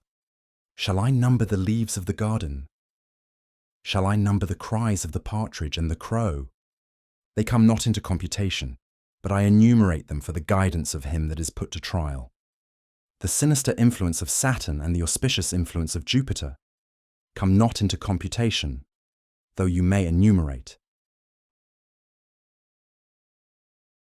But still, some of these two diverse effects must be explained, that is, the benefit and injury, which they involve. In order that some little part of the effects of the divine decree may be made known to the good-fortuned and the ill-starred, he whose ascendant ruling planet is Jupiter will be rejoiced by vivacity of disposition and eminence, and it will be necessary for him whose ascendant is Saturn to take precautions against every kind of mischief in his affairs. If I should speak to one whose ruling planet is Saturn of his Saturn's fire, my discourse would burn torment that hapless man. Our King, God, has given permission, saying, "Commemorate Allah." He saw us in the fire and gave us light. He has said, "Although I far transcend your commemoration of me, and although the pictorial ideas of human speech are not suitable to me, yet he that is intoxicated with pictorial imagination and fancy will never apprehend my essence without the help of similitude." Bodily commemoration is an imperfect fancy. The kingly attributes are remote from those forms of speech. If anyone say of a king, he is not a weaver, what praise is this? He, that person, is surely ignorant. How Moses, on whom be peace, took offence at the prayer of the shepherd.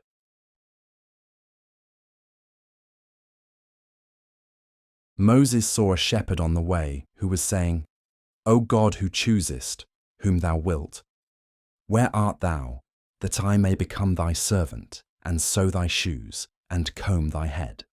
That I may wash thy clothes, and kill thy lice, and bring milk to thee, O worshipful one, that I may kiss thy little hand, and rub thy little foot, and when bedtime comes, I may sweep thy little room. O thou to whom all my goats be a sacrifice, O thou in remembrance of whom are my cries of A and Ah. The shepherd was speaking foolish words in this wise. Moses said, Man, to whom is this addressed? He answered, To that one who created us, by whom this earth and sky were brought to sight. Hark, said Moses, you have become very backsliding, depraved. Indeed, you have not become a Moslem, you have become an infidel. What babble is this? What blasphemy and raving? Stuff some cotton into your mouth. The stench of your blasphemy has made the whole world stinking. Your blasphemy has turned the silk robe of religion into rags. Shoes and socks are fitting for you. But how are such things right for one who is a son? If you do not stop your throat from uttering these words, a fire will come and burn up the people. If a fire has not come, then what is this smoke? Why has your soul become black and your spirit rejected by God? If you know that God is the judge, how is it right for you to indulge in this doting talk and familiarity? Truly, the friendship of a witless man is enmity. The high God is not in want of such like service. To whom are you saying this? To your paternal and maternal uncles? Are the body and its needs among the attributes of the Lord of glory? Only he that is waxing and growing drinks milk. Only he that has need of feet puts on shoes. And if these words of yours are meant for his servant, of whom God said, He is I, and I myself am he, for him of whom he, God, said, Verily, I was sick and thou didst not visit me. That is, I became ill, not he, the sick man, alone. For him, who has become seeing by me and hearing by me, this talk of yours is foolish nonsense even in regard to that servant. To speak irreverently to one chosen of God causes the heart, spirit to perish and keeps the page, record, black. If you should call a man Fatima, though men and women are all of one kind, he will seek to murder you so far as it is possible for him. Albeit he is good-natured and forbearing and quiet. The name Fatima is a term of praise in regard to women. But if you address it to a man, 'tis like the blow of a spearhead. Hand and foot are terms of praise in relation to us. In relation to the holiness of God, they are pollution. The words, He begat not, He was not begotten, are appropriate to Him. He is the creator of begetter and begotten. Birth is the attribute of everything that is a body. Whatever is born is on this side of the river, because it is of the world of becoming and decay and is contemptible. It is originated and certainly requires an originator. He, the shepherd, said, O Moses, thou hast closed my mouth and thou hast burned my soul with repentance. He rent his garment and heaved a sigh, and hastily turned his head towards the desert, and went his way. How the high God rebuked Moses, on whom be peace, on account of the shepherd.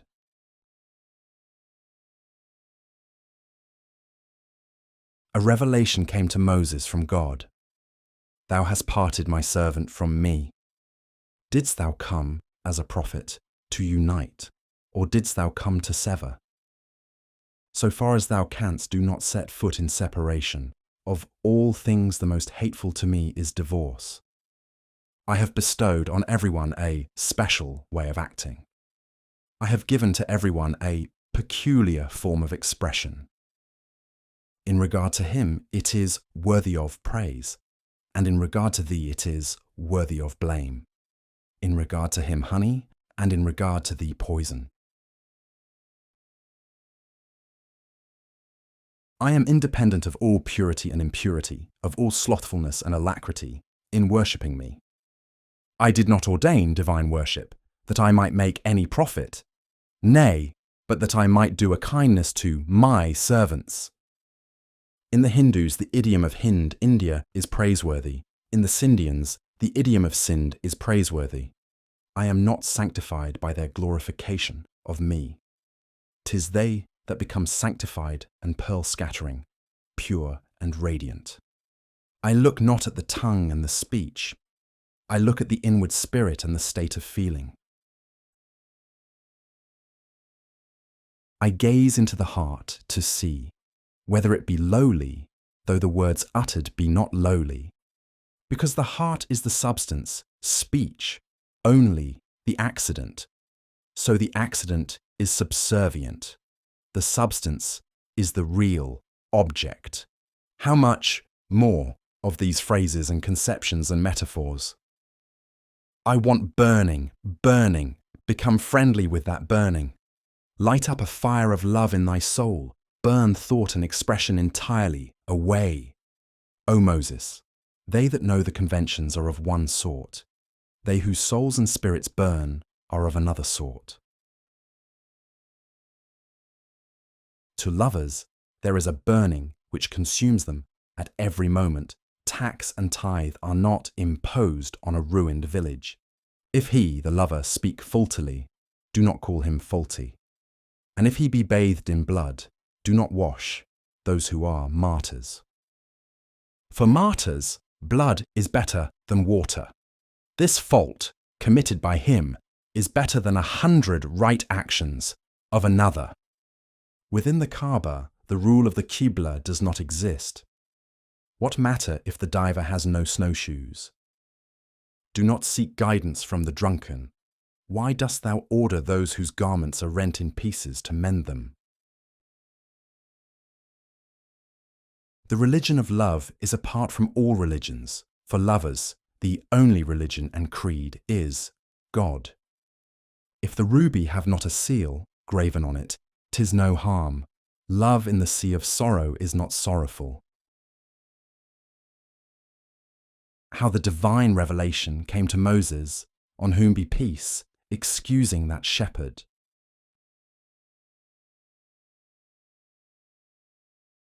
After that, God hid in the inmost heart of Moses mysteries which cannot be spoken. Words were poured upon his heart. Vision and speech were mingled together. How oft did he become beside himself, and how oft return to himself? How oft did he fly from eternity to everlastingness? If I should unfold his tale after this, 'tis foolishness in me, because the explanation of this is beyond our understanding. And if I should speak thereof, 'twould root up men's minds, and if I should write thereof, 'twould shatter many pens. When Moses heard these reproaches from God, he ran into the desert in quest of the shepherd. He pushed on over the footprints of the bewildered man. He scattered dust from the skirt of the desert. The footstep of a man distraught is, in truth, distinct from the footsteps of others. At one step, he moves, like the rook, straight, from top to bottom of the chessboard.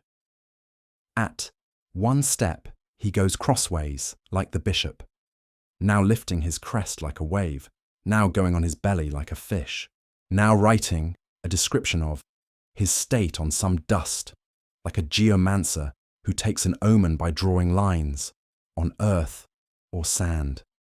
At last he, Moses, overtook and beheld him.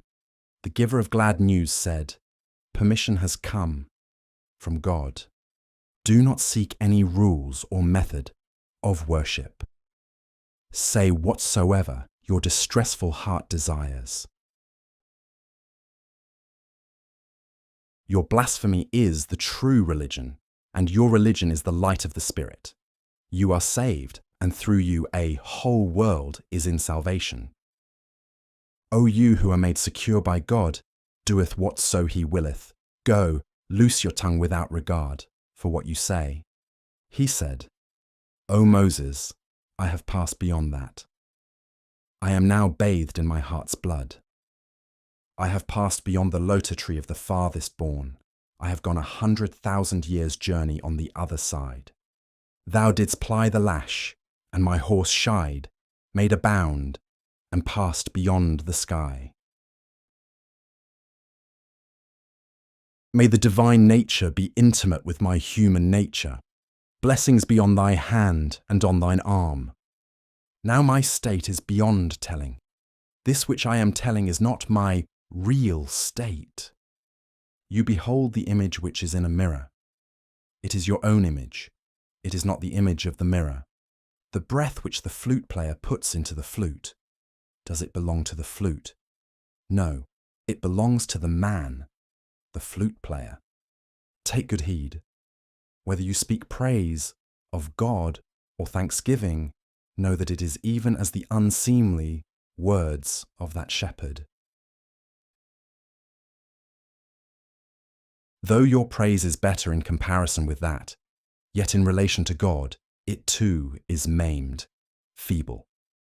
How often will you say, when the lid has been raised, this was not what they were thinking, it was? This acceptance by God of your praise is from his mercy. It is an indulgence which he grants, like the indulgence granted in the case of the prayers of a woman suffering from menorrhagia. Her prayers are stained with blood. Your praise is stained with assimilation and qualification. Blood is foul, and yet it is washed away by a little water. But the inward part, the inner man, hath impurities, which fail not, are not removed from the interior, the heart, of the man of works, except by the water of the grace of the Maker. Would that in your bowing low in prayer you would turn your face to attentive consideration and apprehend the meaning of glory to my Lord, saying, Oh, my prostration in prayer, like my existence, is unworthy of thee. Do thou give good in return for evil. This earth has the mark of God's clemency, in that it got filth and gave flowers as the produce. In that it covers our pollutions, and that buds grow up from it in exchange. Therefore, when the infidel saw that in giving and lavishing he was meaner and unwealthier than the earth, that flowers and fruit did not grow from his being, and that he sought and achieved nothing but the corruption of all purities, he said, I have gone backwards in my course. Alas, would that I had still been earth. Would that I had not chosen to travel away from earthiness, and that, like a clod of earth, I had gathered some grain. When I travelled, the way tried me. What was the present I brought home from this travelling? 'Tis from all that propensity of his towards earth that he sees before him no profit in the journey. His turning his face back is that greed and cupidity of his. His turning his face to the way is sincerity and supplication. Every herb that has a propensity for moving upwards is in the state of increase and life and growth. When it has turned its head towards the earth, it is in the state of decrease and dryness and failure and disappointment. When the propensity of your spirit is upwards, you are in the state of increase, and that lofty place is the place to which you will return. But if you are upside down, with your head towards the earth, then you are one that sinks. God loves not them that sink. How Moses, on whom be peace, asked the high God to explain the secret of the predominance of the unjust.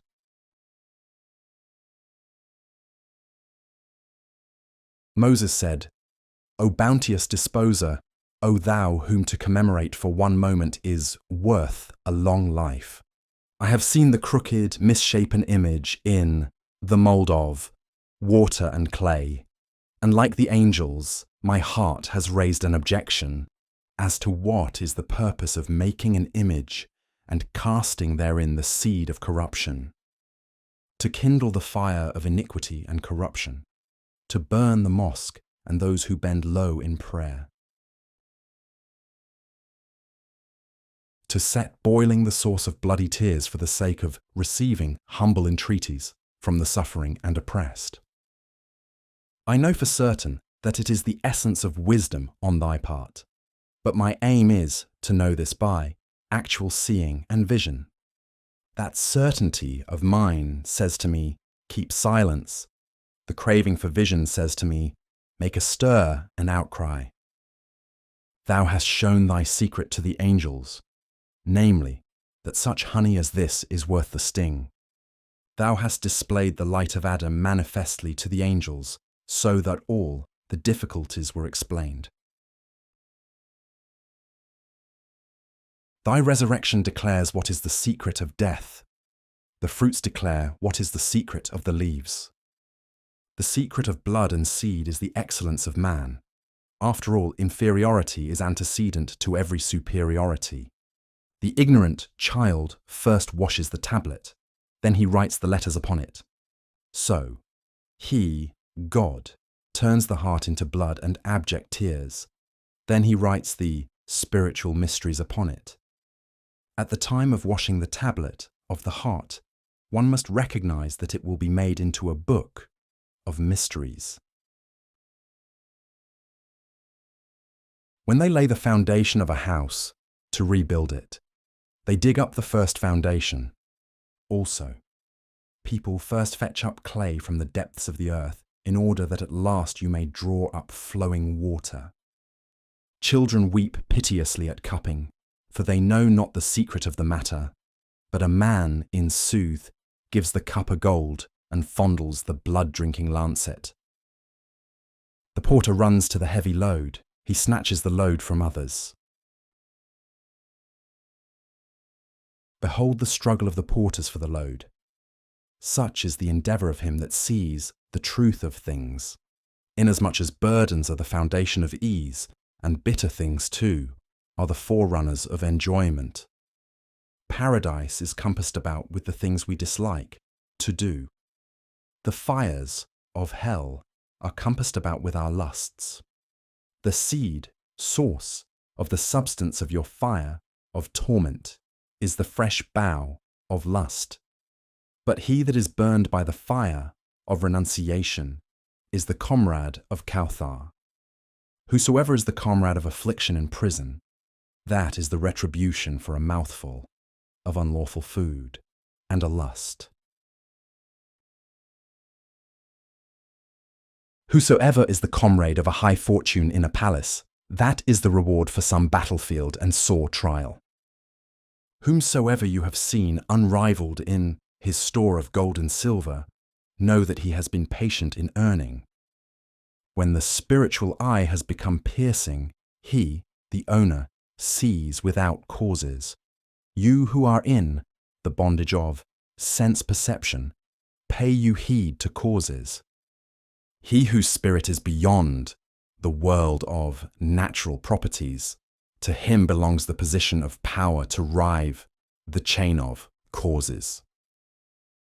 The spiritual eye regards the fountain of the miracles of the prophets as being without cause, not as arising from water and herbage. These causes are linked together, like the physician and the sick. These causes are like the lamp and the wick. Twist a new wick for your night lamp, but know that the lamp of the sun transcends these things. Go you and make plaster for the roof of your house, but know that the roof of the sky is undefiled by plaster. Alas, that after our sweetheart had burned, utterly destroyed our pain, the night time of being alone with him passed away and became day. Except at night, there is no unveiling of the moon. Except through heartache, do not seek your heart's desire. Forsaking Jesus, you have fostered the ass. Of necessity, like the ass, you are outside of the curtain. Knowledge and gnosis are the fortune of Jesus. They are not the fortune of the ass, O you asinine one. You listen to the moaning of the ass, and pity comes over you. Then you know not that the ass commands you to be asinine. Have pity on Jesus and have no pity on the ass. Do not make the carnal nature lord over your intellect. Let the carnal nature weep sore and bitterly. Do you take from it and pay the debt of the rational soul? For years you have been the ass's slave. It is enough, for the ass's slave is behind even the ass. The thing meant by the prophet's words, put them, the women, behind, is your fleshly soul. For it must be last, and your intellect must be first. This base intellect has become of the same temperament as the ass.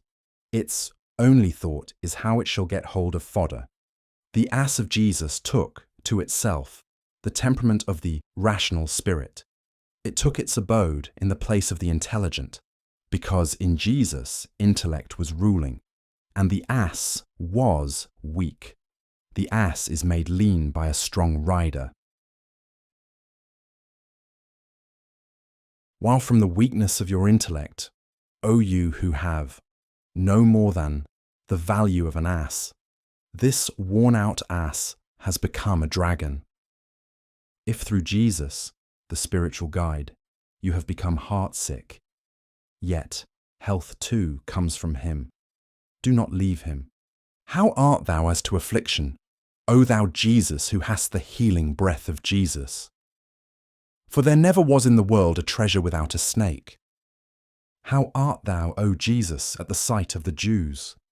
How art thou, O Joseph, in respect of the envious plotter? Night and day for the sake of this foolish people thou, like night and day, art a replenisher of life.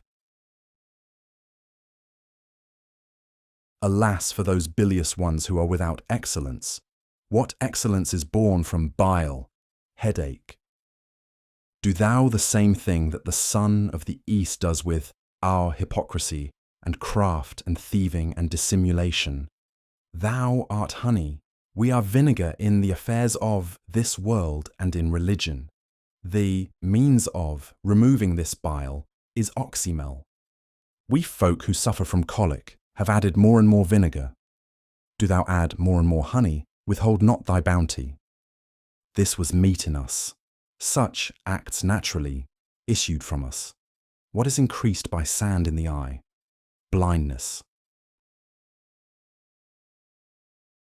But 'tis meet in thee, O precious collyrium, that every nothing should gain from thee something.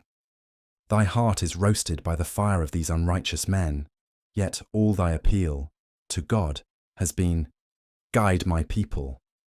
Thou art a mine of aloes wood. If they set thee afire, they will fill this world with otto of roses and sweet basil. Thou art not that aloes wood that is minished by the fire. Thou art not that spirit that is made captive by grief. Aloes wood burns, but the mine of aloes wood is far from burning. How should the wind of evil words assail the source of spiritual light? O, 'tis from thee the heavens have their purity. O, thy unkindness is better than kindness. Because if an unkindness come from the wise, it is better than the kindness of the ignorant. The prophet said, enmity, proceeding from wisdom, is better than the love that comes from a fool. How an emir harassed a sleeping man into whose mouth a snake had gone.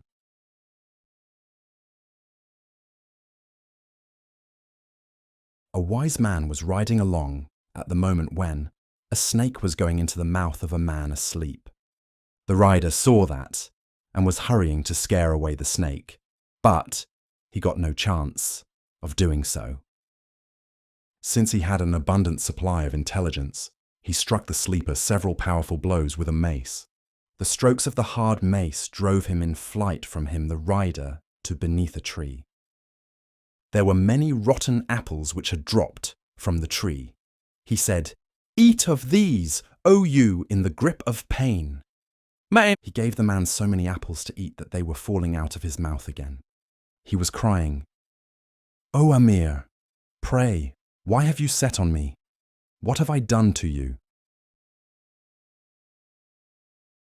If you have an inveterate and mortal feud with me, strike with your sword and shed my blood at once. Ill-omened was the hour I came into your sight. Oh, happy he that never saw your face. Without guilt, without sin, without having done anything great or small. Even the heretics hold not such oppression allowable. Blood gushes from my mouth together with my words. O God, I beseech thee, give him the retribution which he deserves. Every instant he was uttering a new curse, while he, the rider, kept beating him and saying, "Run in this plain." Blows of the mace, and the rider, swift as the wind. He, therefore, went on running, and, now and again, falling on his face. He was full fed and sleepy and fatigued. His feet and face became covered with 100,000 wounds. Till nightfall, he, the rider, drove him to and fro, until vomiting caused by bile overtook him. All the things he had eaten, bad or good, came up from him. The snake shot forth from him, along with what he had eaten. When he saw the snake outside of him, he fell on his knees before that beneficent man. As soon as he saw the horror of that black, ugly big snake, those griefs departed from him. "Truly," said he, "you are the Gabriel of divine mercy, or you are God, for you are the Lord of bounty. O blessed is the hour that you saw me. I was dead, you have given me new life. You were seeking me like mothers in search of their children. I was fleeing from you like asses. The ass flees from his master because of asininity. His owner runs after him because of good nature. He seeks him, not on account of profit or loss, but in order that a wolf or other wild beast may not tear him. Oh, happy he that espies your face or suddenly lights upon your abode. O you whom the pure spirit hath praised, how many foolish and idle words have I spoken to you? O Lord and Emperor and Amir, I spoke not, my folly spoke. Do not punish that offence. If I had known a tittle of this matter, how could I have spoken foolish words? I should have spoken much praise of you, O man of good qualities, if you had given me a single hint as to the actual case. But you, keeping silence, showed perturbation and silently continued to beat me on the head. My head became dizzy. The wits flew out of my head, especially as this head has but little brain. Pardon, O man of goodly countenance and goodly behaviour, let pass that which I said in frenzy. He answered, if I had uttered a hint of it, your gall would instantly have turned to water.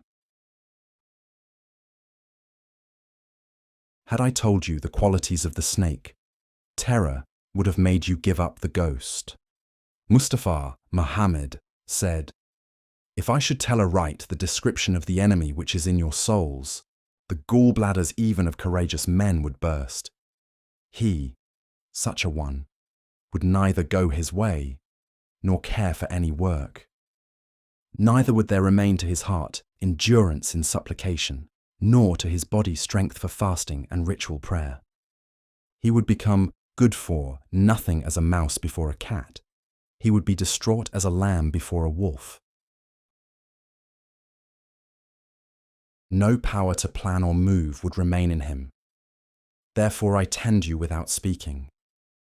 I am mute, like Bu Bakri Rababi, I handle the iron like David, so that by my hand the seemingly impossible is brought to pass, and wings are restored to the bird whose plumes were torn away. Since there is, the text, the hand of God is above their hands, the one, God, has declared our hand to be his hand. Therefore, mine is surely a long hand that has passed beyond the seventh heaven. My hand showed its cunning upon the sky. O teacher of the Quran, recite the moon hath been cleft asunder. This characteristic, moreover, is on account of the weakness of men's understandings. How is it possible to explain the divine omnipotence to the weak?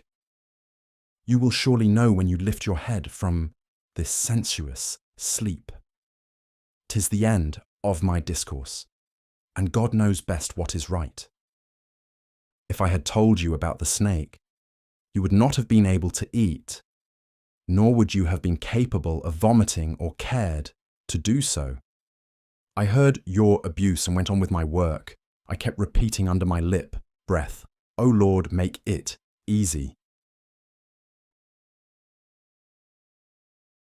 I had not permission to speak of the cause, and I had not power to abandon you. From the grief in my heart, I was saying continually, guide my people. Verily, they know not. The man that had been delivered from woe was falling on his knees and saying, O thou who art my bliss, O my fortune and treasure, thou wilt get rewards from God, O noble one. This weakling has not the power to thank thee. God will say thanks to thee, O leader. I have not the lips and the chin and the voice for that. Of this fashion is the enmity of the wise. Their poison is gladness to the soul.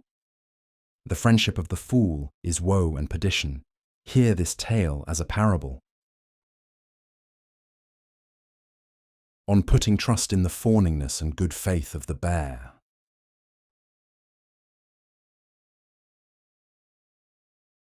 A dragon was pulling a bear into its jaws.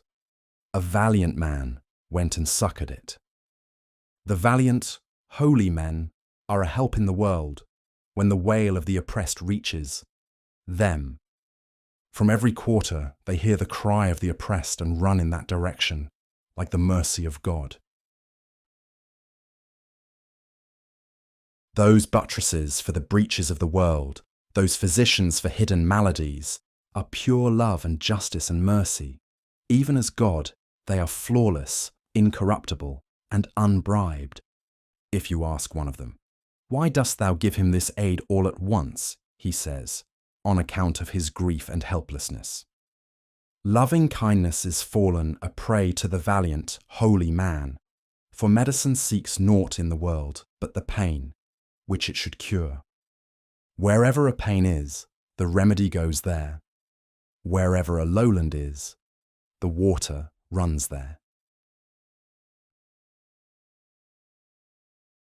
If thou want the water of mercy, go, become lowly, and then drink the wine of mercy and become drunken. Mercy upon mercy comes and rises like a flood up to the head. Do not thou come down to and dwell upon a single mercy, O son. Bring the sky under thy feet, O brave one. Hear from above the firmament the noise of the celestial music. Put out of thine ear the cotton of evil suggestion, that the cries from heaven may come into thine ear.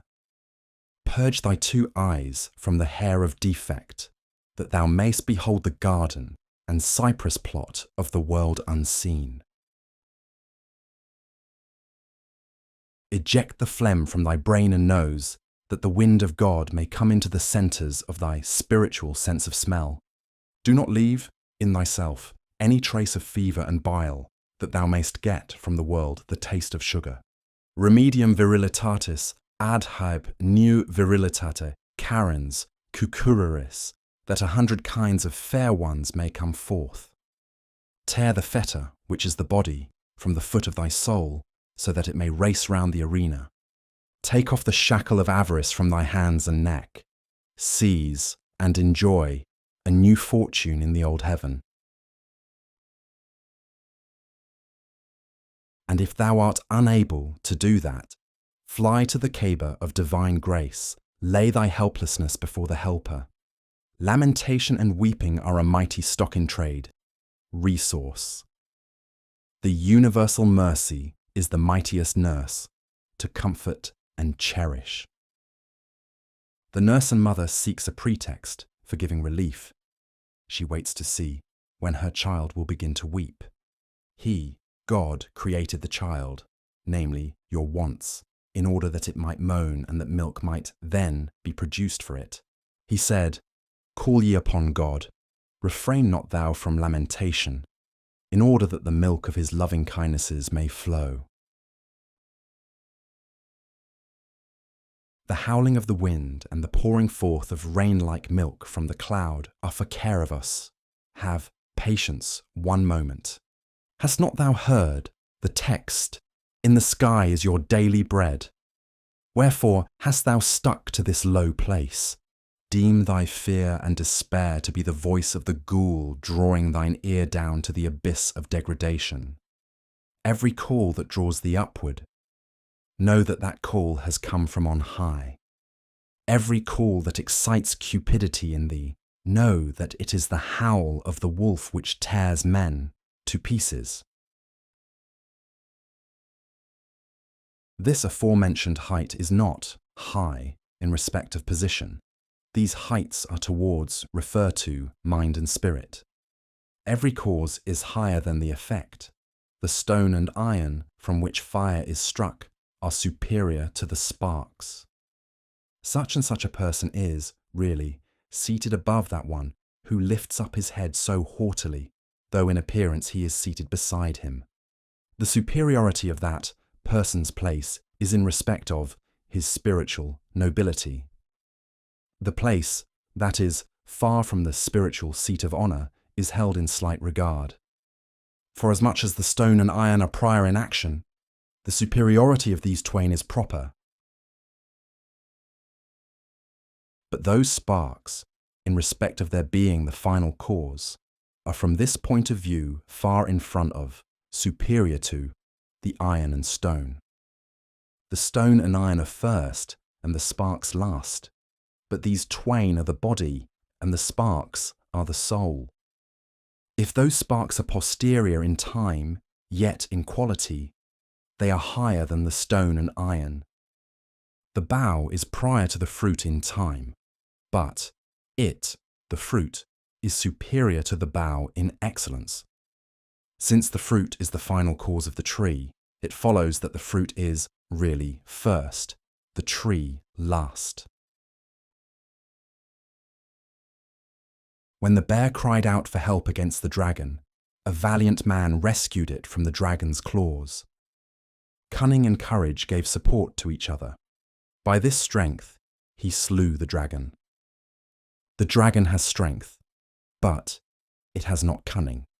Again, there is a cunning above your cunning.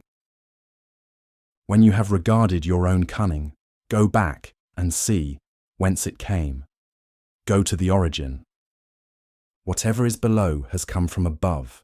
Come on, turn your eye towards the height. Looking aloft gives light, though at first it produces dazzlement as a trial. Accustom your eye to the light. If you are not a bat, look in that direction. Vision of the end is the sign of your having the light. The lust of the moment is in truth your dark grave. The man with vision of the end, who has seen 100 artifices, is not like him that has only heard of one artifice, and who has been so befooled by that one artifice that in his pride he has become alienated from the masters. Like Samari, when he has seen in himself that little skill, through pride he has rebelled against A. Moses. He has learned that skill from A. Moses, and then closed his eyes to his teacher. Moses, of course, exhibited another artifice, so that it swept away both that artifice, of Samiri and his life. Oh, many is the knowledge, talent, that runs in the head and urges that he, the owner, should become eminent. In truth, through that knowledge, his head goes, he loses his life. If you wish not your head to be lost, be lowly as a foot. Be under the protection of the Kutba, who is possessed of discernment. Though you be a king, deem not yourself above him. Though you be honey, gather naught but his sugar cane. Your thought is the outward form, and his thought is the soul. Your coin is false, and his coin is pure as the mine. You are really he. Seek yourself in his he, personality. Say coo, coo, become a dove, flying towards him. And if you are unwilling to serve the holy men of humankind, you are in the dragon's mouth, like the bear. It may be that a master will deliver you and pull you out of danger. As you have no strength, keep making a lamentation. Since you are blind, take care, do not turn your head away from him that sees the road. You are worse than the bear, for you are not wailing at the pain. The bear was freed from pain when it made an outcry. O God, make our stony hearts soft as wax. Make our wailing sweet to thee, and an object of thy mercy. How a sightless beggar said, I have two blindnesses.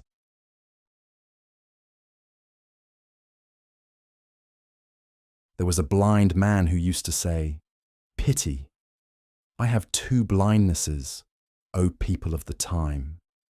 Therefore, hark ye, show unto me twice as much compassion, since I have two blindnesses, and I live between them.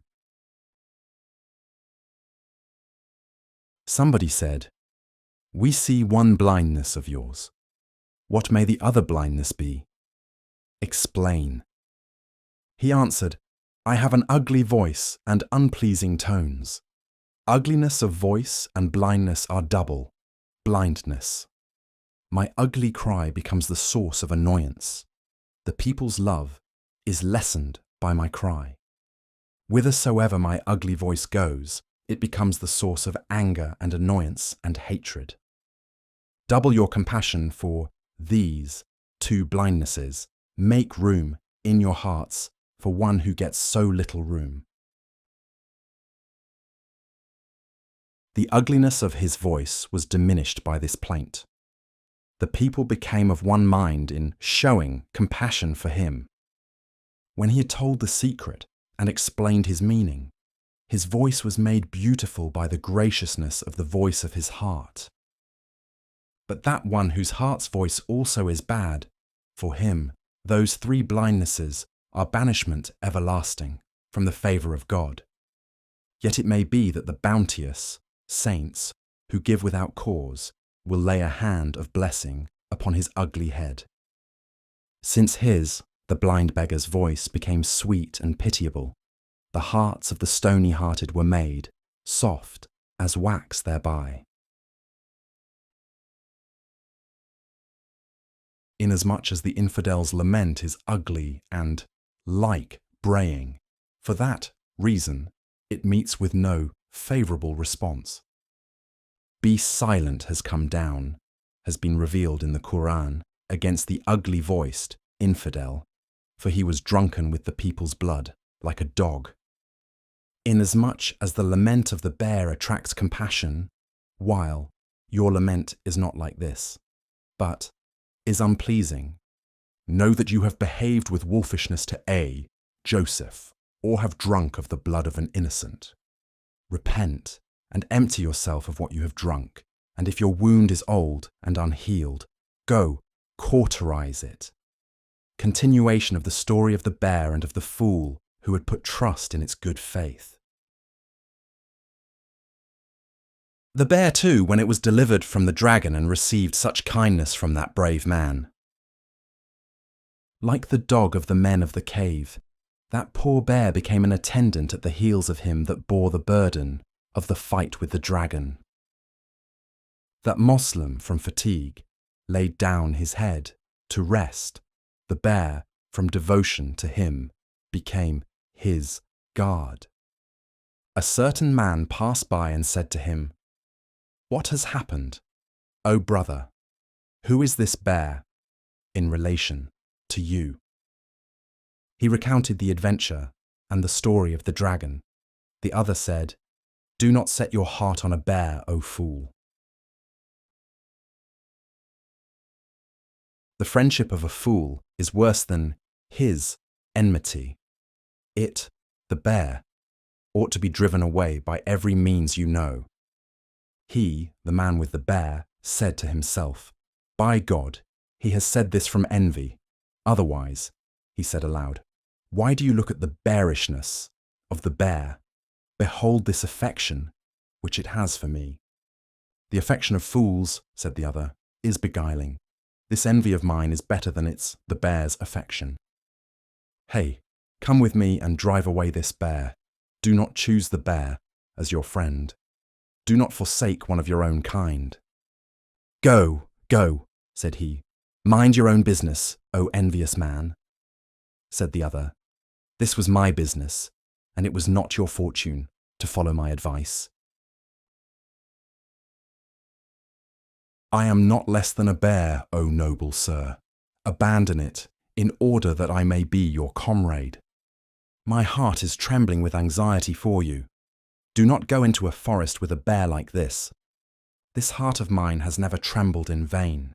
This is the light of God, not pretense or idle brag.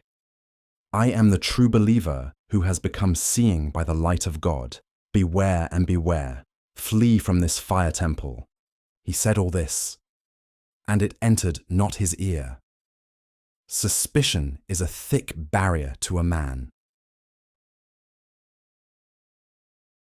He took his hand, and he, the man with the bear, withdrew his hand from him.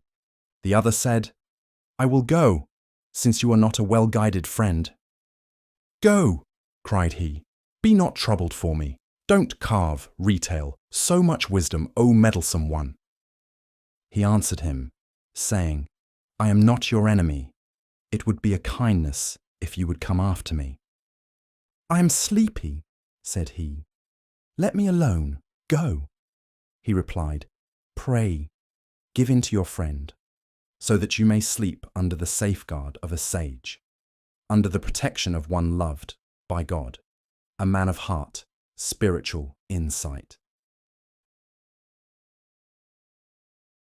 The man was thrown by the other's, earnestness into a groundless fancy.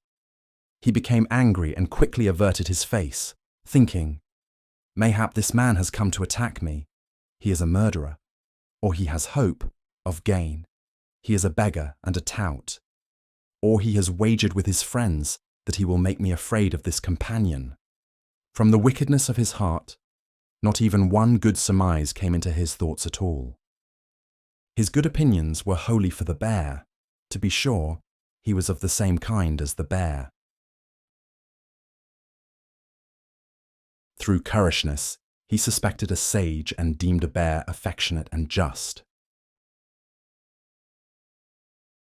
How Moses, on whom be peace, said to one who worshipped the golden calf, "Where is what has become of thy vain scepticism and precaution?"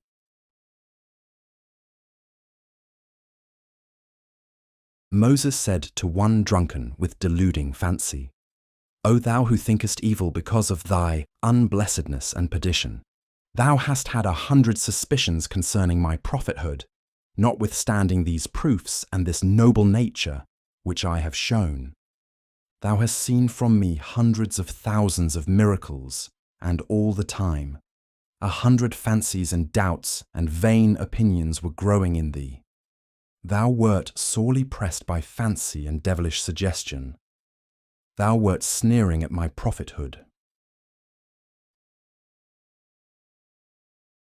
I raised up dust from the sea before your eyes, so that ye might be delivered from the wickedness of the people of Pharaoh. During 40 years the platter and tray of food came to you from heaven, and at my prayer the river ran from a rock. These miracles and 100 times as many, and all these diverse evidences did not make that vain imagination fade away from thee, O cold, hard-hearted man. Through sorcery a car flowed. Then thou didst fall to worship, saying, Thou art my God. Then those imaginations were swept away, as by a flood, and thy silly shrewdness went to sleep. How wert not thou suspicious in regard to him, Samiri? Why didst thou lay thy head on the ground like that, O ugly one? How did no idea come to thee of his imposition, and of the corruptness of his fool catching magic? Who, indeed, is a Samiri, O ye curse, that he should hew up a god in the world? How didst thou become of one mind with him, as to this imposture of his, and become devoid of all perplexities? Is a calf worthy to be deified on the strength of a vain boast, while there are 100 disputes as to the prophetic mission of one like me? Through asinine dullness, thou didst cast thyself down in worship before a calf. Thy understanding fell a prey to Samiri's magic. Thou didst steal thine eye away from the light of the glorious God. Here is plenteous folly for thee, and the essence of perdition. Fie upon such an understanding and faculty of choice as thou hast. 'Twere fitting to kill a mine of folly like thee. The golden calf uttered a cry. Prithee, what did it say, that all this desire for it blossomed in the fools? Ye have seen from me many a thing more wonderful than that, but how should every rascal accept God? What carries away worthless folk? Worthlessness. What pleases futile folk? Futility, because every kind is carried away, enraptured by its own kind. How should the ox turn its face towards the fierce lion? How should the wolf bear love for Joseph, unless perchance through cunning, in order to devour him? When it is delivered from wolfishness, it will become familiar with him. Like the dog of the cave, it will become one of the sons of Adam. When Abu Bakr smelt, made his first acquaintance with Mohammed, he said, This is not a face that lies. But since Bujal was not of those in sympathy with Mohammed, he saw 100 cleavings of the moon and believed not. The sorrowful lover of God, whose bowl has fallen from the roof, we would hide the truth from him, but it does not become hid, while he that is ignorant of God and a stranger to his sorrow, love, how often has it been shown, and he has not seen it? The mirror of the heart must be clear, in order that you may know therein the ugly form from the beautiful. How the madman sought to ingratiate himself with Jalinus, Galen, and how Jalinus was afraid.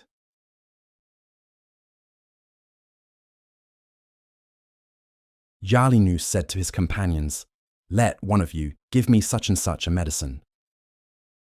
Then said that person to him, O master of many sciences, this medicine is sought as a cure for madness. Far be this from thy intellect. Say no more about it. He replied, A madman turned his face to me, looked pleasantly on my face for a while, made little eyes at me, and plucked my sleeve. Had there not been in me congeniality with him, how would that ill-favoured man have turned his face towards me? Had he not seen in me one of his own kind, how should he have approached? How should he have thrown himself upon, attached himself to, one of another kind? When two persons come into touch with each other, without any doubt, there is something in common between them. How should a bird fly except with its own kind? The society of the uncongenial is the grave and the tomb. The cause of a bird's flying and feeding with a bird that is not of its own kind.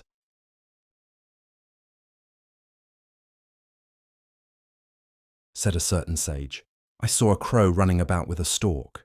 I marvelled long, and I investigated their case in order that I might find the clue as to what it was that they had in common.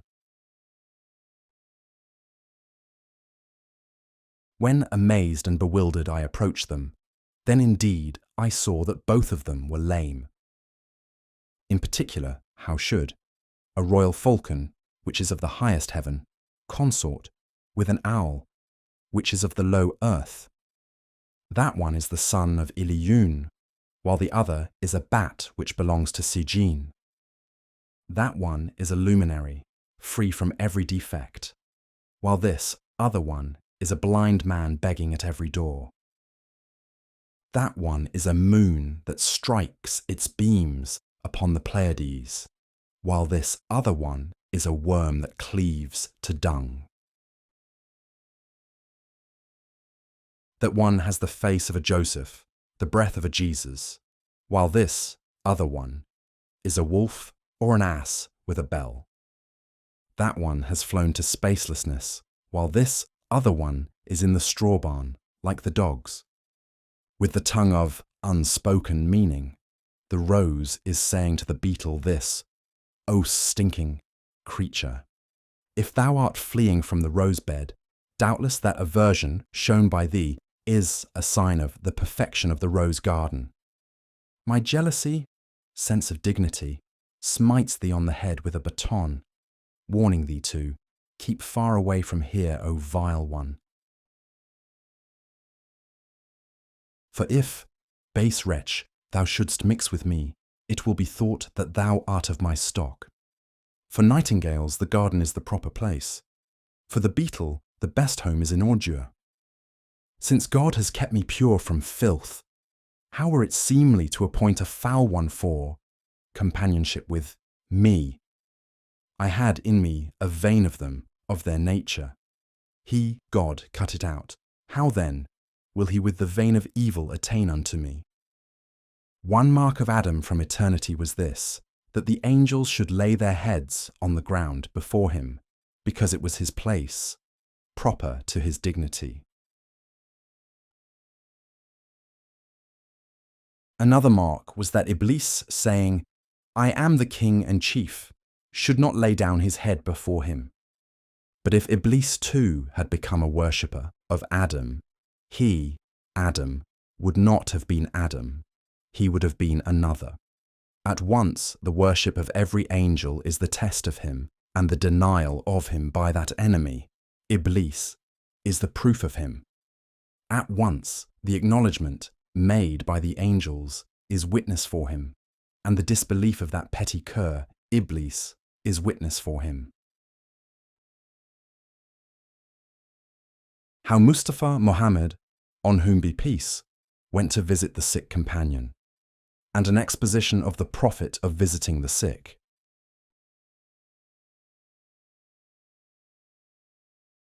A notable amongst the companions of Mohammed fell ill, and in that illness of his became thin as a thread. Mustafa went to visit him, since his nature was all kindness and generosity. There is profit in your visiting the sick. The profit thereof is returning to you again. The first profit is that the sick person may perchance be a khutbah and a glorious spiritual king. And if he be not a khutbah, he may be a friend of the Sufi way. If he be not the king, he may be the cavalier of the host.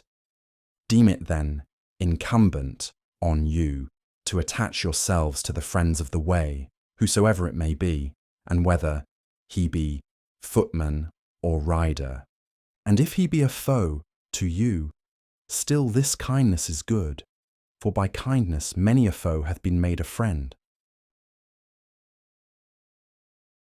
And though he do not become a friend, his enmity is lessened, because kindness becomes the balm for enmity.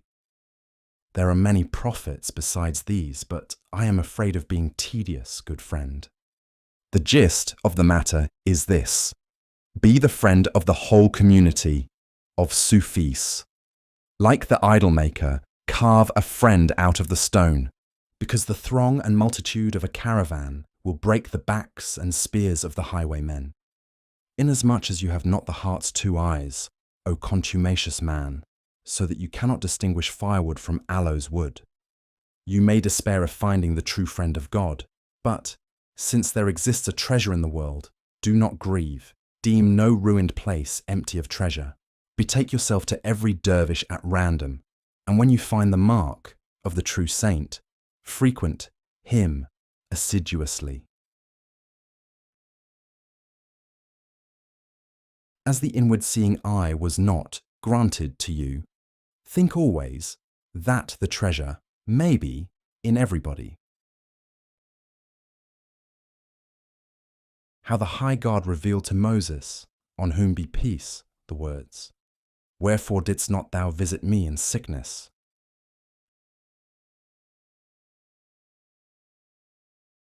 To Moses there came from God this reproach: O thou who hast seen the rising of the moon from thy bosom, thou whom I have illumined with the divine light, I am God, I fell sick, thou camest not.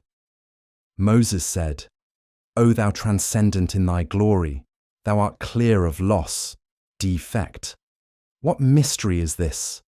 Explain this, O Lord. God said unto him again, Wherefore in my sickness didst not thou kindly ask after me? He answered, O Lord, thou hast no imperfection. My understanding is lost. Unfold the meaning of these words. God said, Yea, a favourite and chosen slave of mine fell sick. I am he. Consider well, his excusability, infirmity, is my excusability, his sickness is my sickness. Whoever wishes to sit with God, let him sit in the presence of the saints. If you are broken off, divided from the presence of the saints, you are in perdition, because you are a part without the whole.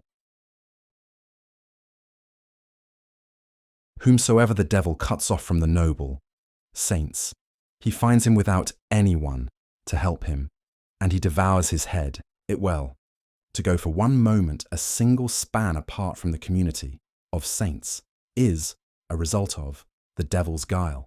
Hearken and know.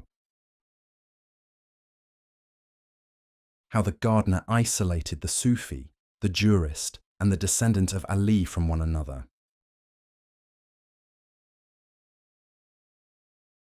A gardener, when he looked into the orchard, saw 3 men in his orchard, as though they were thieves, a jurist and a sharif and a Sufi, each one an impudent, knavish and perfidious rogue. He said, I have 100 arguments against these fellows, but they are united, and a united party is a source of strength.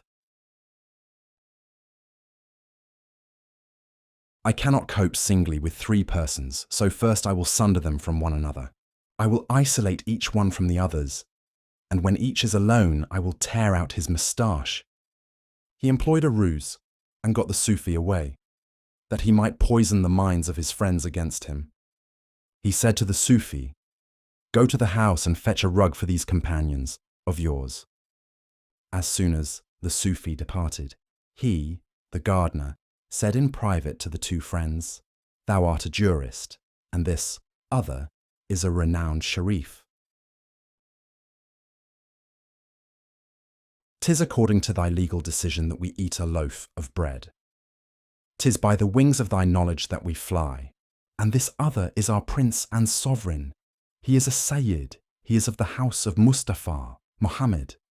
Who is this gluttonous vile Sufi that he should associate with kings like you? When he comes back, drive him away and take possession of my orchard and field for a week. What is it to offer you, my orchard? My life is yours, O ye who have always been as dear to me as my right eye. He made evil suggestions and beguiled them. One must not patiently suffer the loss of friends. When they had turned the Sufi away, and he was gone, the enemy went after him with a stout cudgel.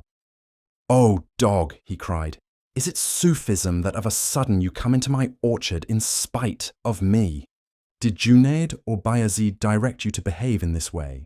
From what sheikh and pir did this instruction reach you? He beat the Sufi when he found him alone. He half killed him and cracked his head. Said the Sufi, "Mine is over, but O comrades, take good care of yourselves. Ye regarded me as an alien. Look out, I am not more alien than this scoundrel. That cup which I have drunk must be drunk by you, and such a draught as this is the due of every cad.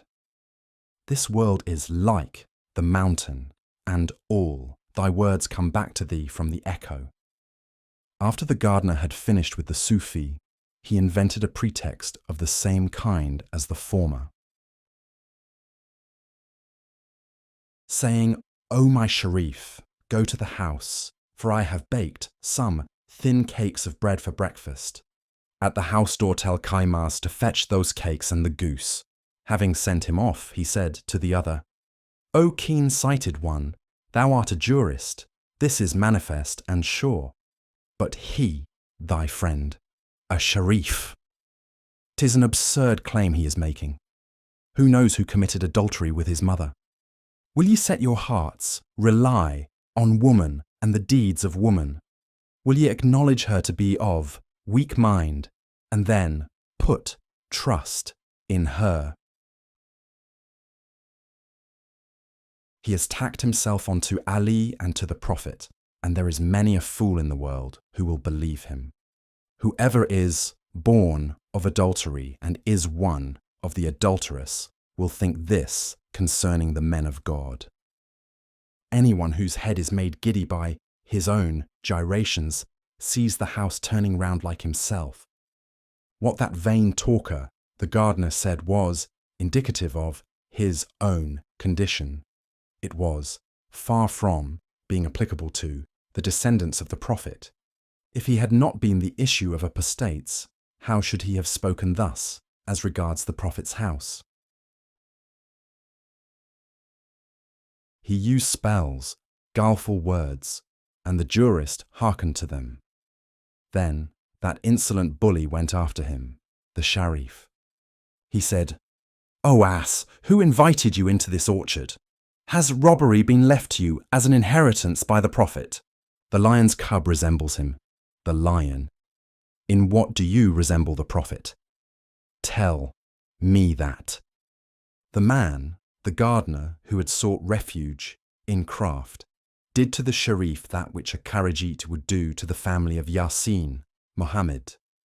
I marvel what hatred devils and ghouls like Yazid and Shimmer always have towards the Prophet's family. The Sharif was devastated by the blows of that ruffian. He said to the jurist, "I have jumped out of the water. Do thou stand fast now that thou art left alone and deprived of our support. Be as a drum, suffer blows on the belly. If I am not a Sharif and worthy of thee, and a true bosom friend, at any rate, I am no worse for thee than such a ruffian as this." He, the gardener, finished with him, the Sharif, and came up saying, "O jurist, what sort of jurist are you, O you disgrace to every fool? Is it your legal opinion, O convicted thief, that you may come into my orchard without asking leave? Have you read such a license in the Wasit, or has this question been so decided in the Muhit?" "You are right," he replied. "Beat me. You have got the upper hand. This is the fit penalty for him that parts from friends." How a certain sheikh said to Bayazid, "I am the Kaaba. Perform a circumambulation round me."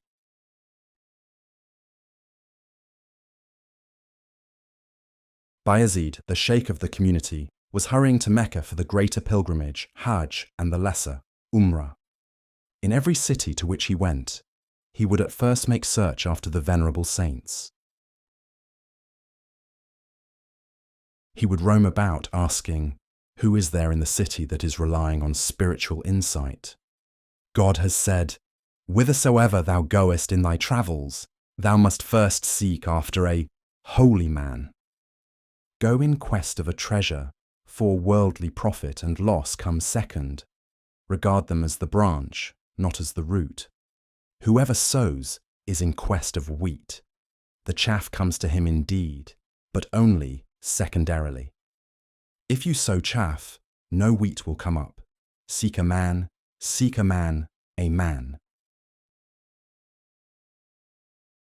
When it is the season of pilgrimage, go in quest of the Kaaba. When you have gone, with that purpose, Mecca also will be seen. In the Miraj, ascension of the Prophet, the quest was for vision of the Beloved. 'Twas but secondarily that the Empyrean and the angels were also shown. Story. A novice one day built a new house. The peer came and saw his house. The sheikh said to his new disciple, he put to the test him that had good thoughts. "Wherefore hast thou made a window, O comrade?" said he. "In order that light may come in by this way." He, the sheikh, said, "That is only the branch, secondary object. Thy want, desire, must be this, namely, that through this channel thou mayest hear the call to prayer." Bayezid, on his journey to the Kaaba, sought much to find someone that was the Khizr of his time. He espied an old man with a stature bent like the new moon. He saw in him the majesty and lofty speech of holy men. His eyes sightless, and his heart illumined as the sun, like an elephant dreaming of Hindustan. With closed eyes, asleep, he beholds 100 delights. When he opens his eyes, he sees not those delights. Oh, 'tis wonderful. Many a wonder is made manifest in sleep. In sleep, the heart becomes a window. One that is awake and dreams fair dreams, he is the knower of God. Smear your eyes with his dust. He, Bayezid, sat down before him and asked about his condition. He found him to be a dervish and also a family man. He, the old man, said, "Whither art thou bound, O Bayezid? To what place wouldst thou take the baggage of travel in a strange land?" Bayezid answered, "I start for the Kaaba at daybreak." "Eh," cried the other, "what hast thou as provisions for the road?" "I have 200 silver dirhams," said he. "Look, they are, tied fast in the corner of my cloak." He said, "Make a circuit round me 7 times, and reckon this to be better than the circumambulation of the Kaaba in the pilgrimage. And lay those dirhams before me, O generous one. Know that thou hast made the greater pilgrimage, and that thy desire has been achieved. That thou hast also performed the lesser pilgrimage and gained the life everlasting. That thou hast become pure, saf, and sped up the hill of purity, Safa. By the truth of the truth, God, whom thy soul hath seen, I swear that he hath chosen me above his house. Albeit the Kaaba is the house of his religious service, my form too, in which I was created, is the house of his inmost consciousness. Never since God made the Kaaba hath he gone into it, and none but the living God hath ever gone into this house of mine. When thou hast seen me, thou hast seen God. Thou hast circled round the Kaaba of sincerity. To serve me is to obey and glorify God. Beware thou think not that God is separate from me. Open thine eyes well and look on me, that thou mayest behold the light of God in man. Bayezid gave heed to those mystic sayings and put them in his ear as a golden ring. Through him, the old man, Bayezid came into an increase of spiritual endowment. The adept at last attained unto the end, how Dalkak excused himself to the Sayyid-i-Ajal, who asked him why he had married a harlot.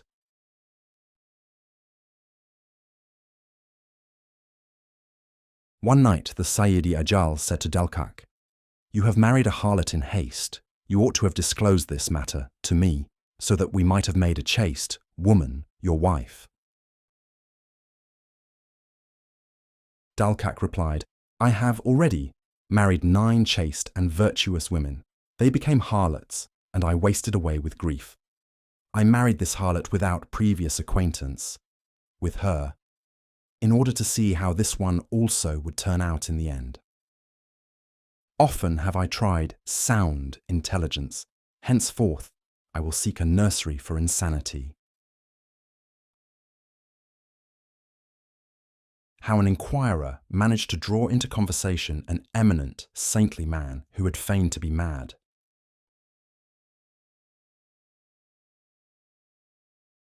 A certain man was saying, "I want someone of intelligence, that I may consult him about a difficulty." One said to him, "In our city there is nobody of intelligence except yonder man who appears to be mad.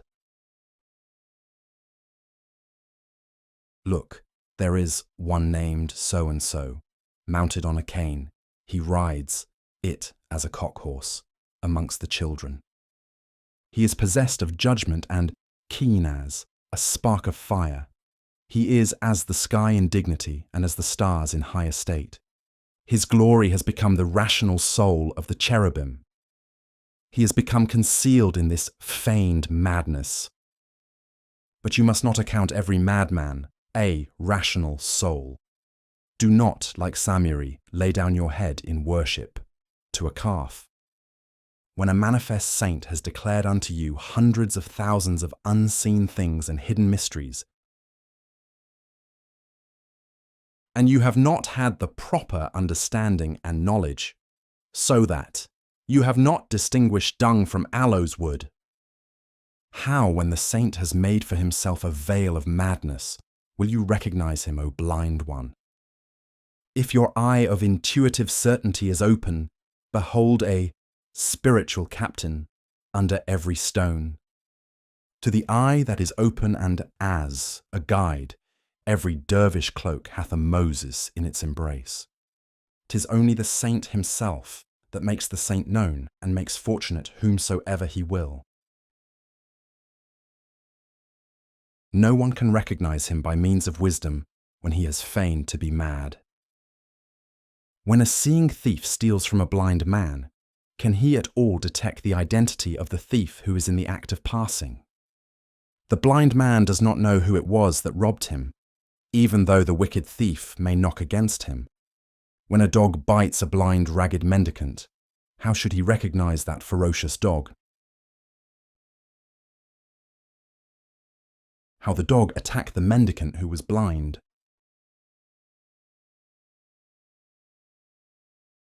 A dog was attacking, as though it were a warlike lion, a blind mendicant in a certain street. The dog rushes angrily at dervishes. The moon smears her eyes with dust of the feet of dervishes. The blind man was made helpless by the dog's barking and by his fear of the dog. The blind man began to pay honor to the dog, saying, "O prince of the chase and O lion of the hunt, thine is the upper hand. Refrain thy hand from me." For, moved by necessity, that renowned philosopher paid honor to one vile as the tail of an ass, and gave him the title of noble. He, the blind man too, of necessity, said, "O lion, what good will come to thee from such a meagre prey as I am? Thy friends are catching onagers in the desert. Thou art catching a blind man in the street. This is bad. Thy friends seek on ages by hunting them. Thou in mere malice seekest a blind man in the street. The knowing dog has made the onager his prey, while this worthless dog has attacked a blind man. When the dog has learned the knowledge imparted to him, he has escaped from error. He hunts lawful prey in the jungles. When the dog has become knowing, alim, he marches briskly. When the dog has become a knower of God, arif, he becomes as the men of the cave. The dog has come to know who is the master of the hunt. O God, what is that knowing light? If the blind man knows it not, 'tis not from his having no eye to see. Nay, 'tis because he is drunken with ignorance. Truly, the blind man is not more eyeless than the earth, and this earth, by the grace of God, has become a seer of God's enemies. It saw the light of Moses and showed kindness to Moses, but Karun it engulfed, for it knew Karun. It quaked for the destruction of every false pretender. It understood the words that came from God, O earth, swallow thy water.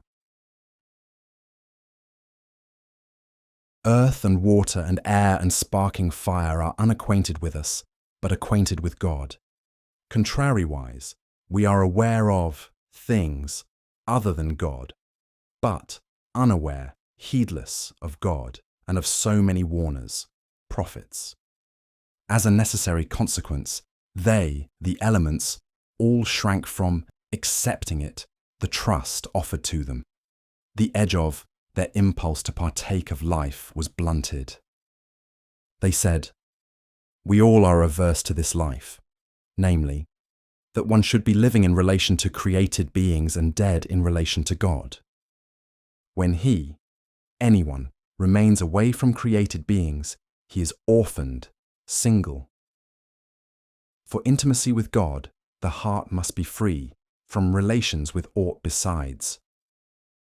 When a thief steals some article of property from a blind man, the blind man is blindly lamenting, until the thief say to him, 'Tis I that stole from thee, for I am an artful thief. How should the blind man know his thief, since he hath not the eye's light and that radiance of vision? When he, the thief, speaks and confesses, at once take tight hold of him, that he may tell the marks descriptive of the stolen goods. The greater jihad, holy war, then consists in squeezing him to the dregs, in order that he may tell what he has stolen and what he has carried off. First, he has stolen your eye salve. When you take it from him, you will regain your insight. The goods of wisdom, which have been lost by your heart, are certainly to be found with the man of heart, the saint. The blind of heart, notwithstanding his possession of life and hearing and sight, is never knowing the devilish thief by the traces which he leaves.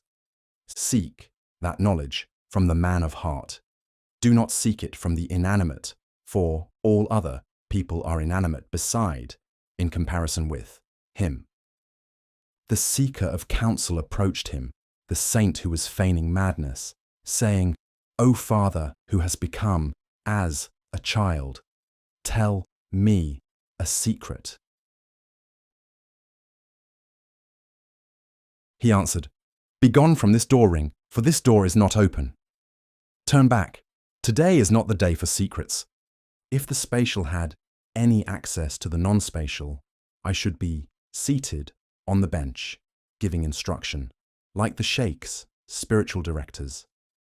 How the police inspector summoned the man who had fallen dead drunk on the ground to go to prison. The inspector came at midnight to a certain place. He saw a man lying at the bottom of a wall. He cried, Hey, you are drunk. Tell me, what have you been drinking? Said the man, I have drunk of this, which is in the jar. Pray, said he, explain what is in the jar. He replied, some of what I have drunk. But, said the inspector, this is hidden from sight.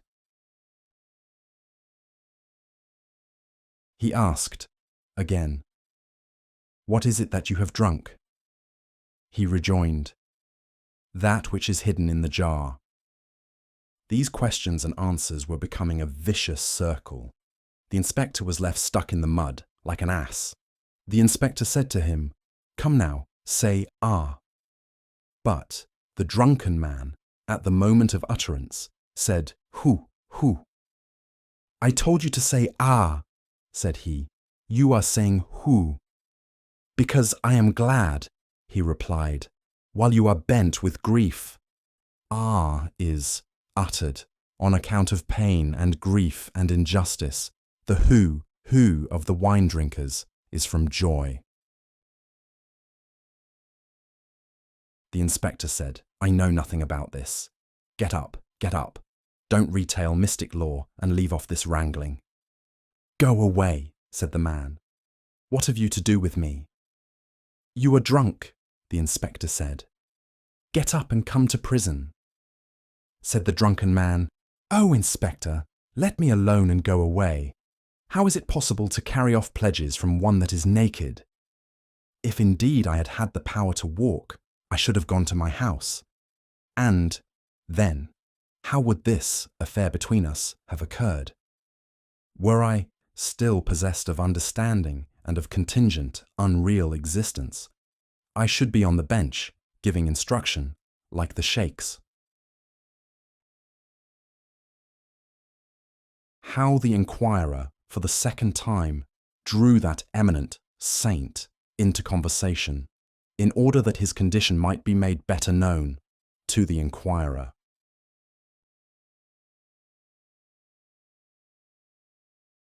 That seeker said, "O thou mounted on the cane, pray ride thy horse this way for one moment."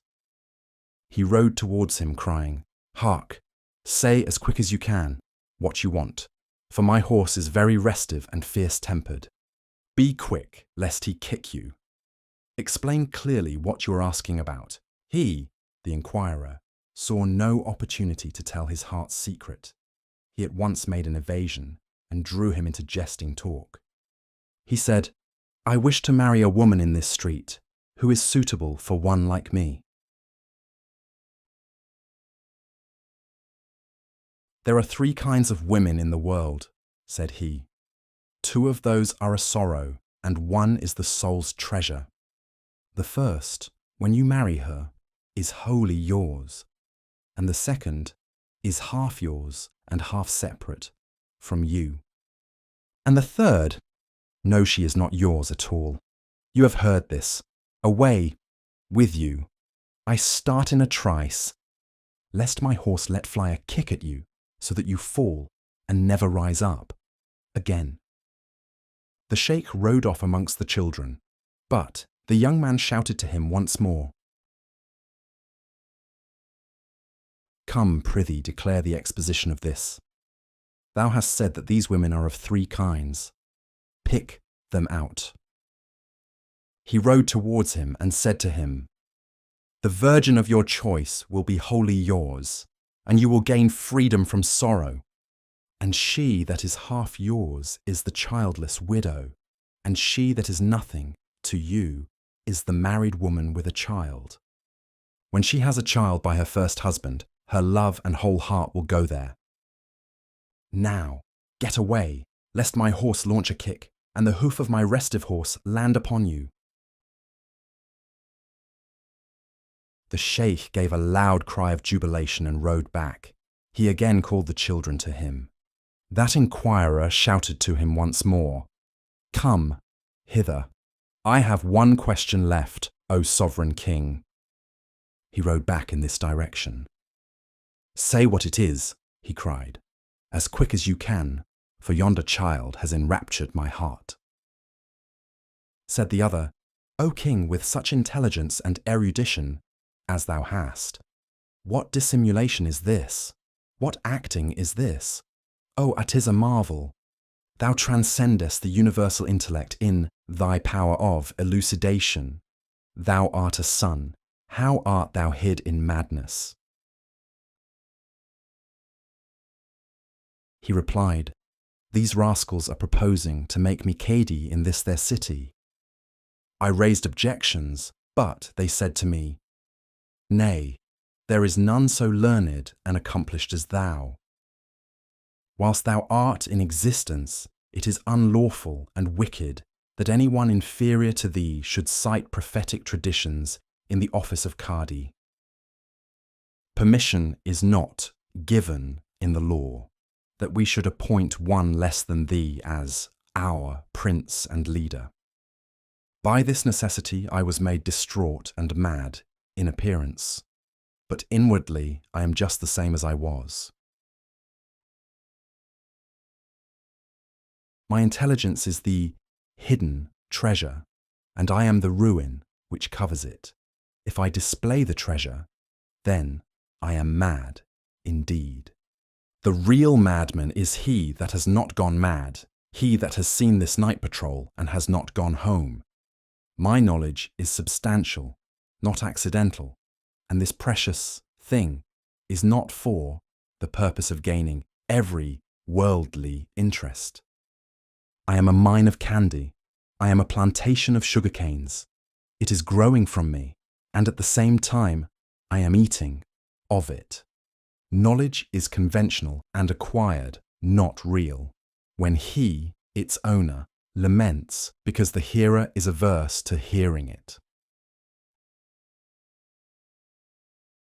Since it is learned as a bait for popularity, not for the sake of spiritual enlightenment, he, the seeker of religious knowledge, is just as bad as the seeker of vile worldly knowledge. For he is seeking knowledge on account of the vulgar and the noble, not in order that he may win release from this world. Like a mouse, he has burrowed in every direction, since the light drove him back from the door, the entrance to the hole, and said, "Away."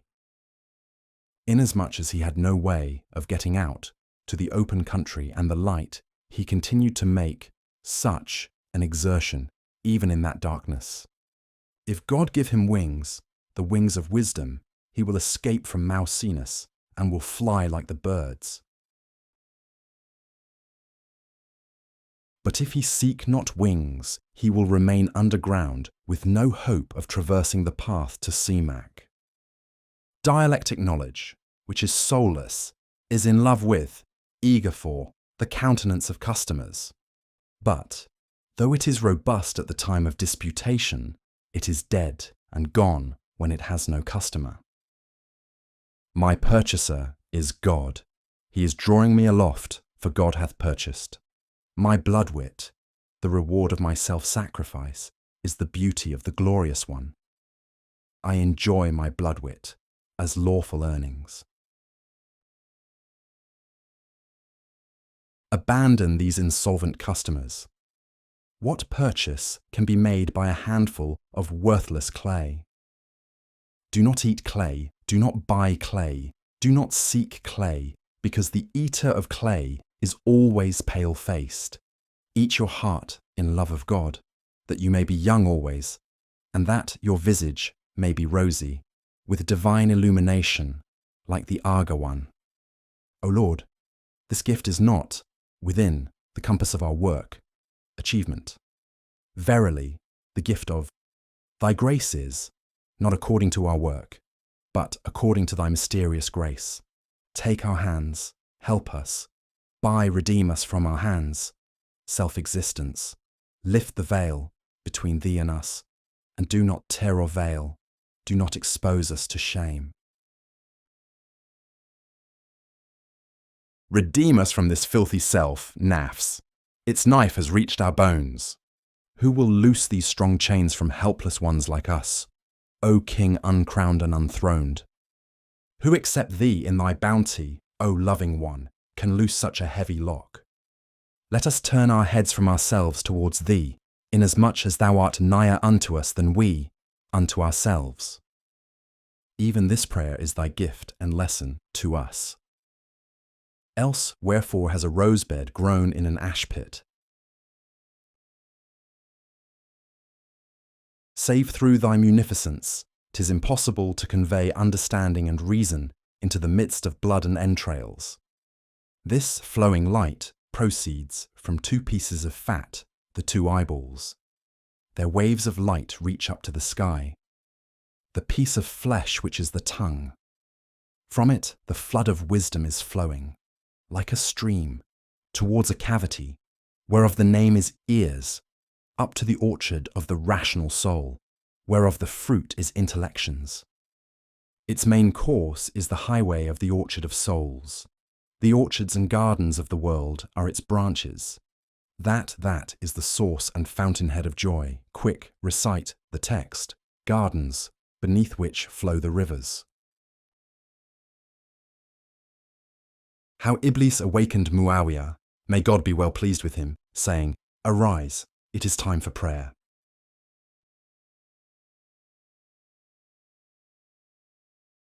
"'Tis related in tradition that Muawiyah was asleep in a nook of the palace. The palace door was fastened from the inside, for he was fatigued by people's visits. Suddenly he was awakened by a man, but when he opened his eyes, the man vanished. He said to himself, 'No one had entrance to the palace. Who is he that has shown such impudence and boldness?' Then he went round and searched in order to find the trace of that one who had become hidden from sight. Behind the door he espied a luckless man who was hiding his face in the door and the curtain. 'Hey!' he cried. 'Who are you? What is your name?' 'To speak plainly,' said he, 'my name is Iblis the Damned.' He, Muawiyah, asked, 'Why did you take pains to awaken me? Tell the truth, don't tell me what is reverse and contrary to the fact.' How Iblis gave Muawiyah, may God be well pleased with him, a fool, and practiced dissimulation and pretense, and how Muawiyah answered him.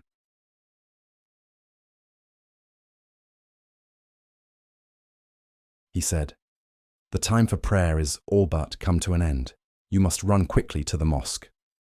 Mustafa Mohammed said, boring the pearl of the idea, 'Make haste to perform your devotions before the time is past.' He, Muawiyah, said, 'Nay, 'tis not thy purpose to be my guide unto any good.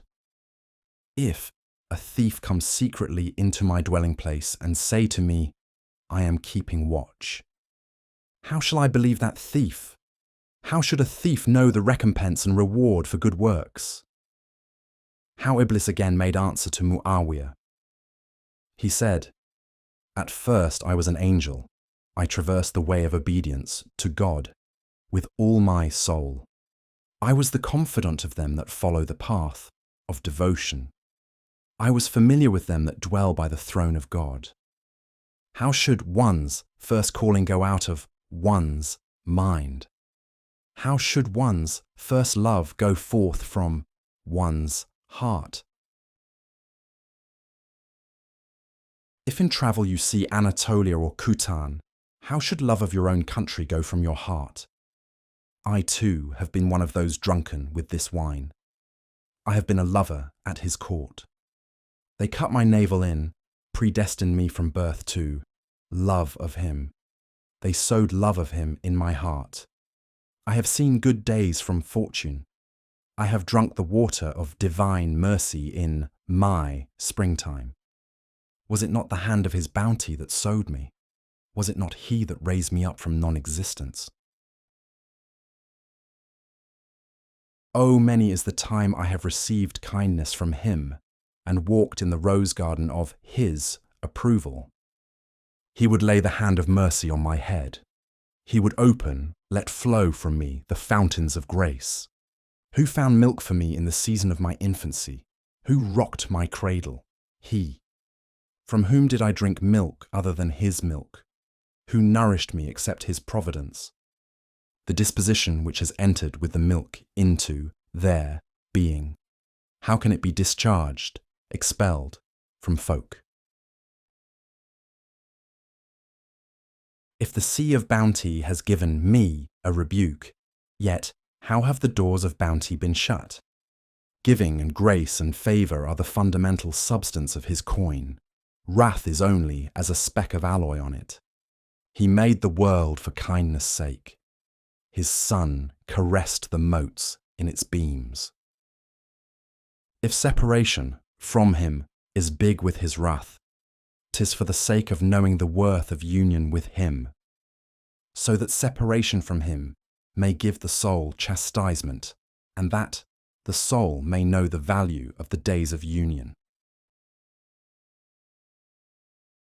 The prophet has declared that God said, "My purpose in creating was to do good. I created to the intent that they, my creatures, might draw some gain from me, and that they might smear their hands with my honey, not to the end that I might draw some gain from them, and that I might tear off a coat from one who is naked. During the short while since he drove me from his presence, mine eye hath remained fixed upon his beauteous face, and my thought has always been, such wrath from such a face, O wonderful! Whereas every one else has become occupied with considering the secondary cause, his wrath. I do not look at the cause, his wrath, which is temporal, inasmuch as the temporal only produces something temporal, like itself. I am regarding his eternally precedent mercy. Whatsoever is temporal, I rend in twain. Grant that my declining to worship Adam was from envy, yet that envy arises from love of God, not from denial of obedience to his command. 'Tis certain, all envy arises from love, for fear lest another become the companion of the beloved. Brooding jealousy is the necessary consequence of love, just as saying, "Live long" must follow the sneeze. Since there was no play but this on his board, and he said, "Play! What more can I do?" I played the one play, move, that there was, and cast myself into woe. Even in woe I am tasting his delights. I am mated by him, mated by him, mated by him. How shall anyone, O noble sir, in this world of 6 directions, deliver himself from the Shashtara, the place with 6 doors? How shall the part of the 6 escape from the whole of the 6, especially when the unconditioned sets it wrong? Whoever is in the 6 is in the fire. Only he that is the creator of the 6 will deliver him.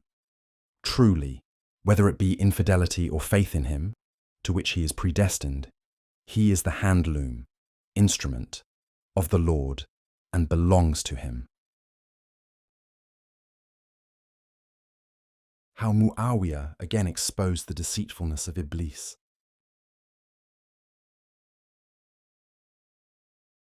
The Amir said to him, "These things are true, but your share in these things is wanting. You have waylaid hundreds of thousands like me. You have made a hole and have come into the treasure house. You are fire and naphtha. You burn. You cannot help it. Who is there whose raiment is not torn to pieces by your hand? Inasmuch as it is your nature, O fire, to be a cause of burning, there is no help but you must burn something. This is God's curse on you, that he makes you burn things and makes you the master of all thieves. You have spoken with God and heard him speak face to face. What should I be able to do before your deceit, O enemy? Your stock of knowledge is like the sound of the fowler's whistle. It is the cry of birds, but it is bird ensnaring. That whistle has waylaid myriads of birds, the bird, in each case, being duped by the fancy that a friend is come. When it hears in the air the sound of the whistle, it comes down from the air and is made captive here. Through your deceit, the people of Noah are in lamentation. They have hearts charred and bosoms torn to shreds. You gave Ad in this world to the wind of destruction. You cast them into torment and sorrows. Through you was the stoning of the people of Lot. Through you were they sunk in the black rainwater. Through you was the brain of Nimrod crumbled, O you that have raised thousands of turmoils. Through you, the intelligence of Pharaoh, the acute and sage, became blinded, so that he found no understanding. Through you also, Bu-Lahab became an unworthy one. Through you also, Bu-al-Hakam became Abu Jahl. O you that on this chessboard, for the sake of remembrance, have checkmated hundreds of thousands of masters. O you by whose difficult attacking moves our hearts have been burned, and your own heart has been blackened. You are the sea of cunning, and all the creatures are but a drop. You are like a mountain, and we, simple ones, are but a mote. Who shall escape from your cunning, O adversary? We are drowned in the flood, except them that are protected by God. By you many a fortunate star has been burned. By you many an army and host have been scattered. How Iblis again replied to Muawiyah. Iblis said to him, "Unravel this knot and apprehend the matter. I am the touchstone for the false coin and the true. God hath made me the test of lion and cur. God hath made me the test of genuine coin and counterfeit. When have I blackened the false coin's face? I am the money changer. I have only valued it. To the good I act as guide, the dry branches I rip off. I lay these different sorts of fodder before people. For what purpose? In order that it may be seen of what kind the animal is. When a wolf bears young to an antelope, and there is some doubt whether it, the young one, has the nature of wolf or antelope, drop you grass and bones in front of it and see to which side it quickly steps. If it comes towards the bones, it is canine, and if it craves the grass, it is assuredly of the antelope race. A wrath and a mercy were wedded to one another. From these twain was born the world of good and evil. Offer grass and bones, offer the food of the flesh and the food of the spirit. If he seek the food of the flesh, he is bobtailed, worthless. And if he desire the food of the spirit, he is a spiritual chief. If he serve the body, he is an ass. And if he go into the sea of the spirit, he will find pearls. Although these twain, good and evil, are different, yet these twain are engaged in one work. The prophets offer devotions, the enemies of God offer lusts. How should I make the good man bad? I am not God. I am only a prompter. I am not their creator. How should I make the fair foul? I am not the Lord. I am only a mirror for the foul and the fair. The Hindu burnt a mirror in vexation, saying, "This mirror causes a man to look black-faced. He hath made me an informer and truth-teller, that I may tell where the ugly one is and where the beautiful." I am a witness. How is prison the right place for a witness? I do not deserve to go to prison. God is the witness to my innocence. Wherever I see a fruitful sapling, I foster it diligently, like a nurse. Wherever I see a sour and dry tree, I cut it down, in order that the musk may be delivered separated from the dung. The dry tree says to the gardener, "O young man, why do you cut off my head without fault, on my part?" The gardener says, "Be silent, O evil-natured one. Is not thy dryness sin enough in thee?" The dry tree says, "I am straight, I am not crooked. Why are you huffing me, who am without guilt?" The gardener says, "Hadst thou been blessed, would that thou wert crooked, if only thou wert moist, full of sap. Thou wouldst have drawn into thyself the water of life. Thou wouldst have been steeped in the water of life. Thy seed and thy root were bad, and thou hast not been joined to a good tree. If the sour branch be joined to a sweet one, that sweetness will strike, impress itself on its nature. How Muawiyah dealt sternly with Iblis.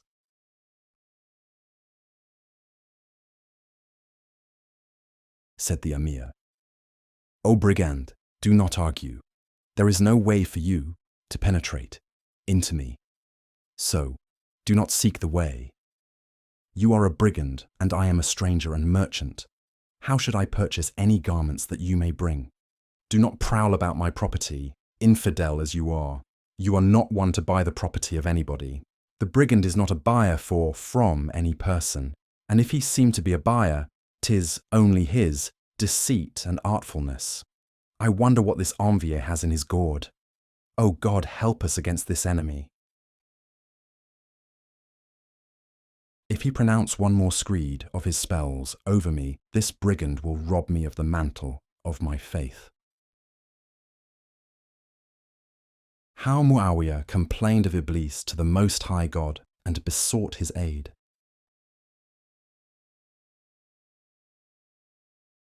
O God, this talk of his is like smoke. Take my hand and help me, or else my raiment is blackened. I cannot prevail in argument with Iblis, for he leads everyone, noble and base, alike, into temptation. Adam, who is the Lord of he taught, him the names, is powerless before the lightning-like onset of this cur. He cast him from paradise upon the face of the earth. He, Adam, fell from Simak into his net like a fish. Crying in lamentation, verily, we have wronged ourselves. There is no bound to his, Satan's, guile and imposture. In his every saying there is mischief. Myriads of enchantments are concealed in his mind. He unmans men in a moment. He kindles vain desire in man and woman. O Iblis, you that consume the people and seek to tempt them to their ruin, on what ground did you awaken me? Tell the truth. How Iblis once more exhibited his deceit.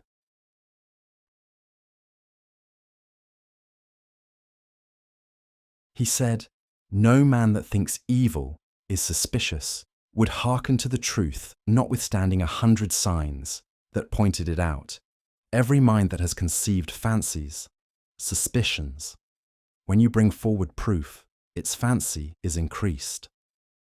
When sound and true words enter it, they become a disease. They are corrupted and falsified. The holy warrior's sword becomes a tool for the thief. Therefore the answer to him is silence and rest. To talk with a fool is madness. Why do you complain to God of me, O simpleton? Complain of the wickedness of that vile fleshly soul. You eat halwa, sweetmeat. Then boils break out in you, fever lays hold of you, your health is disordered. You curse Iblis, guiltless though he is. How do you not see that deception proceeds from yourself?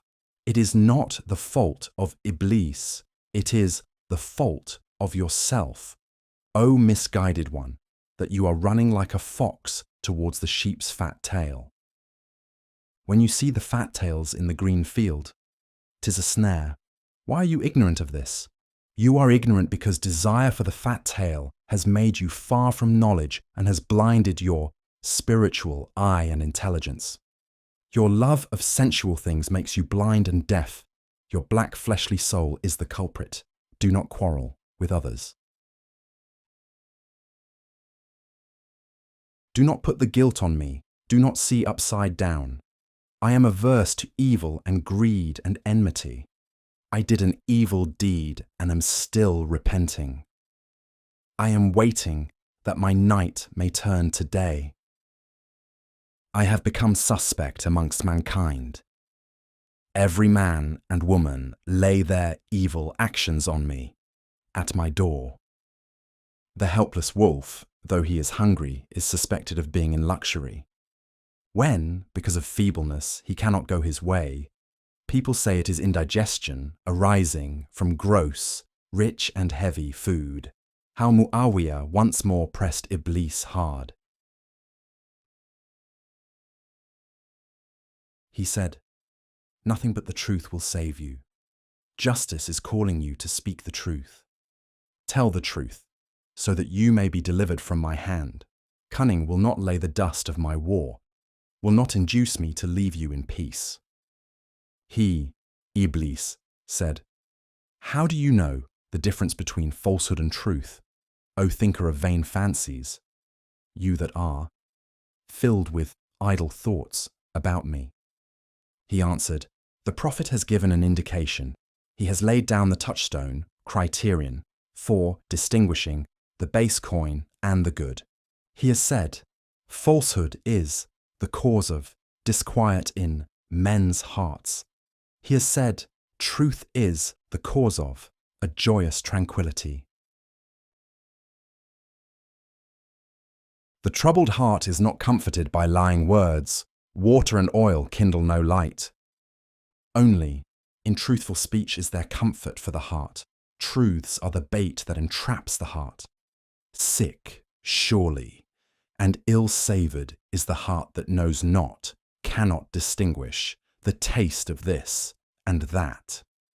When the heart becomes whole, is healed of pain and disease, it will recognize the flavour of falsehood and truth. When Adam's greed for the wheat waxed great, it robbed Adam's heart of health. Then he gave ear to your lies and enticements. He was befooled and drank the killing poison. At that moment he knew not scorpion, kajdum, from wheat, gandum. Discernment flies from one that is drunken with vain desire. The people are drunken with cupidity and desire. Hence they are accepting your cheatery. Whoever has rid his nature of vain desire has, thereby, made his spiritual eye familiar with the secret. How a Qadi complained of the calamity of holding the office of Qadi, and how his deputy answered him.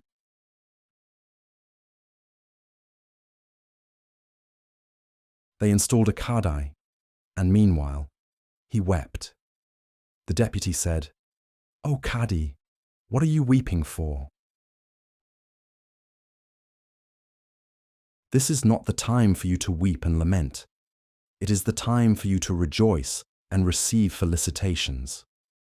"Ah," said he, "how shall a man without insight pronounce judgment? An ignorant man decide between two who know." Those two adversaries are acquainted with their own case. What should the poor Qadi know of those two tangles? He is ignorant and unaware of their real state. How should he proceed to give judgment concerning their lives and property? He, the deputy, said, "The litigants know the truth of their case, and nevertheless are unsound, prejudiced. You are ignorant of the facts, but you are the luminary of the whole body of Muslims. Because you have no prejudice to interfere with your discernment, and that freedom from prejudice is light to the eyes. While those two who know are blinded by their self-interest, prejudice has put their knowledge into the grave. Unprejudiceness makes ignorance wise.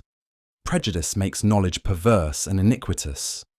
So long as you accept no bribe, you are seeing. When you act covetously, you are blind and enslaved. I have turned my nature away from vain desire. I have not eaten delicious morsels. My heart, which tastes and distinguishes, has become bright like a clear mirror. It really knows truth from falsehood. How Muawiyah, may God be well pleased with him, induced Iblis to confess.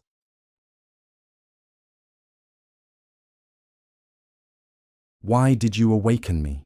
You are the enemy of wakefulness, O trickster. You are like poppy seeds. You put everyone to sleep. You are like wine. You take away understanding and knowledge. I have impaled you. Come, tell the truth. I know what is true. Do not seek evasions. I expect from every person only that of which by nature and disposition he is the owner. I do not look for any sugar from vinegar. I do not take the catamite for a soldier. I do not, like idolatrous infidels, seek, expect from an idol that it should be God, or even a sign from God. I do not seek the smell of musk from dung. I do not seek dry bricks in river water. From Satan, who is other than good, I do not look for this, that he should awaken me with good intent. How Iblis told truly his hidden thought to Muawiyah. May God be well pleased with him.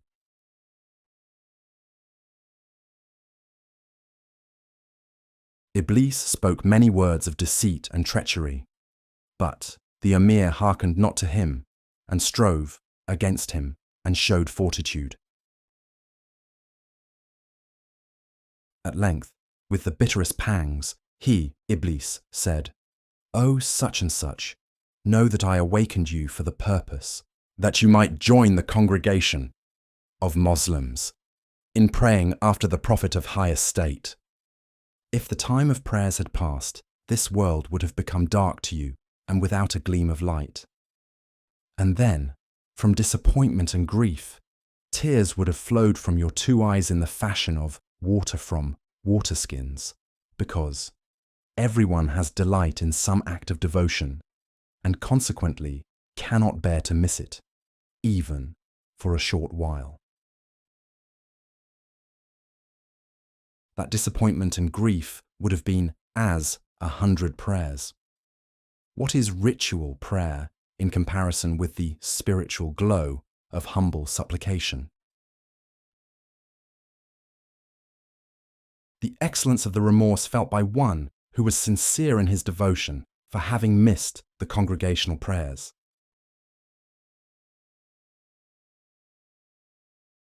A certain man was going into the mosque when the people were coming out of the mosque. He began to ask one of them, saying, "What ails the congregation that they are coming out of the mosque so soon?" That person said to him, "The Prophet has prayed with the congregation and finished his communion." "How art thou going in, O foolish man, when the Prophet has given the blessing?" He cried, "Ah!" and smoke issued from that burning sigh. His sigh was giving forth the smell of blood from his heart. One of the congregation said, "Give me this sigh, and my prayers are thine." He answered, "I give the sigh and accept the prayers." He, the other, took that sigh with 100 yearnings towards God. At night, whilst he was asleep, a voice said to him, "Thou hast bought the water of life and salvation. In honour of this choice and this appropriation, the prayers of all the people have been accepted." Conclusion of the confession made by Iblis to Muawiyah of his deceit.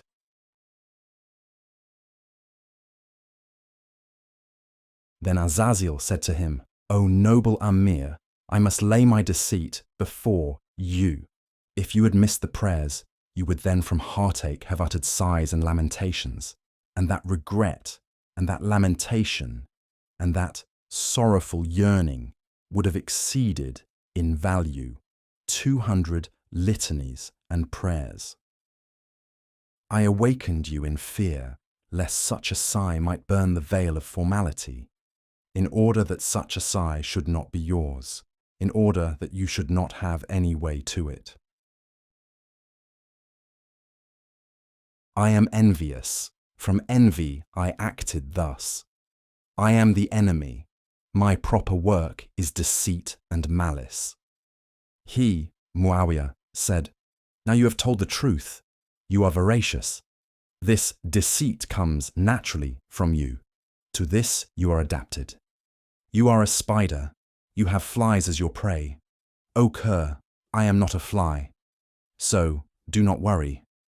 I am a white falcon. The king hunts me. How should a spider weave his web about me? Go now, continue to catch flies as far as you can. Invite the flies to partake of some buttermilk.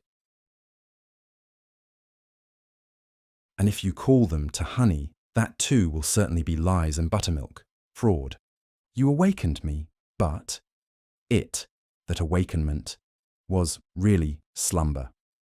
You showed me a ship, but that was really a whirlpool.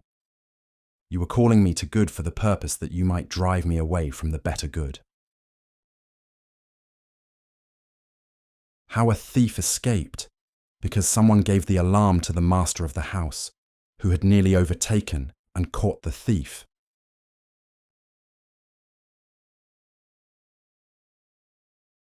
This behavior of Iblis is like that which is told in the following story, how a certain man saw a thief in the house and ran after him. He ran after him the length of 2 or 3 fields, till the fatigue threw him into a sweat. At the moment when, rushing on, he had come so near to him that he might spring upon him and seize him, the second thief cried out to him, "Come, that you may see these signs of calamity. Be quick and turn back, O man of prompt action, that you may see how very pitiable is the state of things here." He, the householder, said to himself, "Maybe a thief is yonder. If I do not return at once, this fate will befall me. He may lay hands upon my wife and child, and in that case, how would it profit me to bind this thief, whom I am pursuing?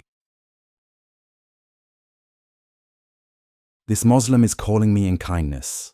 Unless I return quickly, evil will come to me." In confident hope of the compassion of that well-disposed friend, he left the thief and again set off in another direction. "O good friend," said he, "what is the matter? By whose hand violence is this lamentation and outcry of yours caused?" "Look here," said the other. "See the thief's footprints. The pimping thief has gone this way. Look at the cuckold thief's footprints. Follow him by means of these marks and traces." He answered, "O fool, what are you telling me? Why, I had as good as caught him, but at your cry I let the thief go. I deemed you, ass as you are, a reasonable man. What silly gabble and nonsense is this, O fellow? I had found the reality. What use to me is the clue?" He replied, "I am giving you a clue to the real thing. This is the clue. I am acquainted with the reality." He, the householder, said, "You are an artful knave, or else you are a fool. Nay, you are a thief and cognizant of this affair." I was on the point of dragging my adversary along, when you let him escape, saying to me, "Here are his traces." You speak of external relations, but I transcend all relations. In union with God, where are signs or evidences? The man that is debarred from the essence sees the divine action as proceeding from the attributes. He that has lost the essence is confined to the attributes. Inasmuch as those united with God are absorbed in the essence, O son, how should they look upon his attributes? When your head is at the bottom of the river, how will your eye fall on the colour of the water? And if you come back from the bottom to the colour of the water, then you have received a coarse woolen garment and given fine fur in exchange. The piety of the vulgar is sin in the elect. The unitive state of the vulgar is a veil in the elect. If the king make a vizier a police inspector, the king is his enemy, he is not his friend. Also, that vizier will have committed some offence. Necessarily change, for the worse, does not occur, without cause. He that has been a police inspector from the first, to him that office has been fortune and livelihood from the beginning. But he that was first the king's vizier, evil doing is the cause of making him a police inspector. When the king has called you from the threshold into his presence, and again has driven you back to the threshold, know for sure that you have committed a sin, and in folly have brought forward pleaded compulsion as the cause, saying, "This was my predestined portion and lot." But, then, why was that good luck in your hands yesterday? Through folly you yourself have cut off your lot. The worthy man augments his lot. The story of the hypocrites and their building the mosque of opposition. It is fit if you will hearken to another parable concerning perversity, taken from the narrative in the Quran. The hypocrites played against the Prophet just such a crooked game at odd and even as was played by Iblis against Muawiyah, saying, "Let us build a mosque for the glory of the Mohammedan religion." And that was, really, apostasy on their part. Such a crooked game were they playing. They built a mosque other than his mosque. They constructed well its floor and roof and dome, but they desired to disunite the Muslim community. They came to the Prophet with guileful entreaty. They knelt as camels before him, saying, "O Messenger of God, wilt thou for kindness' sake give thyself the trouble to walk to that mosque, to the end that it may be made blessed by thy approach, may thy days flourish until the resurrection. It is a mosque for muddy and cloudy days, a mosque for days of sore distress in times of poverty, that a poor stranger may get charity and room to shelter there, and that this house of service may be frequented,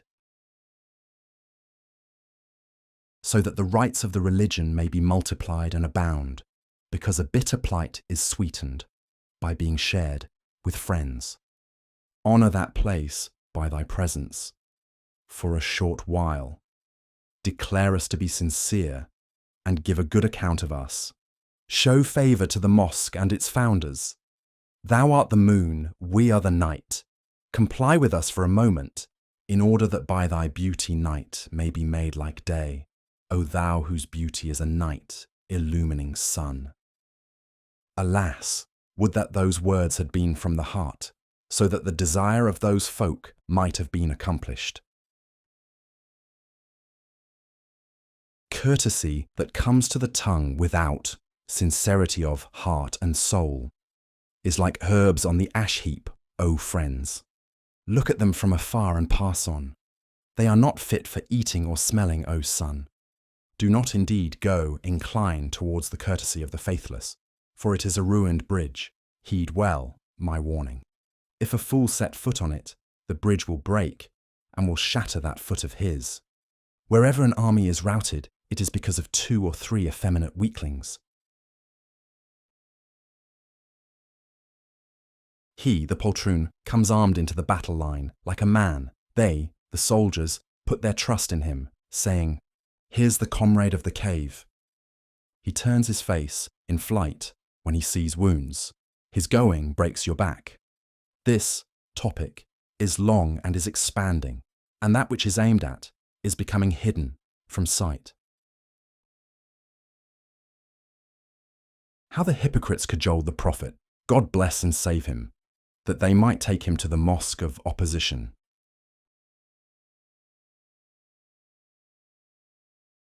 They chanted spells over, spoke deceitful words to the messenger of God. They were driving hard, the steed of cunning and craft. The kind and compassionate messenger proffered, in reply, nothing but smiles, nothing but yes. He expressed his thanks to that company, deputation. He gladdened the envoys in by assent. Their deceit was apparent to him, point by point, in the same way as hares in milk. That courteous one feigned not to see the hares. That polite one said bravo to the milk. Myriad hairs of deceit and fraud he beheld, and at that time he closed his eyes to it all. That ocean of bounty spoke truly when he said, I am kinder unto you than you yourselves are. I am seated at the edge of a fire with an exceedingly unpleasant blaze and flame. Ye are hastening towards it like moths, while both my hands have become moth flaps to beat you off. When the prophet had resolved to set out to the mosque, the jealousy of God cried, Do not hearken to the ghoul. For these wicked men have used deceit and cunning. What they have put forward is entirely the reverse of the truth. Their intent was nothing but to bring black shame upon thee. When have Christians or Jews sought the welfare of the true religion? They, the hypocrites, have built a mosque upon hell's bridge. They have played the game of trickery with God. Their aim is to cause disunion amongst the companions of the prophet. How should any vain fool understand the grace of God? They have built the mosque, in order that they may fetch hither a Jew from Syria, with whose preaching the Jews are intoxicated. The prophet said to the hypocrites, Yes, I will do as ye wish, but just now we are intending to march and starting on a campaign. As soon as I return from this expedition, I will then set out to that mosque at once. He thus put them off and hurried to the field of war. He played a game of trickery with the tricksters. When he came back from the campaign, they returned and sought the fulfillment of that past promise.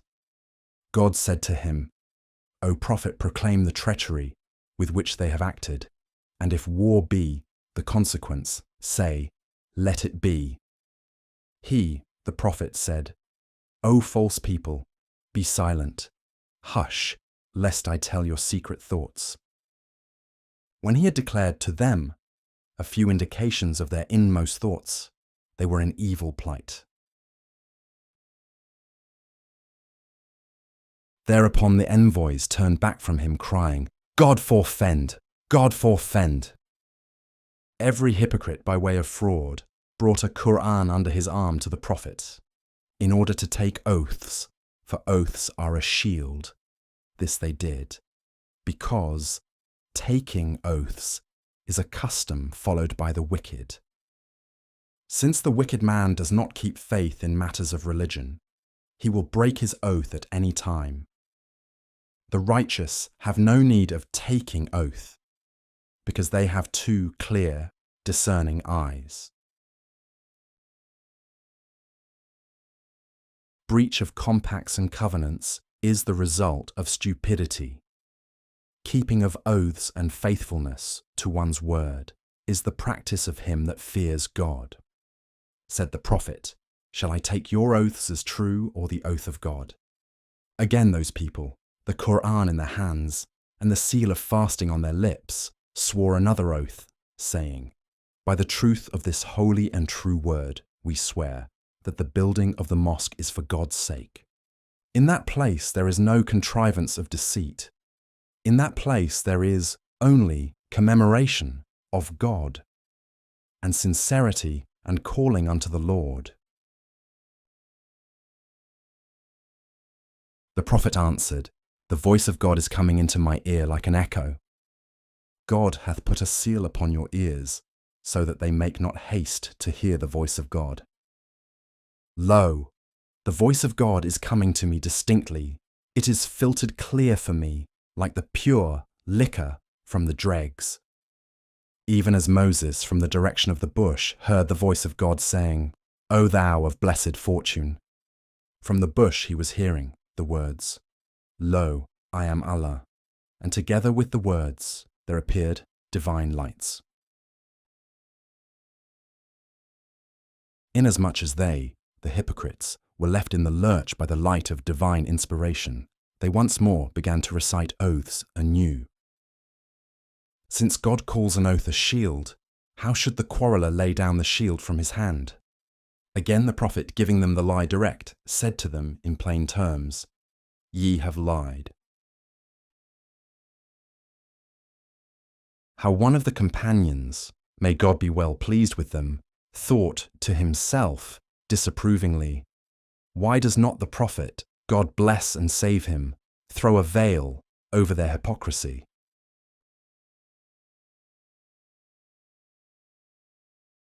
Their request was ignominiously refused, so that one of the prophet's companions conceived in his heart dislike of that recoilment, thinking, "Grey-haired and venerable old men like these, this prophet is putting them to shame." Where is generosity? Where cloaking of sins? Where modesty, respect for the feelings of others? The prophets cover up hundreds of thousands of faults. Quickly, again, in his heart, he asked pardon of God, lest he should be disgraced for objecting to the prophet's behavior. The turpitude of befriending the hypocrites made the true believer wicked and rebellious like them. Again, he was crying in supplication, "O thou who knowest the inmost consciousness, do not leave me persisting in unbelief. My heart is not in my control, as my eyesight is. Else I would at this moment burn my heart in anger." Whilst he was, in this thought, slumber seized him. To him, dreaming, their mosque seemed full of dung, a corrupted place, its stones steeped in filth. From the stones floated up black smoke. The smoke went into his throat and made it smart. Terrified by the bitter smoke, he sprang from sleep. Forthwith, he fell on his face and wept, saying, "O God, these things are the sign of their disbelief. Wrath against them is better, O God, than such forbearance as mine, which separates me from the light of faith." If you scrutinize the labor of them that follow falsehood, you will see that it is stinking, coat upon coat, like an onion. Every one of their efforts, more pithless than another, while, in the case of the sincere, every effort is more excellent than the other. Those folk, the hypocrites, tied 100 belts on their mantles in order to destroy the mosque of the people of Kuba. Even as the lords of the elephant who abode in Abyssinia made a Kaaba, but God set it afire. And then they, the Abyssinians, made an attempt on the Kaaba in revenge. Read from the word of God how they fared. The reprobates of the religion have indeed no equipment but cunning and deceit and contentiousness. Every companion saw plainly, in sleep, some vision of that mosque, so that the secret purpose of it became to them certain knowledge. If I should relate the visions one by one, then the purity of the companions would become certain to them that doubt. But I am afraid of revealing their mystery. They are the disdainful loved ones of God, and disdain beseems them. They have received the religious law directly from God, without mechanical imitation of others. They have taken that unadulterated coin without applying the touchstone. The wisdom of the Quran is like the true believer's stray camel. Everyone has certain intuitive knowledge of his own stray. Story of the person who was seeking after his stray camel and inquiring about it.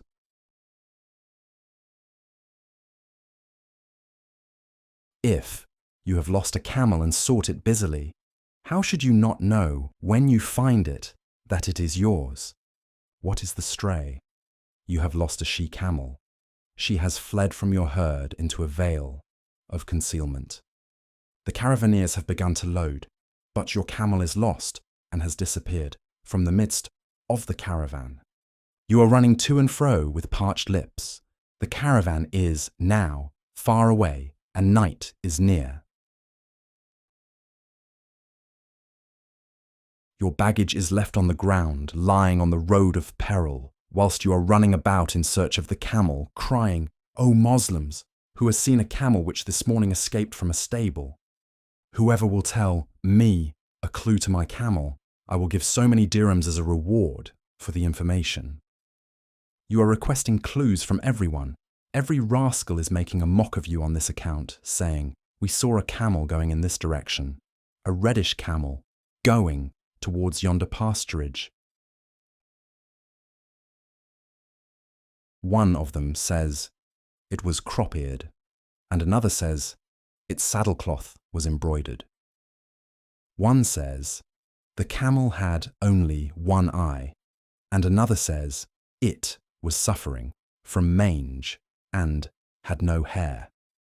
For the sake of the reward, every rascal, speaking at random, sets forth 100 clues. On being perplexed amidst discordant doctrines and finding a means of escape and deliverance.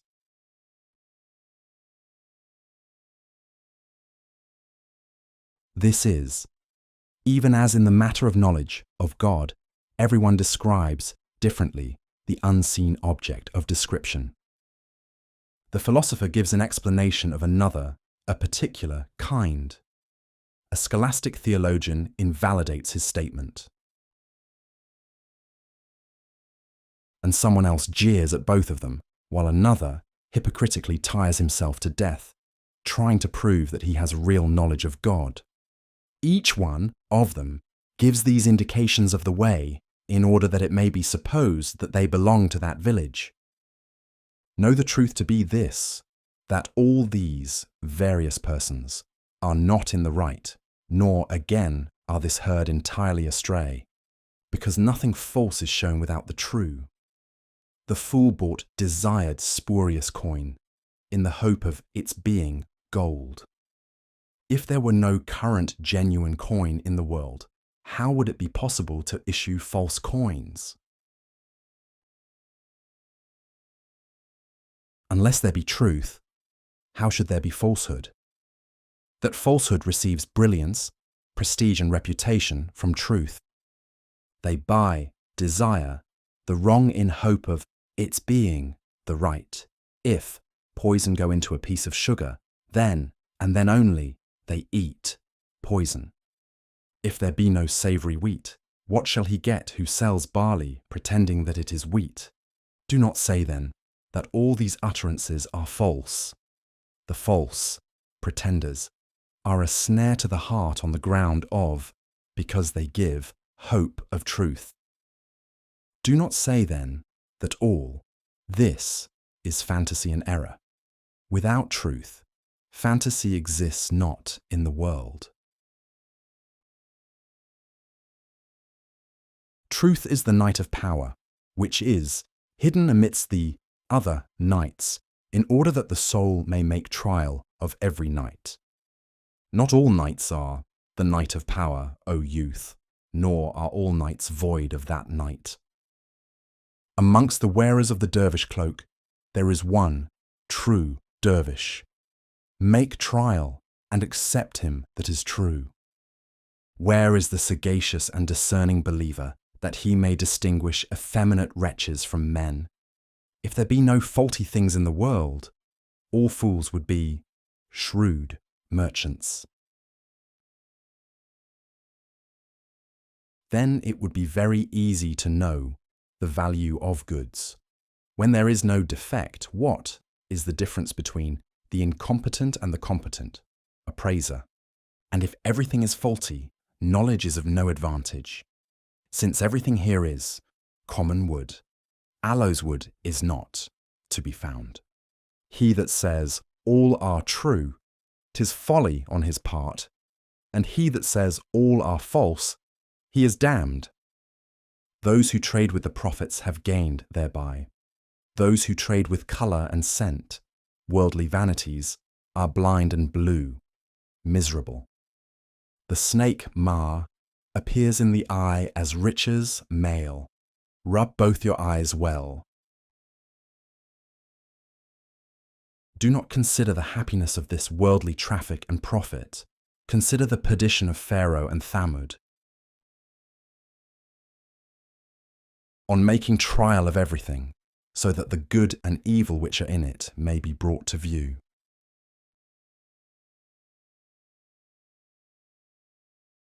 The sky which is beautiful and glorious, God saith, then turn thy gaze again towards it. As regards this roof of light, be not content with one look. Look many times. See, are there any flaws? Since he hath told you to look oft times at this goodly roof, as a man seeking faults, you may know then how much seeing and discerning the dark earth needs to gain approval. In order that we may strain the pure folk from the dregs, how much tribulation must our minds endure? The trials of winter and autumn, the heat of summer, spring like the spirit of life, winds and clouds and lightnings, all these are to the end, that such happenings may bring distinctions into view, to the end that dust-coloured, dusky earth may bring forth all that it holds in its bosom, whether ruby or stone. Whatsoever this dark earth has stolen from the treasury of God and the sea of bounty. Providence, the divine governor, says, tell the truth, declare what thou hast carried off, hair by hair. The thief, that is, the earth, says, nothing, nothing. The governor then puts it to the torture. Sometimes the governor speaks to it with kindness, sweet as sugar. Sometimes he hangs it up in the air and does his worst, in order that, between force and favour, those concealed things may be brought to sight through the fire of fear and hope. Spring is the kindness of the Almighty Governor, and autumn is God's intimidation and menace. And winter is the allegorical crucifixion, to the end that thou, O hidden thief, mayest be exposed. Then, again, he that wages the spiritual warfare has at one time joyous expansion of heart, at another time grievous oppression and pain and torment, because this water and clay, which is the stuff of our bodies, is the denier, enemy, and thief of the light of our souls. The high God lays upon our body, O man of fortitude, heat and cold and grief and pain, fear and hunger and impairment of wealth and body, all for the sake of the soul's coin being brought into sight and use. These threats and promises he hath sent forth on account of this good and evil which he hath mingled, inasmuch as truth and falsehood have been mingled, and the good and bad coin have been poured into the travelling bag. Therefore they need a picked touchstone, one that has undergone many tests in assaying realities, so that it may become a criterion for these impostures, so that it may be a standard for these acts of providence. Give him milk, O mother of Moses, and cast him into the water. Be not afraid of putting him to the trial. Whoever drank that milk on the day of Alas distinguishes the milk in this world, even as Moses distinguished and knew his mother's milk. If thou wishest fondly for thy child's discrimination and recognition, suckle him, now, O mother of Moses, that he may know the taste of his mother's milk, and that his head may not sink to desire and accept the milk of a bad nurse. Explaining the moral of the story of the person seeking the lost camel. You have lost a camel, O trusty friend, and everyone is giving you a clue to the camel. You know not where the camel is, but you know that these clues are wrong. And he that has not lost a camel, he, too, in contention, seeks a camel, just like him who has really lost it, saying, yes, I too have lost a camel. I have brought a reward for anyone who may find it. He says this, that he may take a partner's share with you in the camel. He plays this trick because of coveting the camel. If you say to anyone, that clue was false, he, the pretender, in imitation of you, says the same. He does not know wrong clues from right, but your words are a cue to that imitator. When they mention right and likely clues, then comes to you the certainty in which there is no doubt. That clue becomes balm to your sick soul. It brings colour to your face and health and strength to you. Your eye becomes bright, your foot nimble, your body becomes the vital soul, and your vital soul the rational spirit. Then you will say, "O trusted friend, you have spoken the truth. These clues are a clear deliverance, communication and message. Therein are manifest signs, sure informations, distinct evidences. This is a title deed and an ordainment of salvation." When he has given this clue, you will say, "Go before me." It is time for setting out on the enterprise. Be thou the leader. I will follow thee, O truth-teller. Thou hast got scent of my camel. Show me where it is. But to that person who is not the owner of a camel, and who is engaged in this quest of the camel for contention's sake, his certainty is not increased by this right clue, save through reflection from the true camel-seeker. From the latter's earnestness and ardour, he, the imitator, gets a scent, inkling, that these wild outcries of his are not mere babble. He, the imitator, had no just claim to this camel, but he too has lost a camel. Yes, he has. Desire for another's camel has become a veil to him, so that he has forgotten what he himself has lost.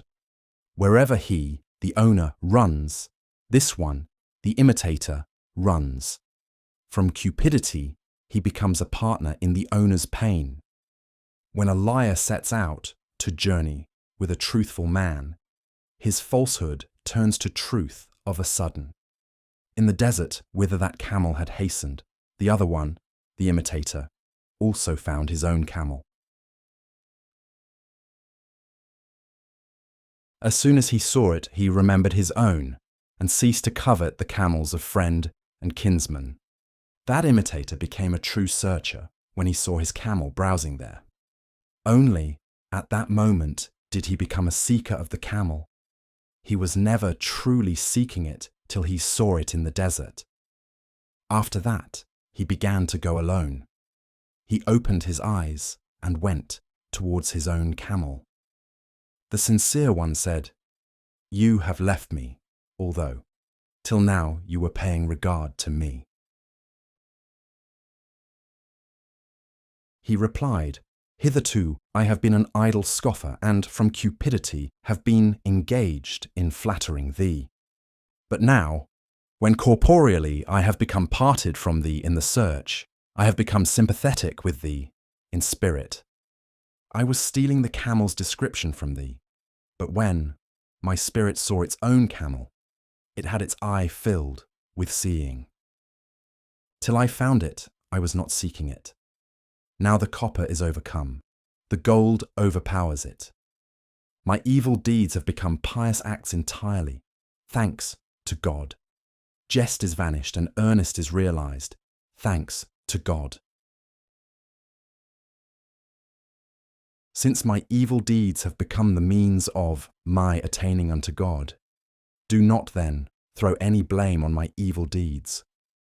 Thy sincerity had made a seeker.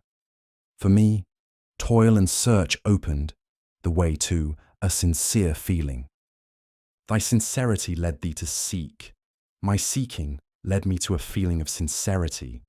I was sowing the seed of fortune in the earth, though I fancied it was labour without wages and hire. 'Twas not labour without hire, 'twas an excellent earning. For every grain that I sowed 100 grew. The thief went underhand, by stealth, to a certain house. When he entered, he saw that it was his own house. Be hot, O cold one, that heat may come. Put up with roughness, that ease may come. That, subject of my discourse, is not two camels, it is a single camel. Verbal expression is confined, the meaning to be expressed is very full. The expression always fails to reach the meaning, hence the prophet said, "Whoso knows God, his tongue falters." Speech is like an astrolabe in its reckoning. How much does it know of the sky and the sun? Especially of that sky whereof this heaven is, no more than a blade of straw. That sky of whose sun the terrestrial sun is, but a mote. Story of the Indian who quarrelled with his friend over a certain action and was not aware that he too was afflicted with, guilty of it.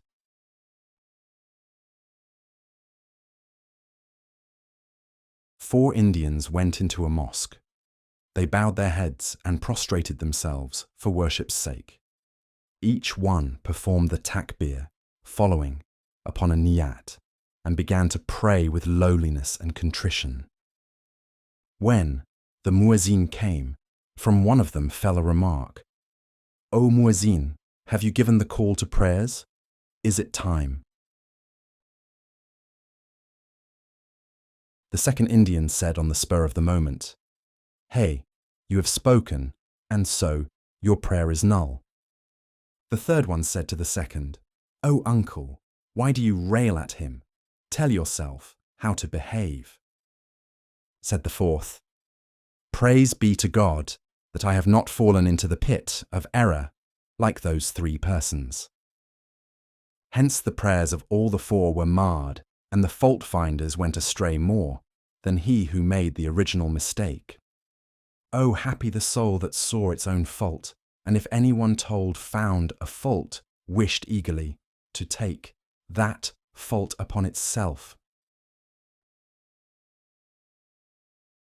Because half of him, every man, has always belonged to the realm of faults, and the other half of him to the realm of the unseen. Since you have 10 sores on your head, you must apply the plaster to yourself. Finding fault with the sore in yourself is the right remedy for him who is at fault. When he has become broken, contrite, it is then the proper occasion for, obeying the prophet's injunction, have pity. Even if you have not the same fault, be not secure. Maybe that fault will afterwards become notorious in you. You have not heard from God the comforting words, "Do not fear. Why then have you deemed yourself secure and happy?" For years Iblis lived in good renown. Afterwards he was disgraced. Mark what is the meaning of his name. His eminence was famed throughout the celestial world. Then his fame turned to infamy. Oh, alas for him! Do not seek fame till you are secure. Wash your face of fear, then show your face, until your own beard grows, my good man. Do not jeer at another whose chin is smooth. Consider this, that his, Satan's soul, was tried by the wrath of God, so that he is fallen in, sunk in perdition. And in his fall, he became a warning to you. You did not fall so that you should be a warning to him. He drank the poison, eat you his sugar.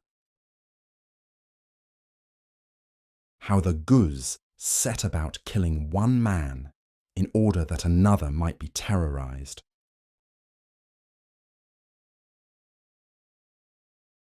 Those bloodshedding, murderous Guz Turkomans came and entered a village on a raid for plunder. They found 2 of the notables of that village and made ready in haste to put one of the 2 to death. They tied his hands in order to sacrifice, kill him.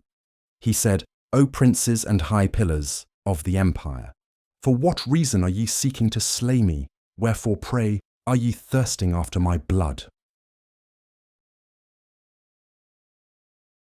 What is the wisdom? What is the object in killing me when I am so poor and bare-bodied?" He, one of the Ghuz, replied, "To strike awe into this friend of yours, so that he may be afraid and produce his gold." He, the man said, "Why, he is poorer than I." "He has done it, made himself out to be poor on purpose," replied the other. "He has gold." He, the man, said, "Since it is a matter of opinion, we are both the same. We are equally exposed to mere probability and doubt. Kill him first, O princes, in order that I may be afraid and point out the way to the gold." See then the loving kindnesses of God in that we have come into the world in the latter days at the very end. The last epoch is in front of the other epochs. In the traditions of the prophet is the saying, "We are the last in time, the foremost in excellence." In order that the destruction of the people of Noah and the people of Hud might display to our souls the proclaimer of divine mercy who calls us to repentance, he, God, slew them that we might fear him. And if indeed he had done contrariwise, alas for thee, explaining the state of those who are self-conceited and unthankful for the blessing of the existence of the prophets and saints. Peace be unto them.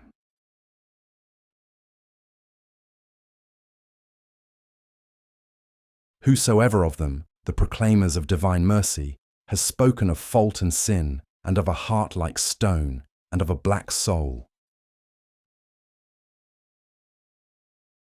and of holding light his commands, and of being free from care for his tomorrow, and of being, like women, enslaved to the fleshly soul by passion and by love of this vile world, and of fleeing from the pungent sayings of sincere counsellors, and of shrinking from the countenance of the righteous, and of estrangement from the spirit and spiritual folk, and of fraud and fox-like behaviour towards the spiritual kings, and of thinking the fully satisfied saints to be greedy beggars, and of secretly regarding them with enmity arising from envy. If he, such a saintly man as has been described, accept anything, you say he is a beggar, and if not, you say it is from hypocrisy and deceit and guile. If he mix in society, you say he is covetous, and if not, you say he is excessively given to pride. Or you hypocritically excuse yourself, saying, "I am held back by what I have to do in maintaining my wife and children. Neither have I leisure to scratch my head, nor have I leisure to cultivate religion. O so-and-so, remember me in thy benedictions, that in the end I may become one of the saints." These words he does not even speak from true passion and ardour. 'Tis as though a drowsy man muttered some idle talk and went to sleep again. He says, "I cannot help feeding my family. I strain every nerve to earn a lawful livelihood. How lawful, O thou that hast become one of the lost! I deem nothing lawful but to shed thy blood. He can do without God, but not without food. He can do without the religion, but not without the idols. O thou that canst not refrain thyself from this vile world, how canst thou refrain thyself from him who spread the earth as a carpet? O thou that canst not refrain thyself from delight and luxury, how canst thou refrain thyself from the bountiful God? O thou that canst not refrain thyself from aught pure or foul, how canst thou refrain thyself from him who created this? Where is one like the friend of God, who came forth from the cave of idolatry and said, "This is my Lord," as ye assert? Take heed. Where is the maker of all? One who shall say, "I will not look at the two worlds until I see to whom these two assembly places really belong. If I eat bread without the view of God's attributes, it will stick in my throat." How should a morsel digest without the sight of him, without the view of his roses and rose garden, save in hope of God, who but an ox or ass would for one moment drink from this pond? Who but he that was like the cattle, nay, more lost? Though, indeed, that stinkard is full of cunning. His cunning went headlong to ruin, and he went headlong. He passed a little while, and his day set. His brain became dull, his mind doting. His life is gone, and like the letter, Aleph he hath nothing. As for his saying, I am thinking about it, that too is only part of the deceit of the fleshly soul. And as for his saying, he, God, is forgiving and merciful, that is naught but a trick of the villainous flesh. O thou that art dead with anxiety because thy hands are empty of bread, what is this fear, since he is forgiving and merciful? How an old man complained of his ailments to a doctor, and how the doctor answered him.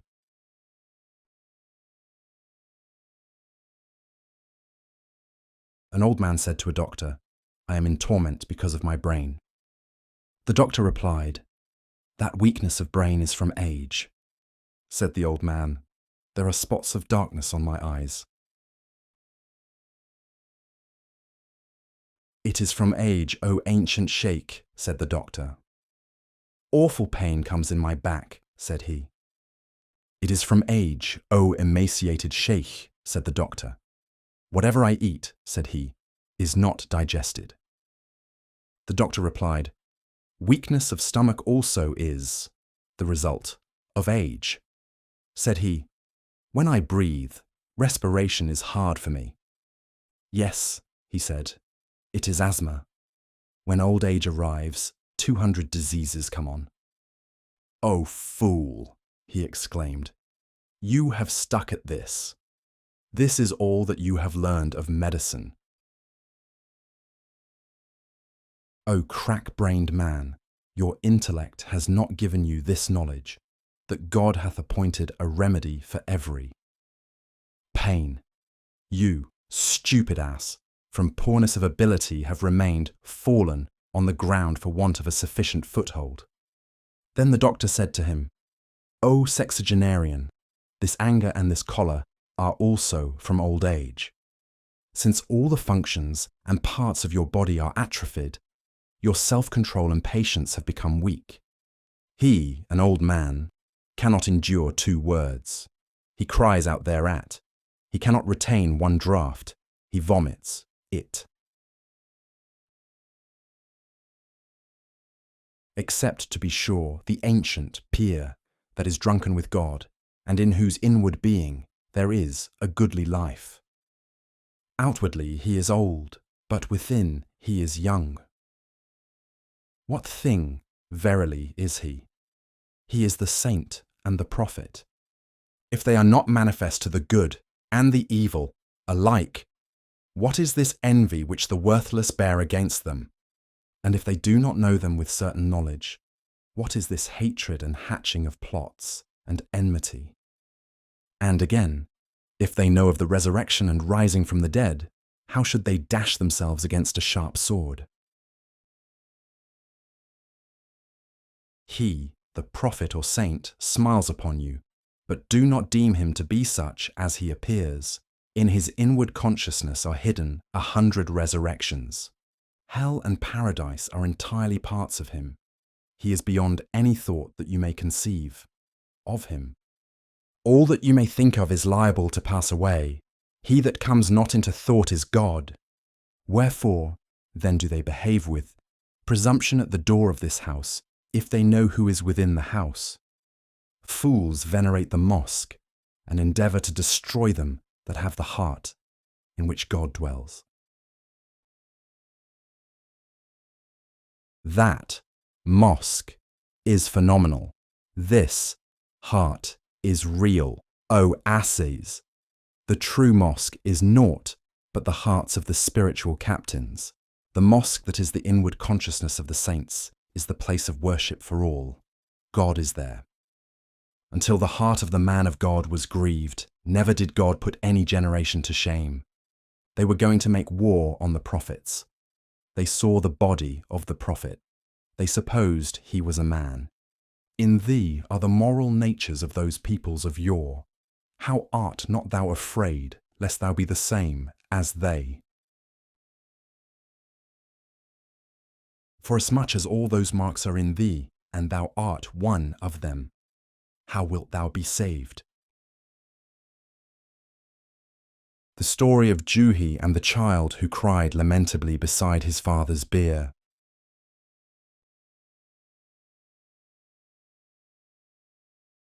A child was crying bitterly and beating his head beside his father's coffin, saying, "Why, father, where are they taking you to press you tight under some earth? They are taking you to a narrow and noisome house.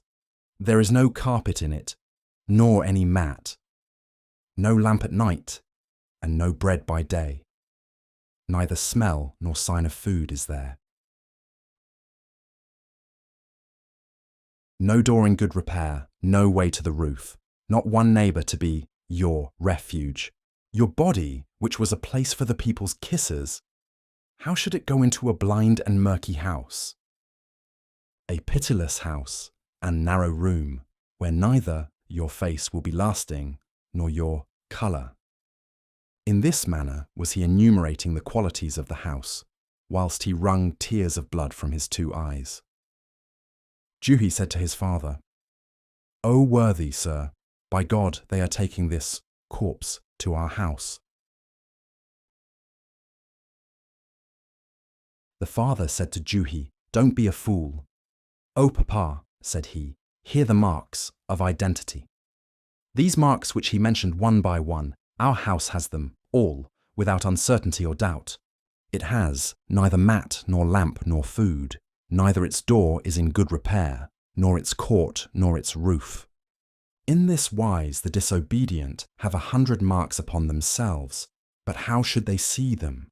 The house, namely, the heart that remains unlighted by the beams of the sun of divine majesty, is narrow and dark as the souls of Jews, being destitute of spiritual savour of the loving King. Neither has the radiance of the sun shone into that heart, nor is there in it any spaciousness or opening of the door. The tomb is better for thee than a heart like this. Come now, arise from the tomb which is thy heart. Thou art living and born of the living. O gay and winsome one, art not thou choked by this narrow tomb? Thou art the Joseph of the time and the Son of heaven. Arise from this pit and prison, and show thy face. Thy Jonah has been cooked in the fish's belly. For his deliverance there is no means but glorification of God. If he had not glorified God, the fish's belly would have been his jail and prison, until they shall be raised from the dead. Through glorification he escaped from the body of the fish.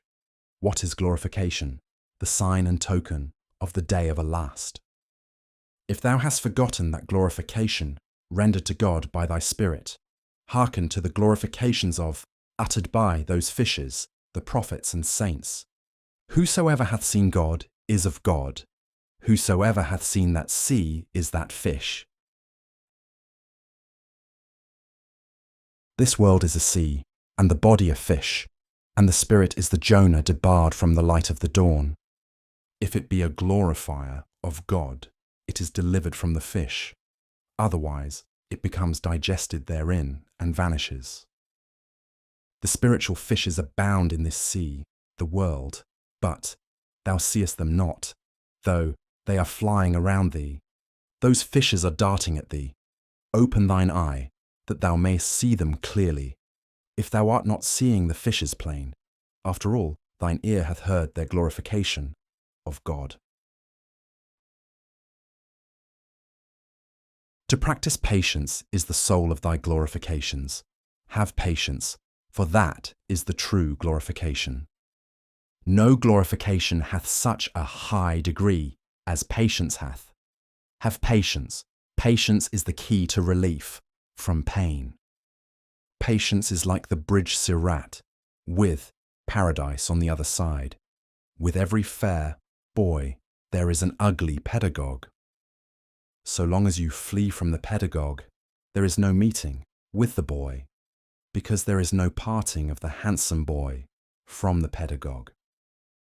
What should you know of the sweet savour of patience, O you of brittle heart, especially of patience for the sake of that beauty of Chijil? A man's delight is in campaigns for Islam and in the glory and pomp of war. Patico voluptas epene est, nihil est religio et precatio ejus nisi penis. His thought has borne him down to the lowest depth. Though he rise to the sky, be not afraid of him, for it is only in love of lowness, degradation, he has studied and gained eminence.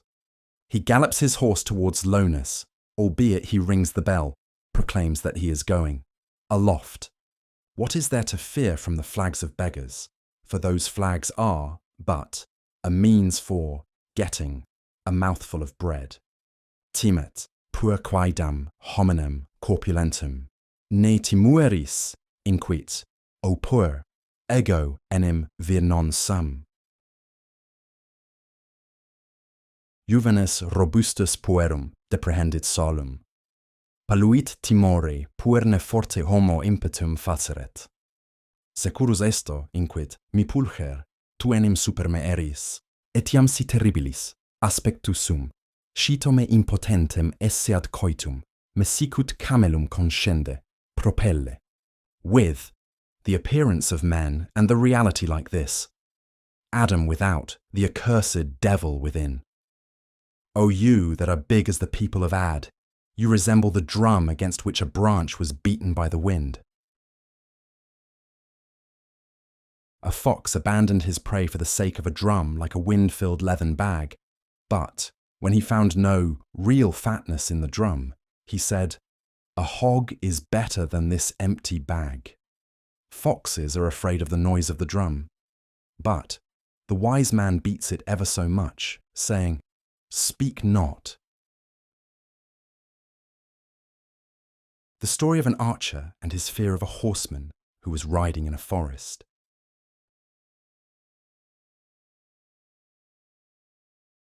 A horseman, armed and very terrible in appearance, was riding in the forest on a high-bred horse. An expert archer espied him, and then from fear of him drew his bow to shoot an arrow. The horseman shouted to him, "I am a weakling, though my body is big. Take heed, take heed. Do not regard my bigness, for in the hour of battle I am less than an old woman." "Pass on," said he. "Thou hast spoken well, else by reason of my fear I should have shot a barb at thee." Many are they whom implements of war have slain, since they held such a sword in their hands, without the manhood to use it. If you don the armour of Rustum's, your soul goes, your life is lost, when you are not the man for it. Make your soul a shield and drop the sword, O son. Whoever is headless, selfless, saves his head from this king. Those weapons of yours are your selfish, contriving and plotting. They have sprung from you and at the same time have wounded your soul. Since you have gained nothing by these contrivings, abandon contrivance, that happy fortunes may meet you. Since you have not for one moment enjoyed any fruit from the arts of the schools, bid farewell to the arts, and seek always the Lord of bounties. Since these sciences bring you no blessing, make yourself a dunce, and leave ill luck behind. Like the angels say, "We have no knowledge, O God, except what thou hast taught us." Story of the desert Arab and his putting sand in the sack and the philosophers rebuking him.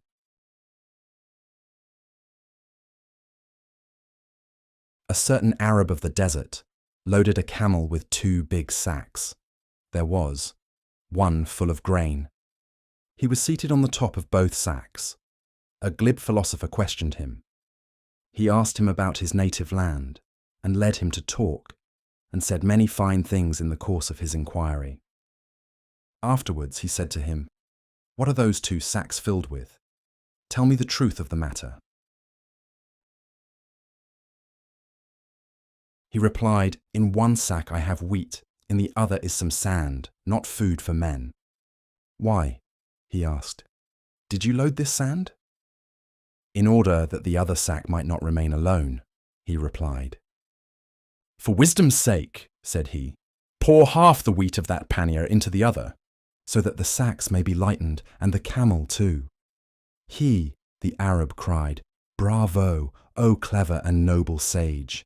Such subtle thought and excellent judgment, and you so naked, journeying on foot and in fatigue." The good man took pity on the philosopher and resolved to mount him on the camel. He said to him again, "O fair-spoken sage, explain a little about your own circumstances as well. With such intelligence and talent as you have, are you a vizier or a king? Tell the truth." He answered, "I am not either of these 2. I am of the common folk. Look at my appearance and dress." He asked, "How many camels have you? How many oxen?" "I have neither these nor those," he replied. "Do not dig at me." He said, "At any rate, what goods have you in your shop?" He answered, "Where have I a shop and where a dwelling place?" "Then," said he, "I will ask about money. How much money have you? For you are a solitary wanderer and one whose counsel is prized. With you is the elixir which changes the copper of the world into gold. Your understanding and knowledge are inlaid with pearls."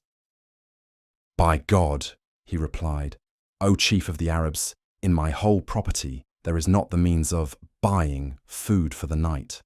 I run about with bare feet and naked body. If anyone will give me a loaf of bread, thither I go." From this wisdom and learning and excellence of mind, I have got nothing but fantasy and headache. Then the Arab said to him, "Be gone far from my side, so that your ill luck may not rain upon me. Take far away from me that unlucky wisdom of yours. Your speech is unlucky for all the people of the time. Either go you in that direction, and I will run in this direction, or if your way be forwards, I will go back. One sack of wheat and the other of sand is better for me than these vain contrivings." My foolishness is a very blessed foolishness, for my heart is well furnished with spiritual graces, and my soul is devout. If thou desire that misery should vanish from thee, endeavour that wisdom may vanish from thee. The wisdom which is born of human nature and fantasy, the wisdom which lacks the overflowing grace of the light of the glorious God. The wisdom of this world brings increase of supposition and doubt. The wisdom of the religion soars above the sky. The ingenious rascals of this latter time have aggrandized themselves over the ancients.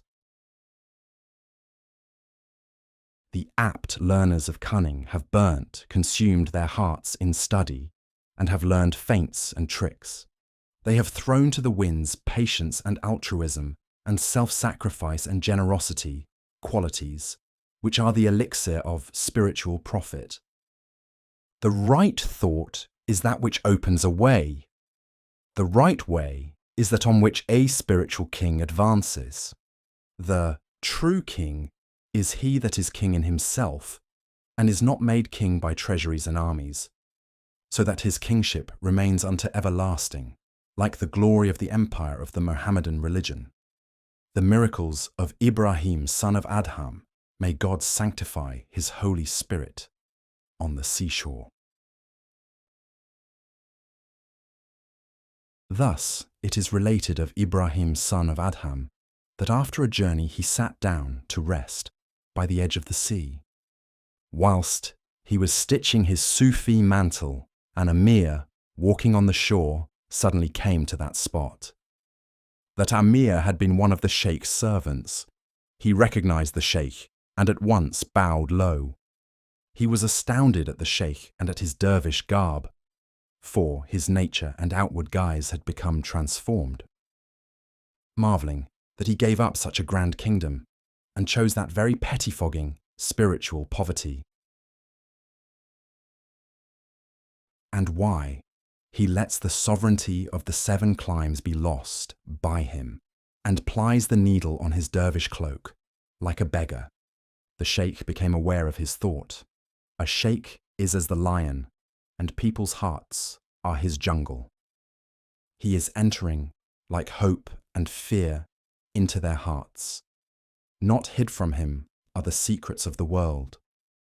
Keep watch over your hearts, O fruitless ones, in the presence of the majesty of the men of heart, saints. Before the men of body, worldlings, respect is shown outwardly, for God is veiling the occult from them. Before the men of heart, saints, respect is shown inwardly, because their hearts have insight into the secret thoughts. Thou art contrariwise. For the sake of worldly position, thou comest with reverence before them that are blind to spiritual things, and sittest in the vestibule. But before the seers thou behavest disrespectfully. Hence thou hast become fuel for the fire of lust. Since thou hast not spiritual perception and the light of divine guidance, continue to polish, cleanse and brighten thy face for the sake of the blind. Before the seers, daub thy face with dirt. Act haughtily towards them, notwithstanding such a stinking state as thou art in. The sheikh quickly threw his needle into the sea and with a loud voice called for the needle. Myriads of divine fishes, in the lips of each fish a needle of gold, lifted their heads from God's sea, saying, Take, O sheikh, God's needles. He turned his face towards him, the Amir, and said to him, O Amir, is the kingdom of the heart, spirit, better, or such a despicable kingdom as I once possessed? This miracle is the outward sign. This is nothing. Wait till you enter the inward, shrine and see what is there. From the garden they bring to town only a branch. How should they carry thither the whole garden and orchard? Especially a garden whereof this heaven is but one leaf. Nay, that is the kernel, and this other world is as the husk. If you are not stepping on briskly towards that garden, seek more scent, and get rid of your room, in order that that scent may draw your soul thither, in order that that scent may become the light of your eyes. For the scent's sake, Joseph, son of Jacob the prophet, said, Cast my shirt upon my father's face. For this scent's sake, Ahmad Mohammed constantly said in his exhortations, In the ritual prayer is the delight of mine eye. The 5 spiritual senses are linked with one another, because all these 5 have grown from one root. The strength of one becomes the strength of the rest. Each one becomes a cupbearer to the rest. Seeing with the eye increases speech. Speech increases penetration in the eye. Penetration of sight becomes the means of awakening, stimulating every sense, so that perception of the spiritual becomes familiar to all the senses. The beginning of the Gnostic's illumination by the light which sees the invisible world. When one sense in the course of its progress has loosed its bonds, all the rest of the senses become changed. When one sense has perceived things that are not objects of sense perception, that which is of the invisible world becomes apparent to all the senses. When one sheep of the flock has jumped over a stream, then they all jump across on each other's heels. Drive the sheep, thy senses, to pasture. Let them browse on, the pasture indicated in the text. He who hath brought forth the herbage, that there they may browse on hyacinth and wild rose, that they may make their way to the verdant meadows of the realities. That every sense of thine may become an apostle to the senses of others, and lead all senses into that paradise. And then those senses will tell their secret to thy senses, without tongue, and without conveying either the proper or the metaphorical meaning. For this proper meaning admits of different interpretations, and this guesswork is the source of vain imaginings. But in the case of that truth which is immediate and intuitive, there is no room for any interpretation. When all senses have become subject to thy sense, the heavenly spheres cannot avoid obedience to thee. When a dispute takes place as to the ownership of the husk belongs to him who possesses the kernel. When there happens to be a quarrel about a load of straw, observe who is the owner of the grain. The heavenly sphere, then, is the husk, and the light of the Spirit is the kernel. This sky is visible, that Spirit is concealed. But do not stumble on this account. The body is manifest, the vital spirit is concealed. The body is as the sleeve, the spirit as the hand. Again, the intellect is more concealed than the vital spirit. Your mental perception makes its way to apprehends the vital spirit sooner than it apprehends the intellect. If you see a movement, you know that he who moves is alive. But this you do not know, that he is full of intellect, until regulated movements appear, and he by means of knowledge turns the motion of copper into gold. From manual actions being conformable to reason, you may perceive that there is intellect behind them. The spirit that partakes of divine inspiration is more concealed than the intellect, because it is of the unseen. It belongs to that side. The intellect of Ahmad, Muhammad, was not hidden from anyone, but his spirit of prophetic inspiration was not apprehended by every soul. The spirit of prophecy also has actions conformable to reason, but the intellect does not apprehend them, for that spirit is exalted above intellectual apprehension. Sometimes he, the man of intellect, regards the actions of one endowed with the spirit as madness. Sometimes he is bewildered, since it all depends on his becoming that other one. As, for example, the intellect of Moses was troubled by seeing the reasonable actions of Qadir. His actions seemed unreasonable to Moses, since he, Moses, had not his, Qadir's, state of divine inspiration. Inasmuch as the intellect of Moses becomes tied up, perplexed and helpless, in the matter of the mysterious inspiration, what is the intellect of a mere mouse, O excellent reader? Conventional knowledge is only for sale, self-advertisement. When it finds a purchaser, it glows with delight. The purchaser of real knowledge is God. Its market is always splendid. He, the owner of real knowledge, has closed his lips and is enraptured in his trading. The purchases are without end, for God hath purchased. The angels purchase Adam's teaching. The devils and jinn are not privileged to receive it. Adam, inform them of the names, give them teaching. Explain the mysteries of God, hair by hair. Such a person as is short-sighted, plunged in variability and without steadfastness, I called a mouse, because his place is in the earth of the body. earth is the place of living for the mouse. He knows many ways, but only underground. He has pierced the earth in every direction. The mouse soul is naught but a nibbler. To the mouse is given a mind proportionate to its need, because without need, the Almighty God does not give anything to anyone. If the earth had not been needed by the inhabitants of the world, the Lord of all beings would not have created any earth. And if this quaking earth had not needed mountains, he would not have created them sublime, as they are.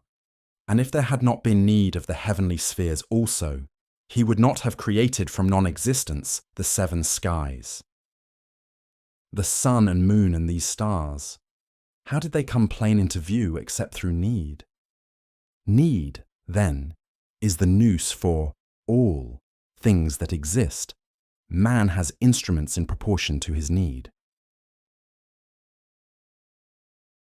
Therefore, quickly augment thy need, O needy one, in order that the sea of bounty may surge up in loving kindness.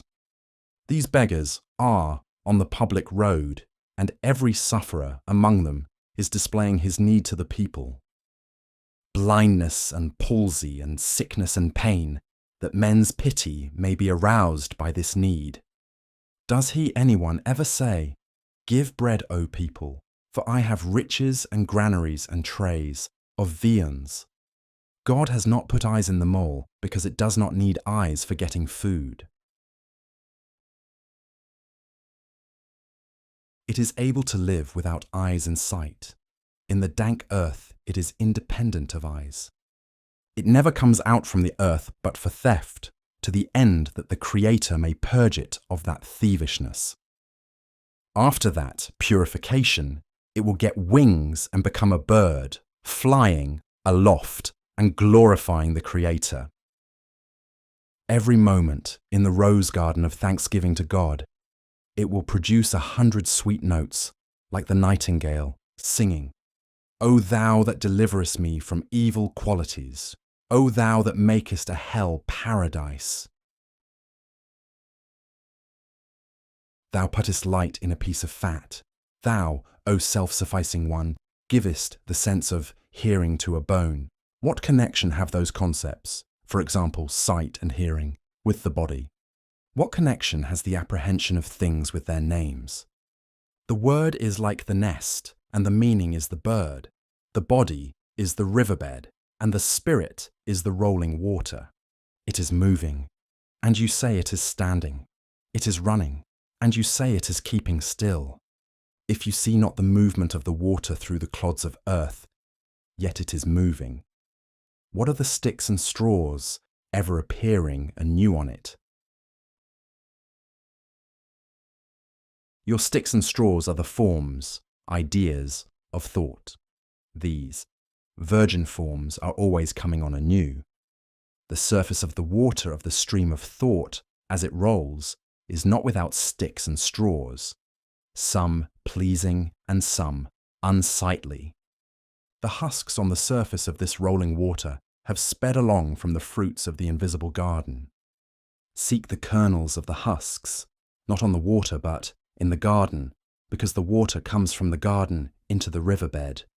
If you see not the flow of the water of life, look at this movement of weeds in the stream. When the water begins to pass by in fuller volume, the husks, which are the ideas, pass along it more quickly. When this stream has become extremely rapid in its flow, no care lingers in the minds of the Gnostics. Since it is, then, exceedingly full and swift, on that account there is no room in it for anything but the water. How a stranger reviled the sheikh, and how the sheikh's disciple answered him. A certain man brought charges against a sheikh, saying, "He is wicked and not on the path of righteousness. He is a wine drinker and a hypocrite and a scoundrel. How should he be one to succour his disciples?" One of the disciples said to him, "Observe respect." 'Tis no light matter to think so ill of the great. Far is it from him, and far from those saintly qualities of his, that his clear spirit should be darkened by a flood of sin. Do not put such slander on the people of God. This is mere fancy on your part. Turn over a new leaf. This, which you say, is not true. And even if it should be, O landfowl, what harm comes to the Red Sea from a carcass? He, the sheikh, is not less than the statutory 2 jugfuls or the small tank, so that a single drop of impurity should be able to disqualify him for religious purposes. The fire is no damage to Abraham, but let anyone who is a Nimrod beware of it. The fleshly soul is Nimrod, and the intellect and spirit are the friend of God, Abraham. The spirit is concerned with reality itself, and the fleshly soul with the proofs. These indications of the way are for the traveller who at every moment becomes lost in the desert. For them that have attained to union with God, there is nothing necessary except the eye of the Spirit and the lamp of intuitive faith. They have no concern with indications to guide them, or with a road to travel by.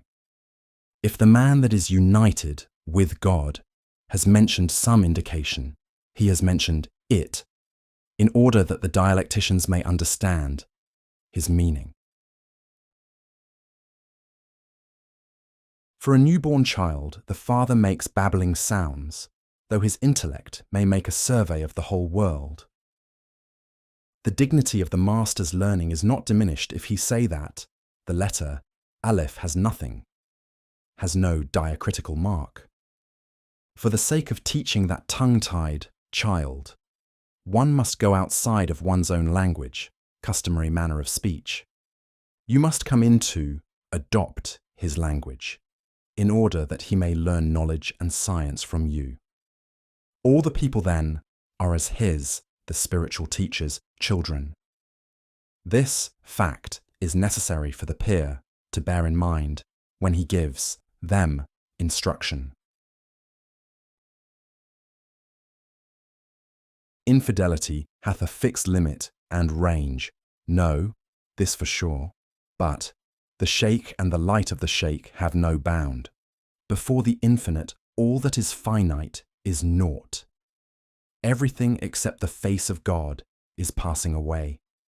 Infidelity and faith do not exist in the place where he, the sheikh, is, because he is the kernel, while these twain are only colour and husk. These fleeting things have become a veil over that face, like a lantern concealed beneath a bowl. So then, this bodily head is a screen to that spiritual head, source of mystic consciousness. Before that head, this bodily head is an infidel. Who is the infidel? One forgetful of the faith of the sheikh. What is the dead? One ignorant of the spiritual life of the sheikh. Spiritual life is naught but knowledge in the time of trial. The more knowledge one has, the more spiritual life one has. Our spirit is more than the spirit of animals. Wherefore? In respect that it has more knowledge. Hence the spirit of the angels is more than our spirit, for it is exempt from, transcends, the common sense. And the spirit of mystical adepts is more than that of the angels. Cease from bewilderment on this subject. For that reason, Adam is their object of worship. His spirit, spiritual life, is greater than their being. Else, why were they commanded to worship him? It would not be at all a suitable thing to command the superior to worship an inferior. How can the justice and kindness of the Maker approve that a rose should fall down in worship before a thorn? Since the spirit of the perfect saint has become superior and has passed beyond the utmost limit, reached by men and angels, the soul of all things has become obedient to it. Birds and fishes and jinn and men because it exceeds them and they are deficient in comparison with it. The fish make needles for his, the saint's mantle.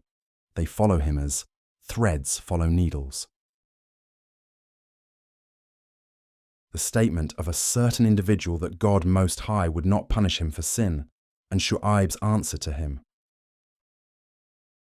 In the time of Shu'aib, a certain man was saying, God hath seen many a fault from me. How many sins and trespasses hath he seen me commit?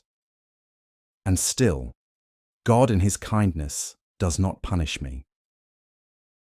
In answer to him, God Most High, by the mysterious way, spoke clearly into the ear of Shu'aib, saying, Tell him, thou hast said, How many sins have I committed?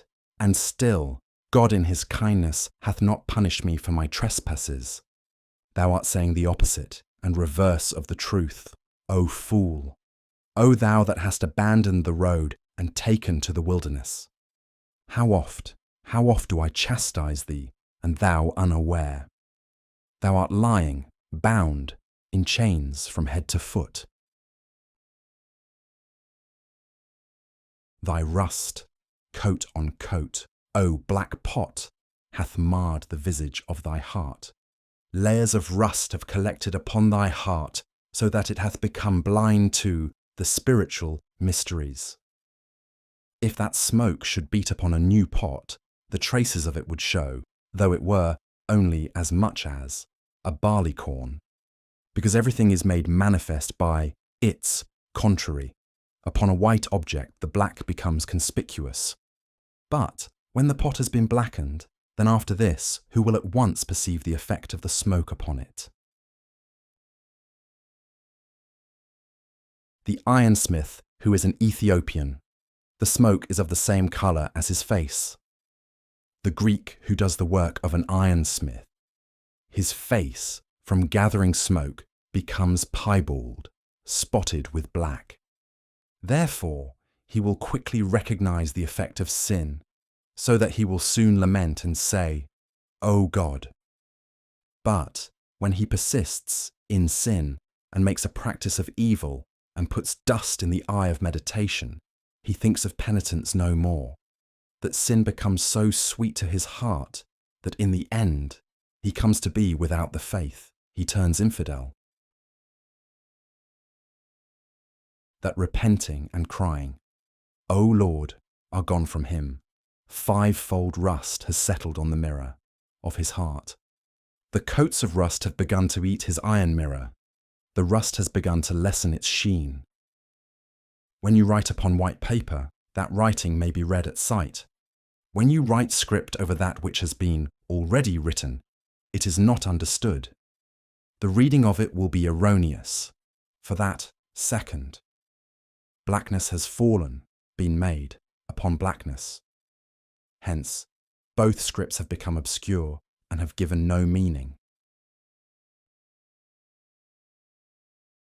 And if you write a third time on the top of it, then you make it black as the infidel soul. What help is there then but to take refuge with God the Helper? Despair is copper, and the elixir for it is God's regard. Lay your despairs before him that ye may escape from irremediable pain. When Shu'aib had told him these deep sayings, at that breath of the Spirit roses blossomed in his heart. His soul hearkened to the inspiration from heaven. He said, however, if he hath punished me, where is the sign? He, Shu'aib, cried, O Lord, he rebuts me. He seeks the sign of that punishment. He, God, said, I am the coverer of sins. I will not tell his secrets. I will give but one indication for the sake of trying him. One sign of my punishing him is this, that he has, to his credit, pious acts of fasting and orison, and ritual prayer and almsgiving, etc. But he has not one atom of spiritual savour. He performs high acts and deeds of devotion, but he has not one atom of spiritual relish. His devotions are good in form, but the spirit is not good. The walnuts are many, but there is no kernel therein.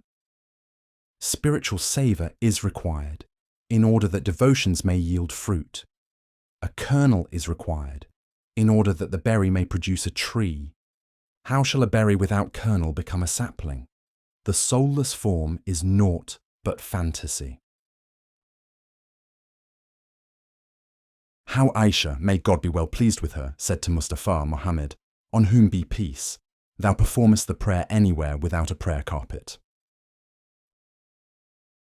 One day Aisha said to the Prophet, O Messenger of Allah, openly and secretly, thou performest a prayer in whatever place thou mayest find, even whilst, unclean and low, people are running about in the house.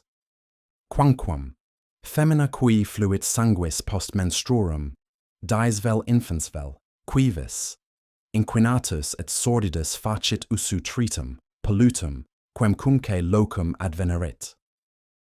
The Prophet said, know that God makes impure things pure for the spiritually great. On that account the grace of God has made my place of worship to be pure, everywhere even, up to the 7th tier of heaven. Beware and beware, cease from envying the spiritual kings, else you will become a devil in the world. For if you drink poison, it turns to honey. But if you eat honey, it is poison to you. For he has been changed, and his action has been changed. He has become the grace of God, and every fire in him has been turned into light. The ababil, swifts, had the power of God in them. Else how should a bird kill an elephant? A number of little birds broke an entire army, so that you may know that that strength is from God. If temptation of this kind come to you, go, read the surah concerning the possessors of the elephant. And if you contend and engage in rivalry with him, the saint, deem me an infidel if you save your head from them. How the mouse pulled the rope attached to the camel's nose ring and became self-conceited.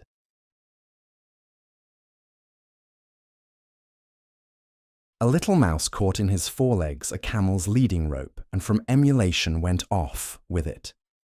By reason of the readiness with which the camel set out along with him, the mouse was duped into thinking himself a hero.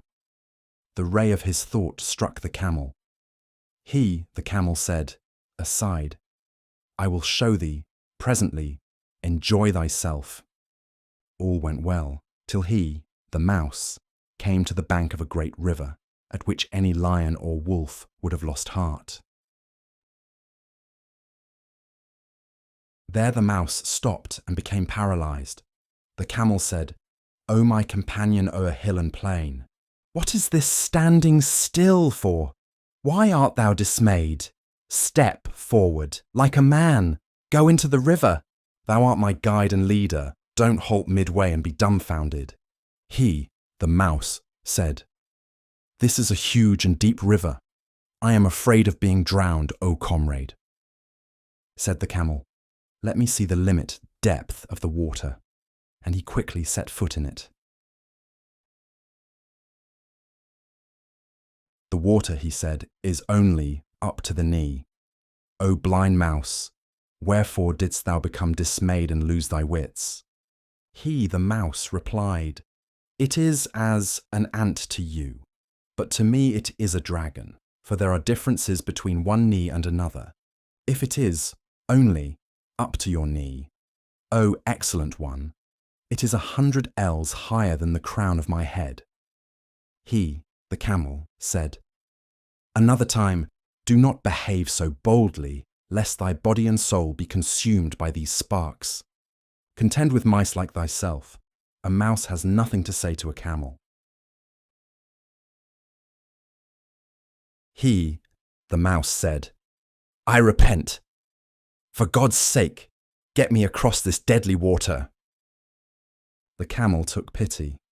"Hark," said he, "jump up and sit on my hump." This passage has been vouchsafed to me. I would take across hundreds of thousands like thee. Since you are not a prophet, go on the road after the prophets, that one day you may come from the pit of fleshliness to spiritual place and power. Be a vassal, since you are not a lord.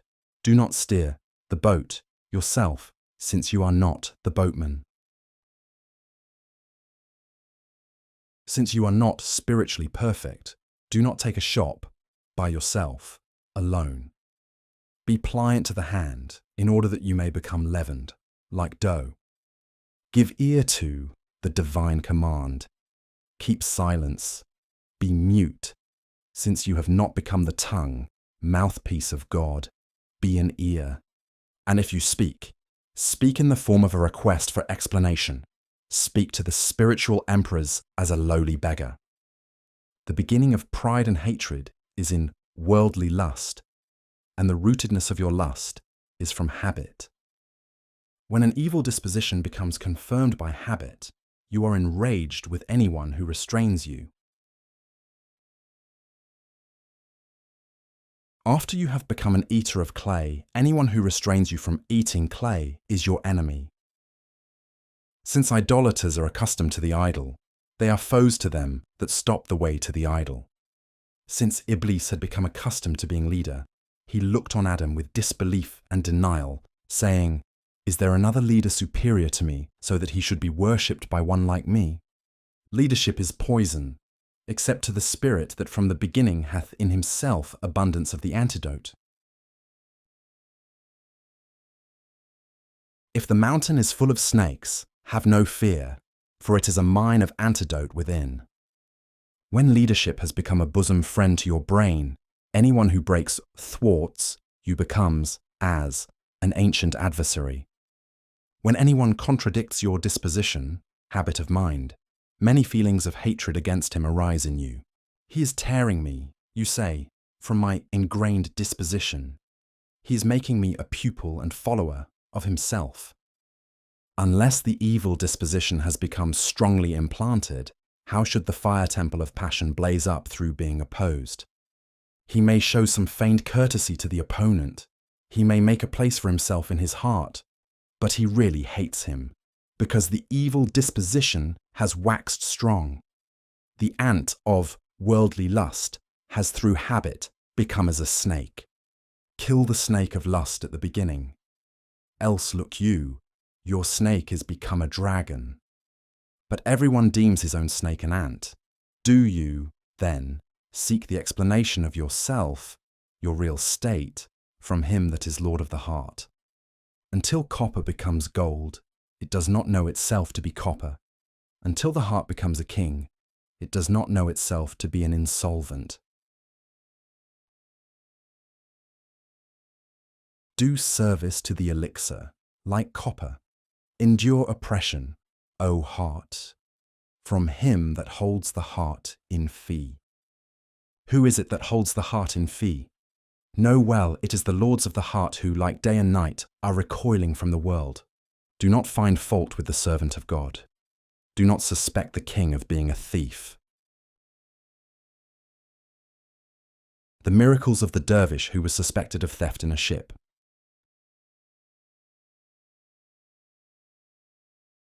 A dervish was in a ship. He had made a bolster for himself from the goods of saintly fortitude. A purse of gold was lost. He was asleep at the time. They searched all in the ship and brought him also to view, saying, "Let us search this sleeping mendicant as well." So the owner of the money, excited by grief, awakened him. "A bag of valuables," said he, "has been lost in this ship. We have searched the whole company. You cannot escape suspicion. Put off your dervish cloak. Strip yourself of it, in order that the people's suspicions may be cleared away from you." He cried, "O Lord, these vile wretches have made an accusation against thy slave. Bring thy command to pass." When the heart of the dervish was pained by that suspicion, at once there put forth their heads on every side. From the deep sea, myriads of fishes, and in the mouth of each was a superb pearl. Myriads of fishes out of the full sea, each with a pearl in its mouth, and what marvellous pearls! Every pearl the revenue of a kingdom. These, they said to him, are from God. They have no association with anyone but God. He dropped a quantity of pearls on the ship and sprang aloft. He made the air his high seat and sat thereon, resting at ease, cross-legged as kings upon their thrones, he above the zenith and the ship before him. He said, "Begone, the ship for you, God for me, so that a beggarly thief may not be with you. Let us see who will be the loser by this separation. I am pleased being paired, united with God, and singled, isolated from his creatures. He does not accuse me of theft. He does not hand me over to the mercy of an informer." The people in the ship cried out, "O noble chief, wherefore has such a high estate been given to thee?" He answered, "For throwing suspicion on dervishes and offending God on account of a despicable thing, as ye have done." God forbid. Nay, it was for showing reverence to the spiritual kings, inasmuch as I did not conceive ill thoughts against dervishes, those gracious dervishes of sweet breath, pure spirit, for whose magnification the chapter of the Quran entitled Abasa was revealed. That dervishhood is not for the sake of avoiding entanglement with the world. No, it is because nothing exists but God. How should I hold in suspicion those whom God hath entrusted with the treasury of the seventh heaven? The fleshly soul is suspect, not the sublime reason. The senses are suspect, not the subtle light. The fleshly soul is a sophist. Beat it constantly, for beating does it good, not arguing with it. It sees a miracle wrought by a prophet, and at the moment it glows with belief, but afterwards it says, "'Twas only a fantasy." For if that wondrous sight had been real, then it would have been abiding day and night in the eye. It is abiding in the eyes of the pure, but it does not haunt the eyes of animals, sensual men. For the miracle is ashamed and scornful of these bodily senses. How should a peacock be confined in a narrow pit? Take heed not to call me garrulous. I say only 1 in 100, and that one like a hare. How some Sufis abused a certain Sufi, saying that he talked too much in the presence of the sheikh.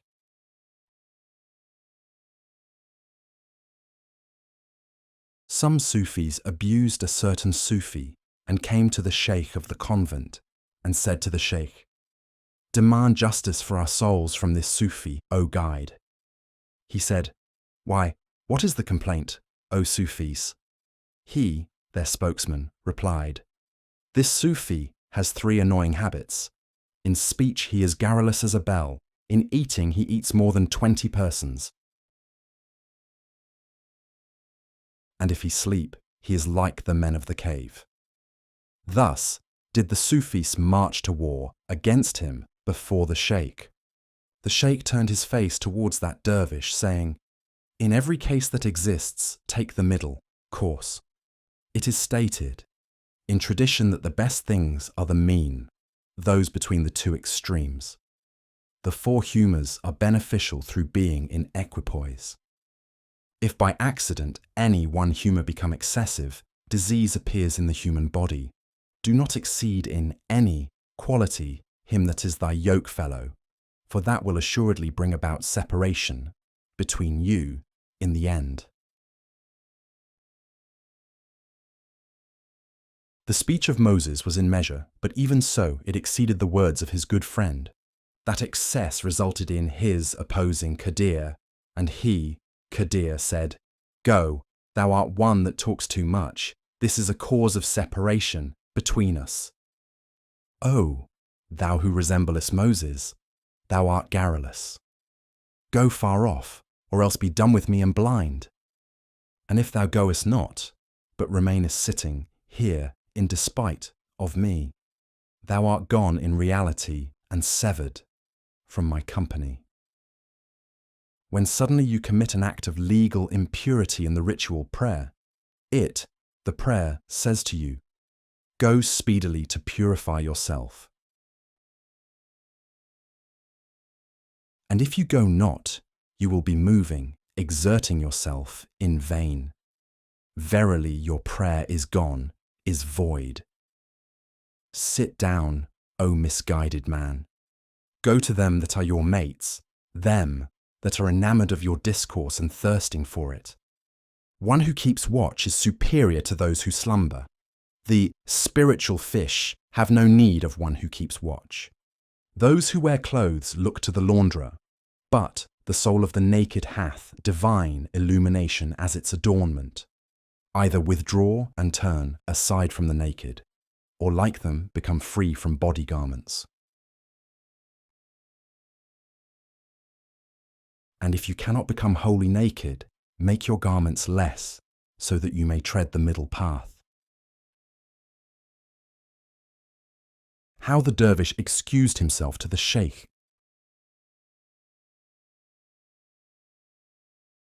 Then the dervish told the sheikh how the case stood, and coupled excuses with the discharge of that obligation. To the sheikh's questions, he gave answer good and right, like the answers of Qadir. Namely, those answers to the questions of Moses, which Qadir, inspired by the all-knowing Lord, set forth to him, so that his difficulties became solved, and he, Qadir, gave to him Moses, the key to every question, in a way, beyond telling. The dervish also had a spiritual inheritance from Qadir. Hence, he bent his will to answering the sheikh. He said, "Although the middle path is the way of wisdom, yet the middle path too is relative. Relatively to a camel, the water in the stream is little, but to a mouse it is like the ocean. If anyone has an appetite for 4 loaves and eats 2 or 3, that is the mean. But if he eat all the 4, it is far from the mean. He is in bondage to greed, like a duck. If one has appetite for 10 loaves and eats 6, know that that is the mean. When I have appetite for 50 loaves, and you for no more than 6 scones, we are not equivalent. You may be tired by 10 rakahs of prayer. I may not be worn thin by 500. One goes barefoot all the way to the Kaaba, and one becomes beside himself with exhaustion in going as far as the mosque. One in utter self-devotion gives his life. One is agonized at giving a single loaf. This mean belongs to the realm of the finite, for that finite has a beginning and end. A beginning and end are necessary in order that the mean or middle point between them may be conceived in imagination. Inasmuch as the infinite has not these 2 limits, how should the mean be applicable to it? No one has shown it to have beginning or end. He, God, said, if the sea were to become ink for it, the word of God. If the 7 seas should become entirely ink, still there is no hope of coming to an end. If orchards and forests should become pens altogether, there would never be any decrease in this word. All that ink and all those pens pass away, and this numberless word is everlasting. At times my state resembles sleep. A misguided person may think it is sleep. Know that my eyes are asleep, but my heart is awake. Know that my seemingly inactive form is really in action. The prophet said, "My eyes sleep, but my heart is not asleep to the Lord of created beings. Your eyes are awake and your heart is sunk in slumber. My eyes are asleep, but my heart is in contemplation of the opening of the door of divine grace. My heart hath 5 senses other than the physical. Both the worlds, external and spiritual, are the stage, theatre, for the senses of the heart. Do not regard me from the standpoint of your infirmity. To you 'tis night, to me that same night is morning tide. To you 'tis prison, to me that prison is like a garden. To me the most absolute state of occupation with the world has become a state of spiritual freedom. Your feet are in the mud, to me the mud has become roses. You have mourning, I have feasting and drums. Whilst I am dwelling with you in some place on the earth, I am coursing over the 7th sphere of heaven, like Saturn. 'Tis not I that am seated beside you, 'tis my shadow. My rank is higher than the reach of thoughts, because I have passed beyond all thoughts and have become a swift traveller outside the region of thought. I am the ruler of thought, not ruled by it, because the builder is ruler over the building. All creatures are subjugated to thought. For that reason they are sore in heart and practised in sorrow. I yield myself to thought purposely, but when I will, I spring up from the midst of them that are under its sway. I am as a bird of the zenith. Thought is a gnat. How should a gnat have power over me? Purposely I come down from the lofty zenith, that those of base degree may attain to me. When disgust at the qualities of the low world seizes me, I soar up like the birds which spread their pinions. My wings have grown out of my very essence. I do not stick 2 wings on with glue. The wings of Jafar-e Tayyar are permanent. The wings of Jafar-e Ayyar are borrowed, unreal and transitory. In the view of him that has not experienced it, this is mere pretension. In the view of the inhabitants of the spiritual horizon, this is the reality. This is brag and pretension in the eyes of the crow. An empty or full pot is all one to the fly. When morsels of food become changed to pearls within you, do not forbear, eat as much as you can. One day the sheikh, in order to rebut these ill thoughts, vomited in a basin, and the basin became full of pearls. On account of the abusive man's little understanding, the clairvoyant peer made the intelligible pearls objects of sense perception. When pure, lawful food turns to impurity in your stomach, put a lock upon your gullet and hide the key. But anyone in whom morsels of food become the light of spiritual glory, let him eat whatever he will. It is lawful to him. Explaining that there are some assertions, the truth of which is attested by their very nature. If you are my soul's familiar friend, my words full of real meaning are not mere assertion. If at midnight I say, I am near you, come now, be not afraid of the night, for I am your kinsman. These 2 assertions are to you reality, since you recognize the voice of your own relative. Nearness and kinship were only 2 assertions, but both of them were reality to the good understanding. The proximity of the voice gives him the hearer testimony that these words spring from a friend. Moreover, his delight at hearing the voice of his kinsman has borne witness to the truthfulness of that dear relative. Again, the uninspired fool who in his ignorance does not know a stranger's voice from a kinsman's. To him the speaker's words are mere assertion. His ignorance has become the source of his disbelief. but to him of keen insight, within whom are the spiritual lights, the very nature of this voice was just the immediate evidence of its reality.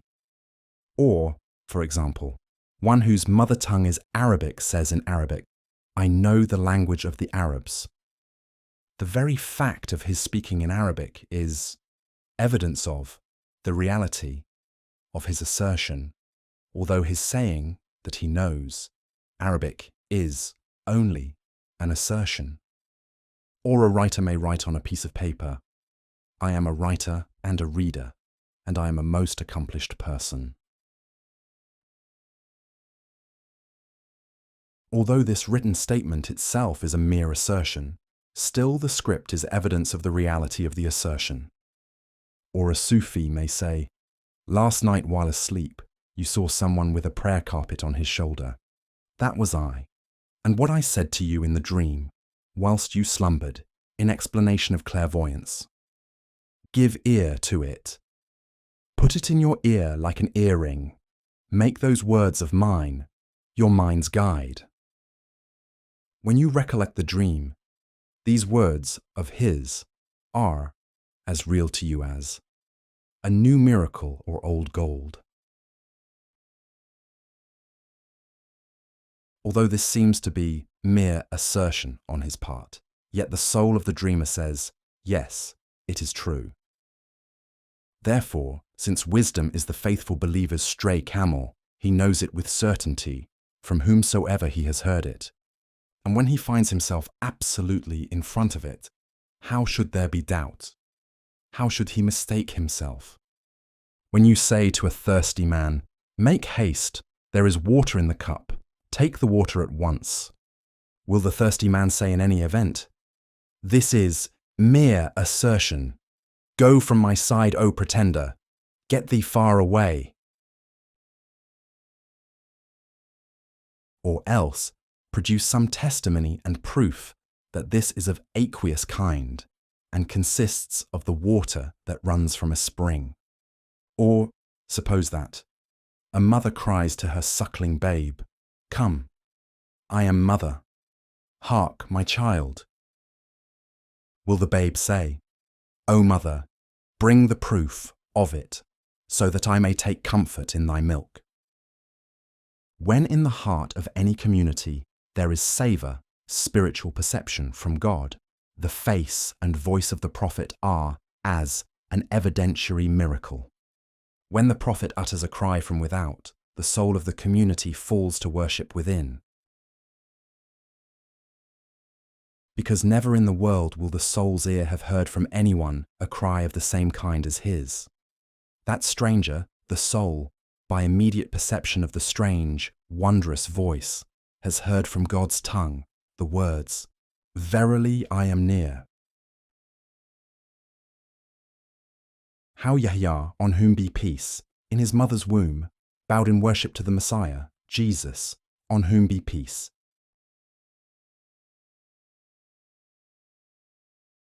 The mother of Yahya, before disburdening herself of him, said in secret to Mary, "I see it with certainty.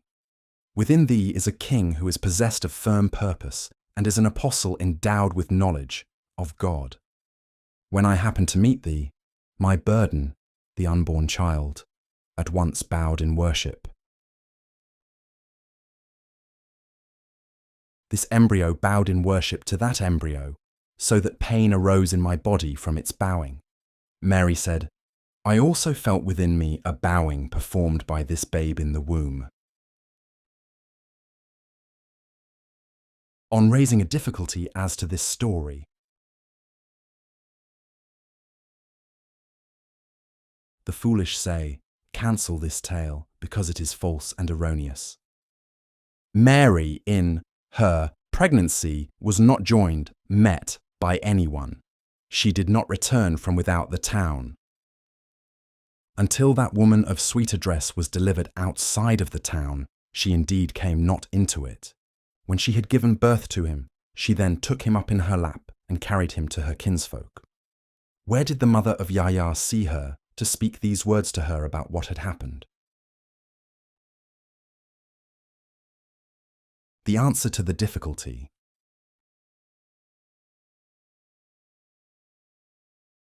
Let him, the objector, know that to one who receives ideas from God, all that is absent in the world is present. To Mary, the mother of Yahya would appear present, though she was far from her bodily sight. One may see a friend even with eyes shut, when one has made the skin, the bodily envelope, a lattice to let in spiritual ideas. And if she saw her neither from without nor from within, take the essential meaning of the story, O imbecile. Not like him who had heard some fables and like Esh stuck to the literal shape of them, so that he would say, how should Kalila, having no language, hear words from Dimna, who had no power of expression? And, even, if they knew each other's accents, how should man understand it, their talk, since it was, without any articulation? How did Dimna become a messenger between the lion and the ox, and cajole them both with his palaver? How did the noble ox become the vizier of the lion? How was the elephant terrified by the reflection of the moon? This Kalila and Dimna is entirely fiction, or else how has the stork a quarrel with the crow? Oh, brother, the story is like a measure. The real meaning in it resembles grain in the measure. The man of intelligence will take the grain of meaning. He will not pay any regard to the measure, even if it is removed altogether. Listen to what passes between the rose and the nightingale, though in that case there is no overt speech, on mute eloquence and the understanding of it. Listen also to what passes between the moth and the candle, and pick out the meaning, O worshipful one. Albeit there is no speech, there is the inmost soul of speech. Come, fly aloft, do not fly low, like the owl. He, the player, at chess said, this is the house of the rook. By what way, said he, the literalist, did the house come into its hands? Did it buy the house or inherit it? Happy is he that sped towards the real meaning. A grammarian said, Zayd has struck Amr. Said the fool, how did he chastise him without any offence on his part? What was Amr's offence that that rude Zayd struck him, innocent though he was, as if he were a slave? He, the grammarian, replied, this form of words is only the measure, container, of the meaning signified. Take some wheat, for the measure is to be rejected. Zayd and Amr are a device for showing the declension. If that statement that Zayd struck Amr is untrue, make up with the declension. Nay, said he, I don't know about that. How did Zayd strike Amr without his committing any crime or fault? He, the grammarian, in desperation, started a joke and said Amr had stolen a superfluous wa. Zayd became aware and struck the stealer of it. Since he, Amr, carried it beyond bounds, transgressed the law, the punishment serves him right. How worthless sayings find acceptance in the minds of worthless folk.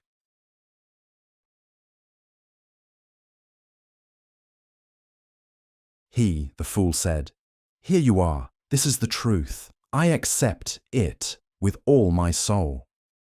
Wrong seems right to the wrong-minded. If you say to a squinting man, the moon is one, he will say to you, these are two moons, and there is a great doubt as to the moon's being one. And if somebody laughs at him and says, there are two, he deems it the truth. This mockery is what the ill-natured, ignorant and contumacious fellow deserves. Lies muster round those who are living lies. The text, the wicked women for the wicked men, has thrown light upon this point. They whose hearts are opened wide to receive spiritual truths have wide, far-reaching hands. They whose spiritual eyes are blind have to stumble on stony ground. On seeking the tree whereof none that eats the fruit shall die. A learned man once said, for the sake of telling a story, "In India there is a certain tree. Whoso takes and eats of its fruit, he grows not old nor ever dies." A king heard this tale from a voracious person. He became a lover of the tree and its fruit. From the divan of culture, he sent an intelligent envoy to India in search of it. For many years, his envoy wandered about India in quest of the tree. He roamed from town to town for this object. Neither island nor mountain nor plain was left unvisited. Everyone whom he asked made a mock of him, saying, "Who would search after this, unless perhaps a madman in confinement?" Many slapped him jocosely. Many said, "O fortunate man, how should the inquiry of a clever and clear-minded person like you be devoid of result? How should it be vain?" And this ironical respect was to him another slap, and it was harder to bear than the visible slap. They extolled him sarcastically, saying, "O great sir, in such and such a place there is a very huge tree. In such and such a forest there is a green tree, very tall and broad, and every branch of it is big." The king's envoy, who had braced his belt for the quest, was hearing a different kind of report from everyone. So he travelled there for years, whilst the king kept sending money to him. After he had suffered much fatigue in that foreign land, at last he became too exhausted to seek any longer. No trace of the object of pursuit was discovered. Of what he wanted, nothing appeared but the report. The thread of his hope snapped. The thing he had sought became unsought in the end. He resolved to return to the king and set out, shedding tears and traversing the way. How the sheikh explained the hidden meaning of the tree to the seeker who was in the bondage of formalism.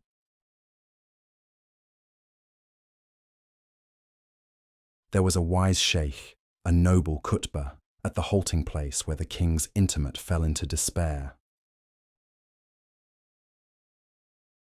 He, the envoy, said, "Being without hope, I will go to him and set out on the road again from his threshold, in order that his prayer, blessing, may accompany me, since I have no hope of winning my heart's desire." With tearful eyes he went to the sheikh. He was raining tears like a cloud. "O sheikh," he cried, "it is the time for mercy and pity. I am in despair. Now is the time for kindness." He, the sheikh, said, "Say plainly what is the cause of thy despair. What is thy object? What hast thou in view?" He answered, "The emperor chose me out to seek a certain branching tree, for there is a tree unique in all the quarters of the world. Its fruit is of the substance of the water of life. I have sought it for years and seen no sign of it, except the jibes and ridicule of these merry men." The sheikh laughed and said to him, "O simpleton, this is the tree of knowledge in the sage. Very high and very grand and very far-spreading, it is a water of life from the all-encompassing sea of God. Thou hast gone after the form, thou hast gone astray. Thou canst not find it, because thou hast abandoned the reality. Sometimes it is named tree, sometimes sun, sometimes it is named sea, sometimes cloud. It is that one thing from which 100,000 effects arise. Its least effects are everlasting life. Although in essence it is single, it hath 1,000 effects. innumerable names befit, may be properly applied to, that one thing. One person may be father in relation to thee. In regard to another individual, he may be son. In regard to another, he may be wrath and a foe. In regard to another, he may be graciousness and a friend. He hath hundreds of thousands of names, but he is one man. The owner of every quality belonging to him is blind to, incapable of, giving any true description of him. Whoever seeks the mere name, if he is entrusted with a confidential mission, he is hopeless and in distraction, even as thou art. Why dost thou stick to the name tree, so that thou art left bitterly disappointed and ill-fortuned? Pass on from the name and look at the attributes, in order that the attributes may show thee the way to the essence. The disagreement of mankind is caused by names. Peace ensues when they advance to the reality denoted by the name. How 4 persons quarrelled about grapes, which were known to each of them by a different name.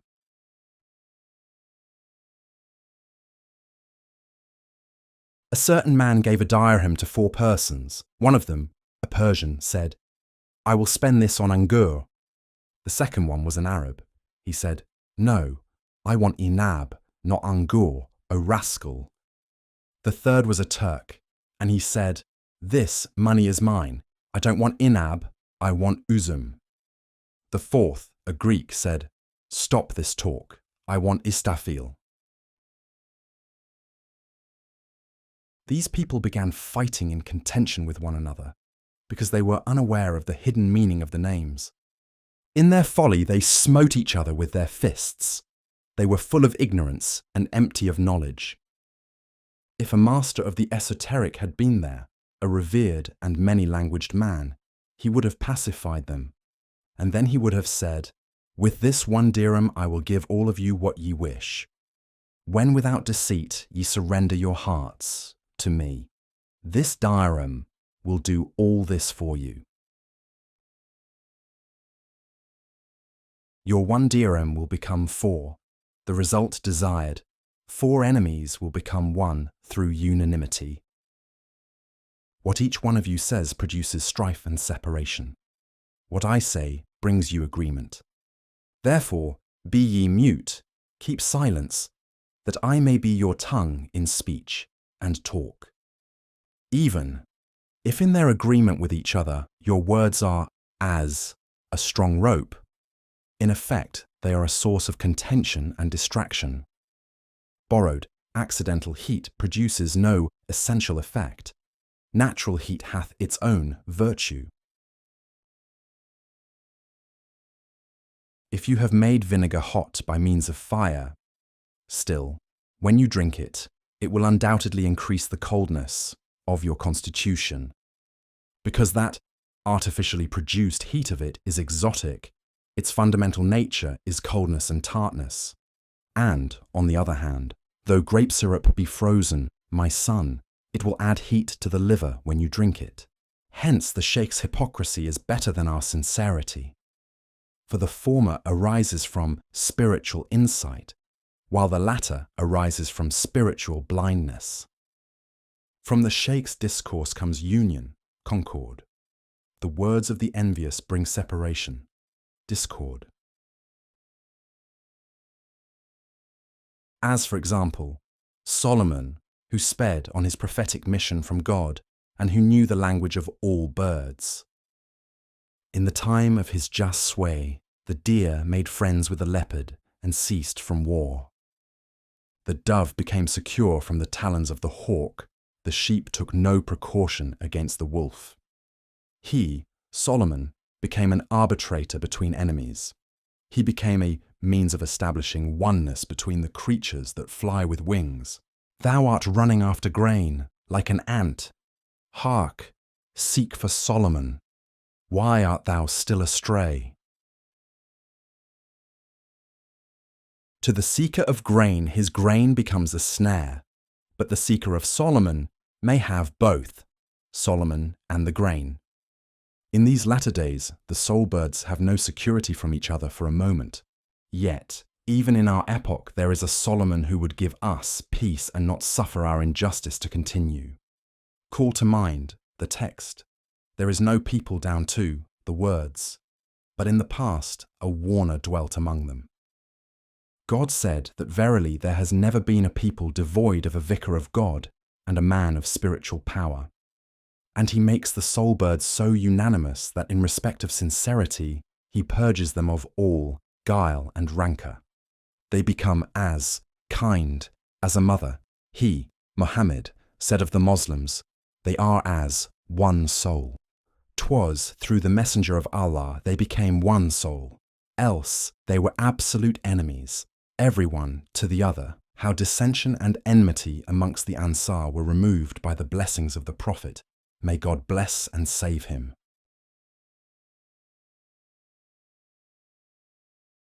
The two tribes, which were named Aws and Khazraj, had a bloodthirsty spirit towards each other. Through the preaching of Mustafa Muhammad, their ancient feuds vanished in the light of Islam and of pureness of heart. First, those enemies became brethren like the units of a bunch of grapes in the garden, and then at the admonition given in the words. The true believers are brethren, they dissolved and mingled and became one body. The appearance of the clustered grapes is that of brethren. When you squeeze them, they become one juice. The immature and the full-grown grape are opponents, but when the immature grape has ripened, it becomes a good friend. The immature grape that has remained stone-hard and crude, God in eternity has called it an original unbeliever. He, such a one, is neither a brother nor one in soul with the faithful Muslims. He is an ill-starred heretic in the state of damnation. If I should tell that which he keeps hidden in his heart, there would arise in the world a sore temptation of men's minds. 'Tis better that the secret of the blind infidel should be untold. 'Tis better that the smoke of hell should be banished from Iram. The good immature grapes, which are capable of ripening, are at last made one in heart by the breath of the masters of heart, the saints. They push on rapidly to grapehood, maturity, so that duality and hatred and strife depart from them. Then in grapehood they rend their skins till they become one. Unity is the proper attribute of him who is one with others. A friend becomes a foe because he is still two. Is anyone engaged in a quarrel with himself? Blessings on the universal love of the Master, which gave oneness to hundreds of thousands of motes. They were, as dust scattered on the thoroughfare. The hand of the potter made them one jug. But the simile fails as applied to souls, for the oneness of bodies, formed of water and clay, is imperfect. The oneness of soul is not like this. If I should here utter similitudes in comparison, illustration, I fear it might disorder, perplex the understanding. Even now there exists a Solomon, but we are blinded by exulting in our far-sightedness. Far-sightedness keeps a man blind, just as one sleeping in a house is blind to the house. We are much addicted to subtle discussions. We are exceedingly fond of solving problems, and to the end that we may tie knots and then undo them, we are making many rules for posing and stating the difficulty and for answering the questions raised by it. Like a bird which should undo the fastenings of a snare and tie them together at times, in order that it might become perfect in skill. It is deprived of the open country and meadowland. Its life is spent in dealing with knots, and even then, the snare is nowise subdued by it, but its wings are always getting broken. Do not struggle with knots, lest thy wings and feathers be snapped asunder one by one through this vain display of effort on thy part. Myriads of birds have had their wings broken and have not stopped that calamitous ambuscade from doing its work. Read in the Quran concerning their state, O covetous one, they explored and wandered in them, the lands of the earth. Mark the words, was there any refuge? The difficulty over anger and inab was not solved by the contest between the Turk, the Greek, and the Arab. Until the spiritual Solomon, skilled in tongues, shall intervene, this duality will not disappear. O all ye wrangling birds, hearken, like the falcon, to this falcon drum of the king. Hark, from every quarter set out with joy, flying away from your diversity towards oneness. Wheresoever ye be, turn your faces towards it. This is the thing which he hath not forbidden unto you at any time. Blind birds are we, and very inept, in that we have not once recognized that Solomon. Like the owls, we have become hostile to the falcons. Consequently, we are left behind to dwell in the place of ruin. Because of our extreme ignorance and blindness, we are seeking to hurt those honoured of God. How should the flock of birds which are enlightened by Solomon tear out the wings and plumes of the innocent? Nay, they would bring grain to the helpless ones. Gentle are those birds, and without pugnacity or hatred. Their hoopoe, for the sake of glorifying Solomon, unfolds the way towards him to 100 like Bilqis.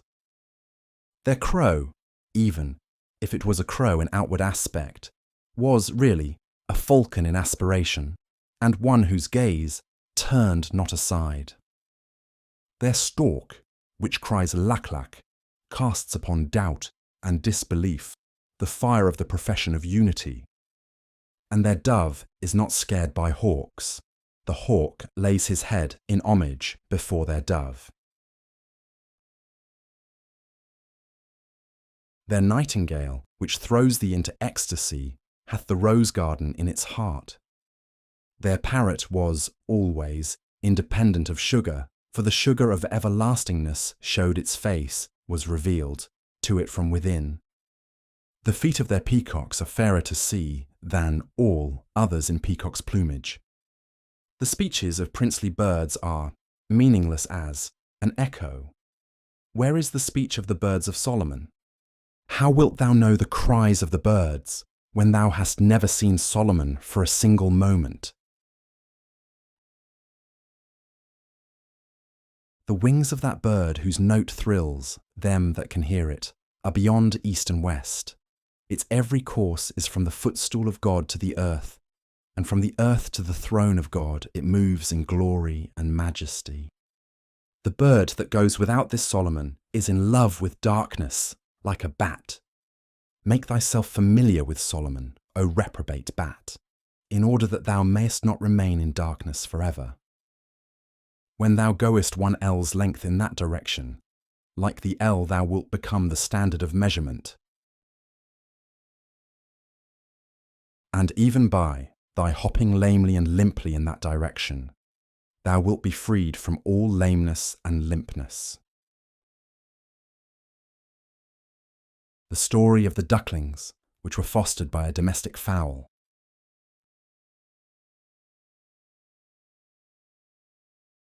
Thou art the offspring of a duck, though a domestic fowl has nursed thee beneath her wing.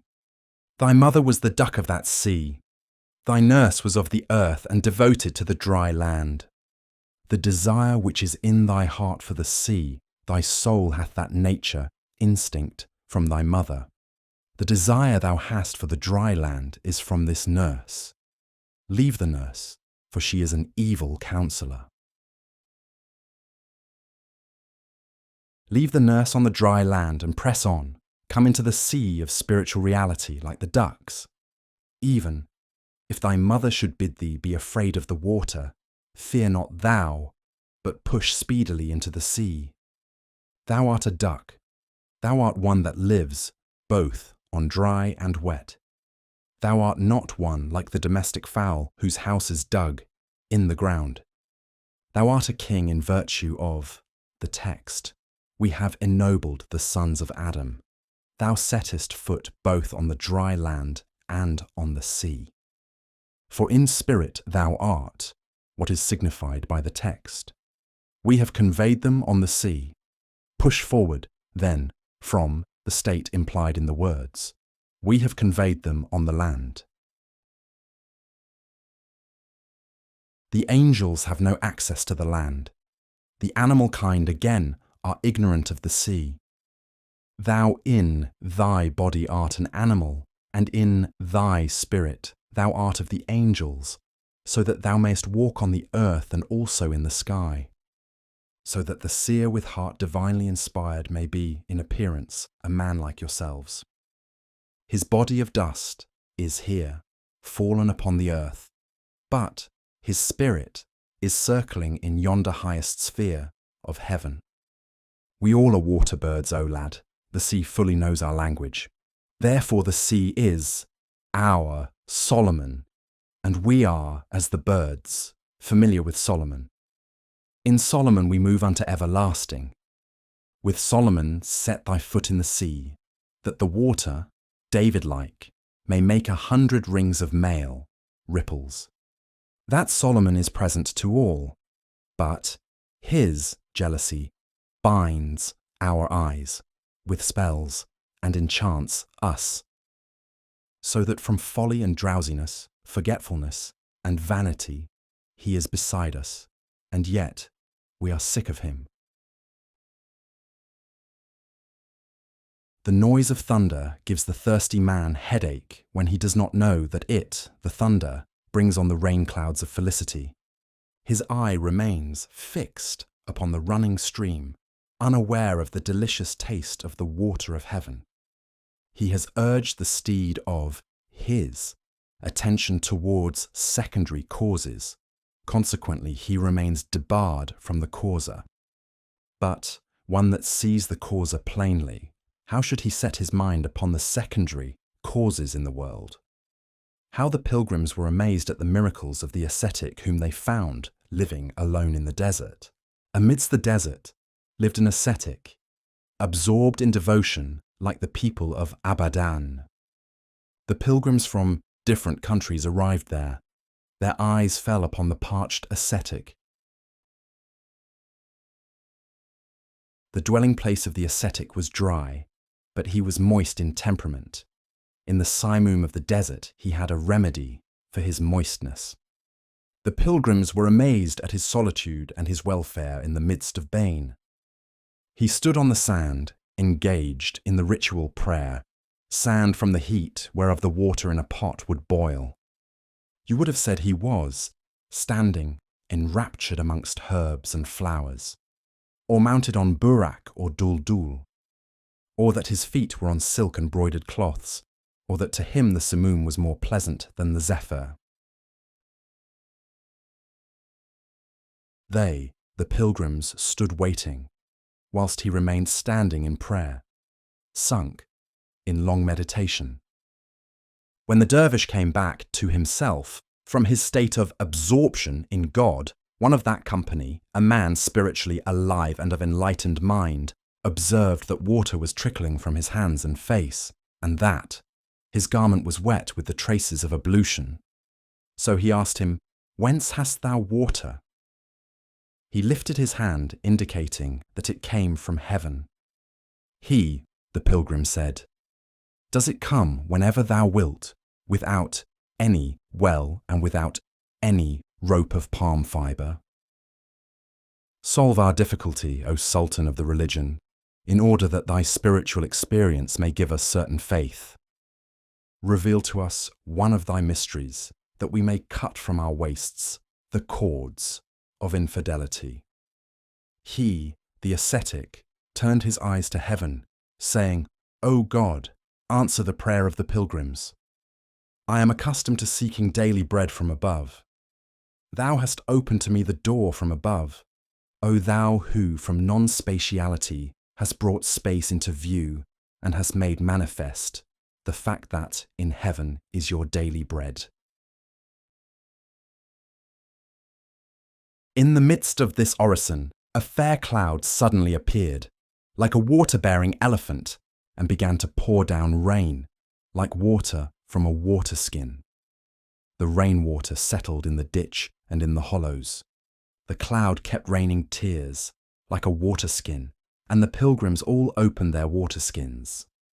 One party, among them, in consequence of those marvellous happenings, were cutting the cords of unbelief from their waists.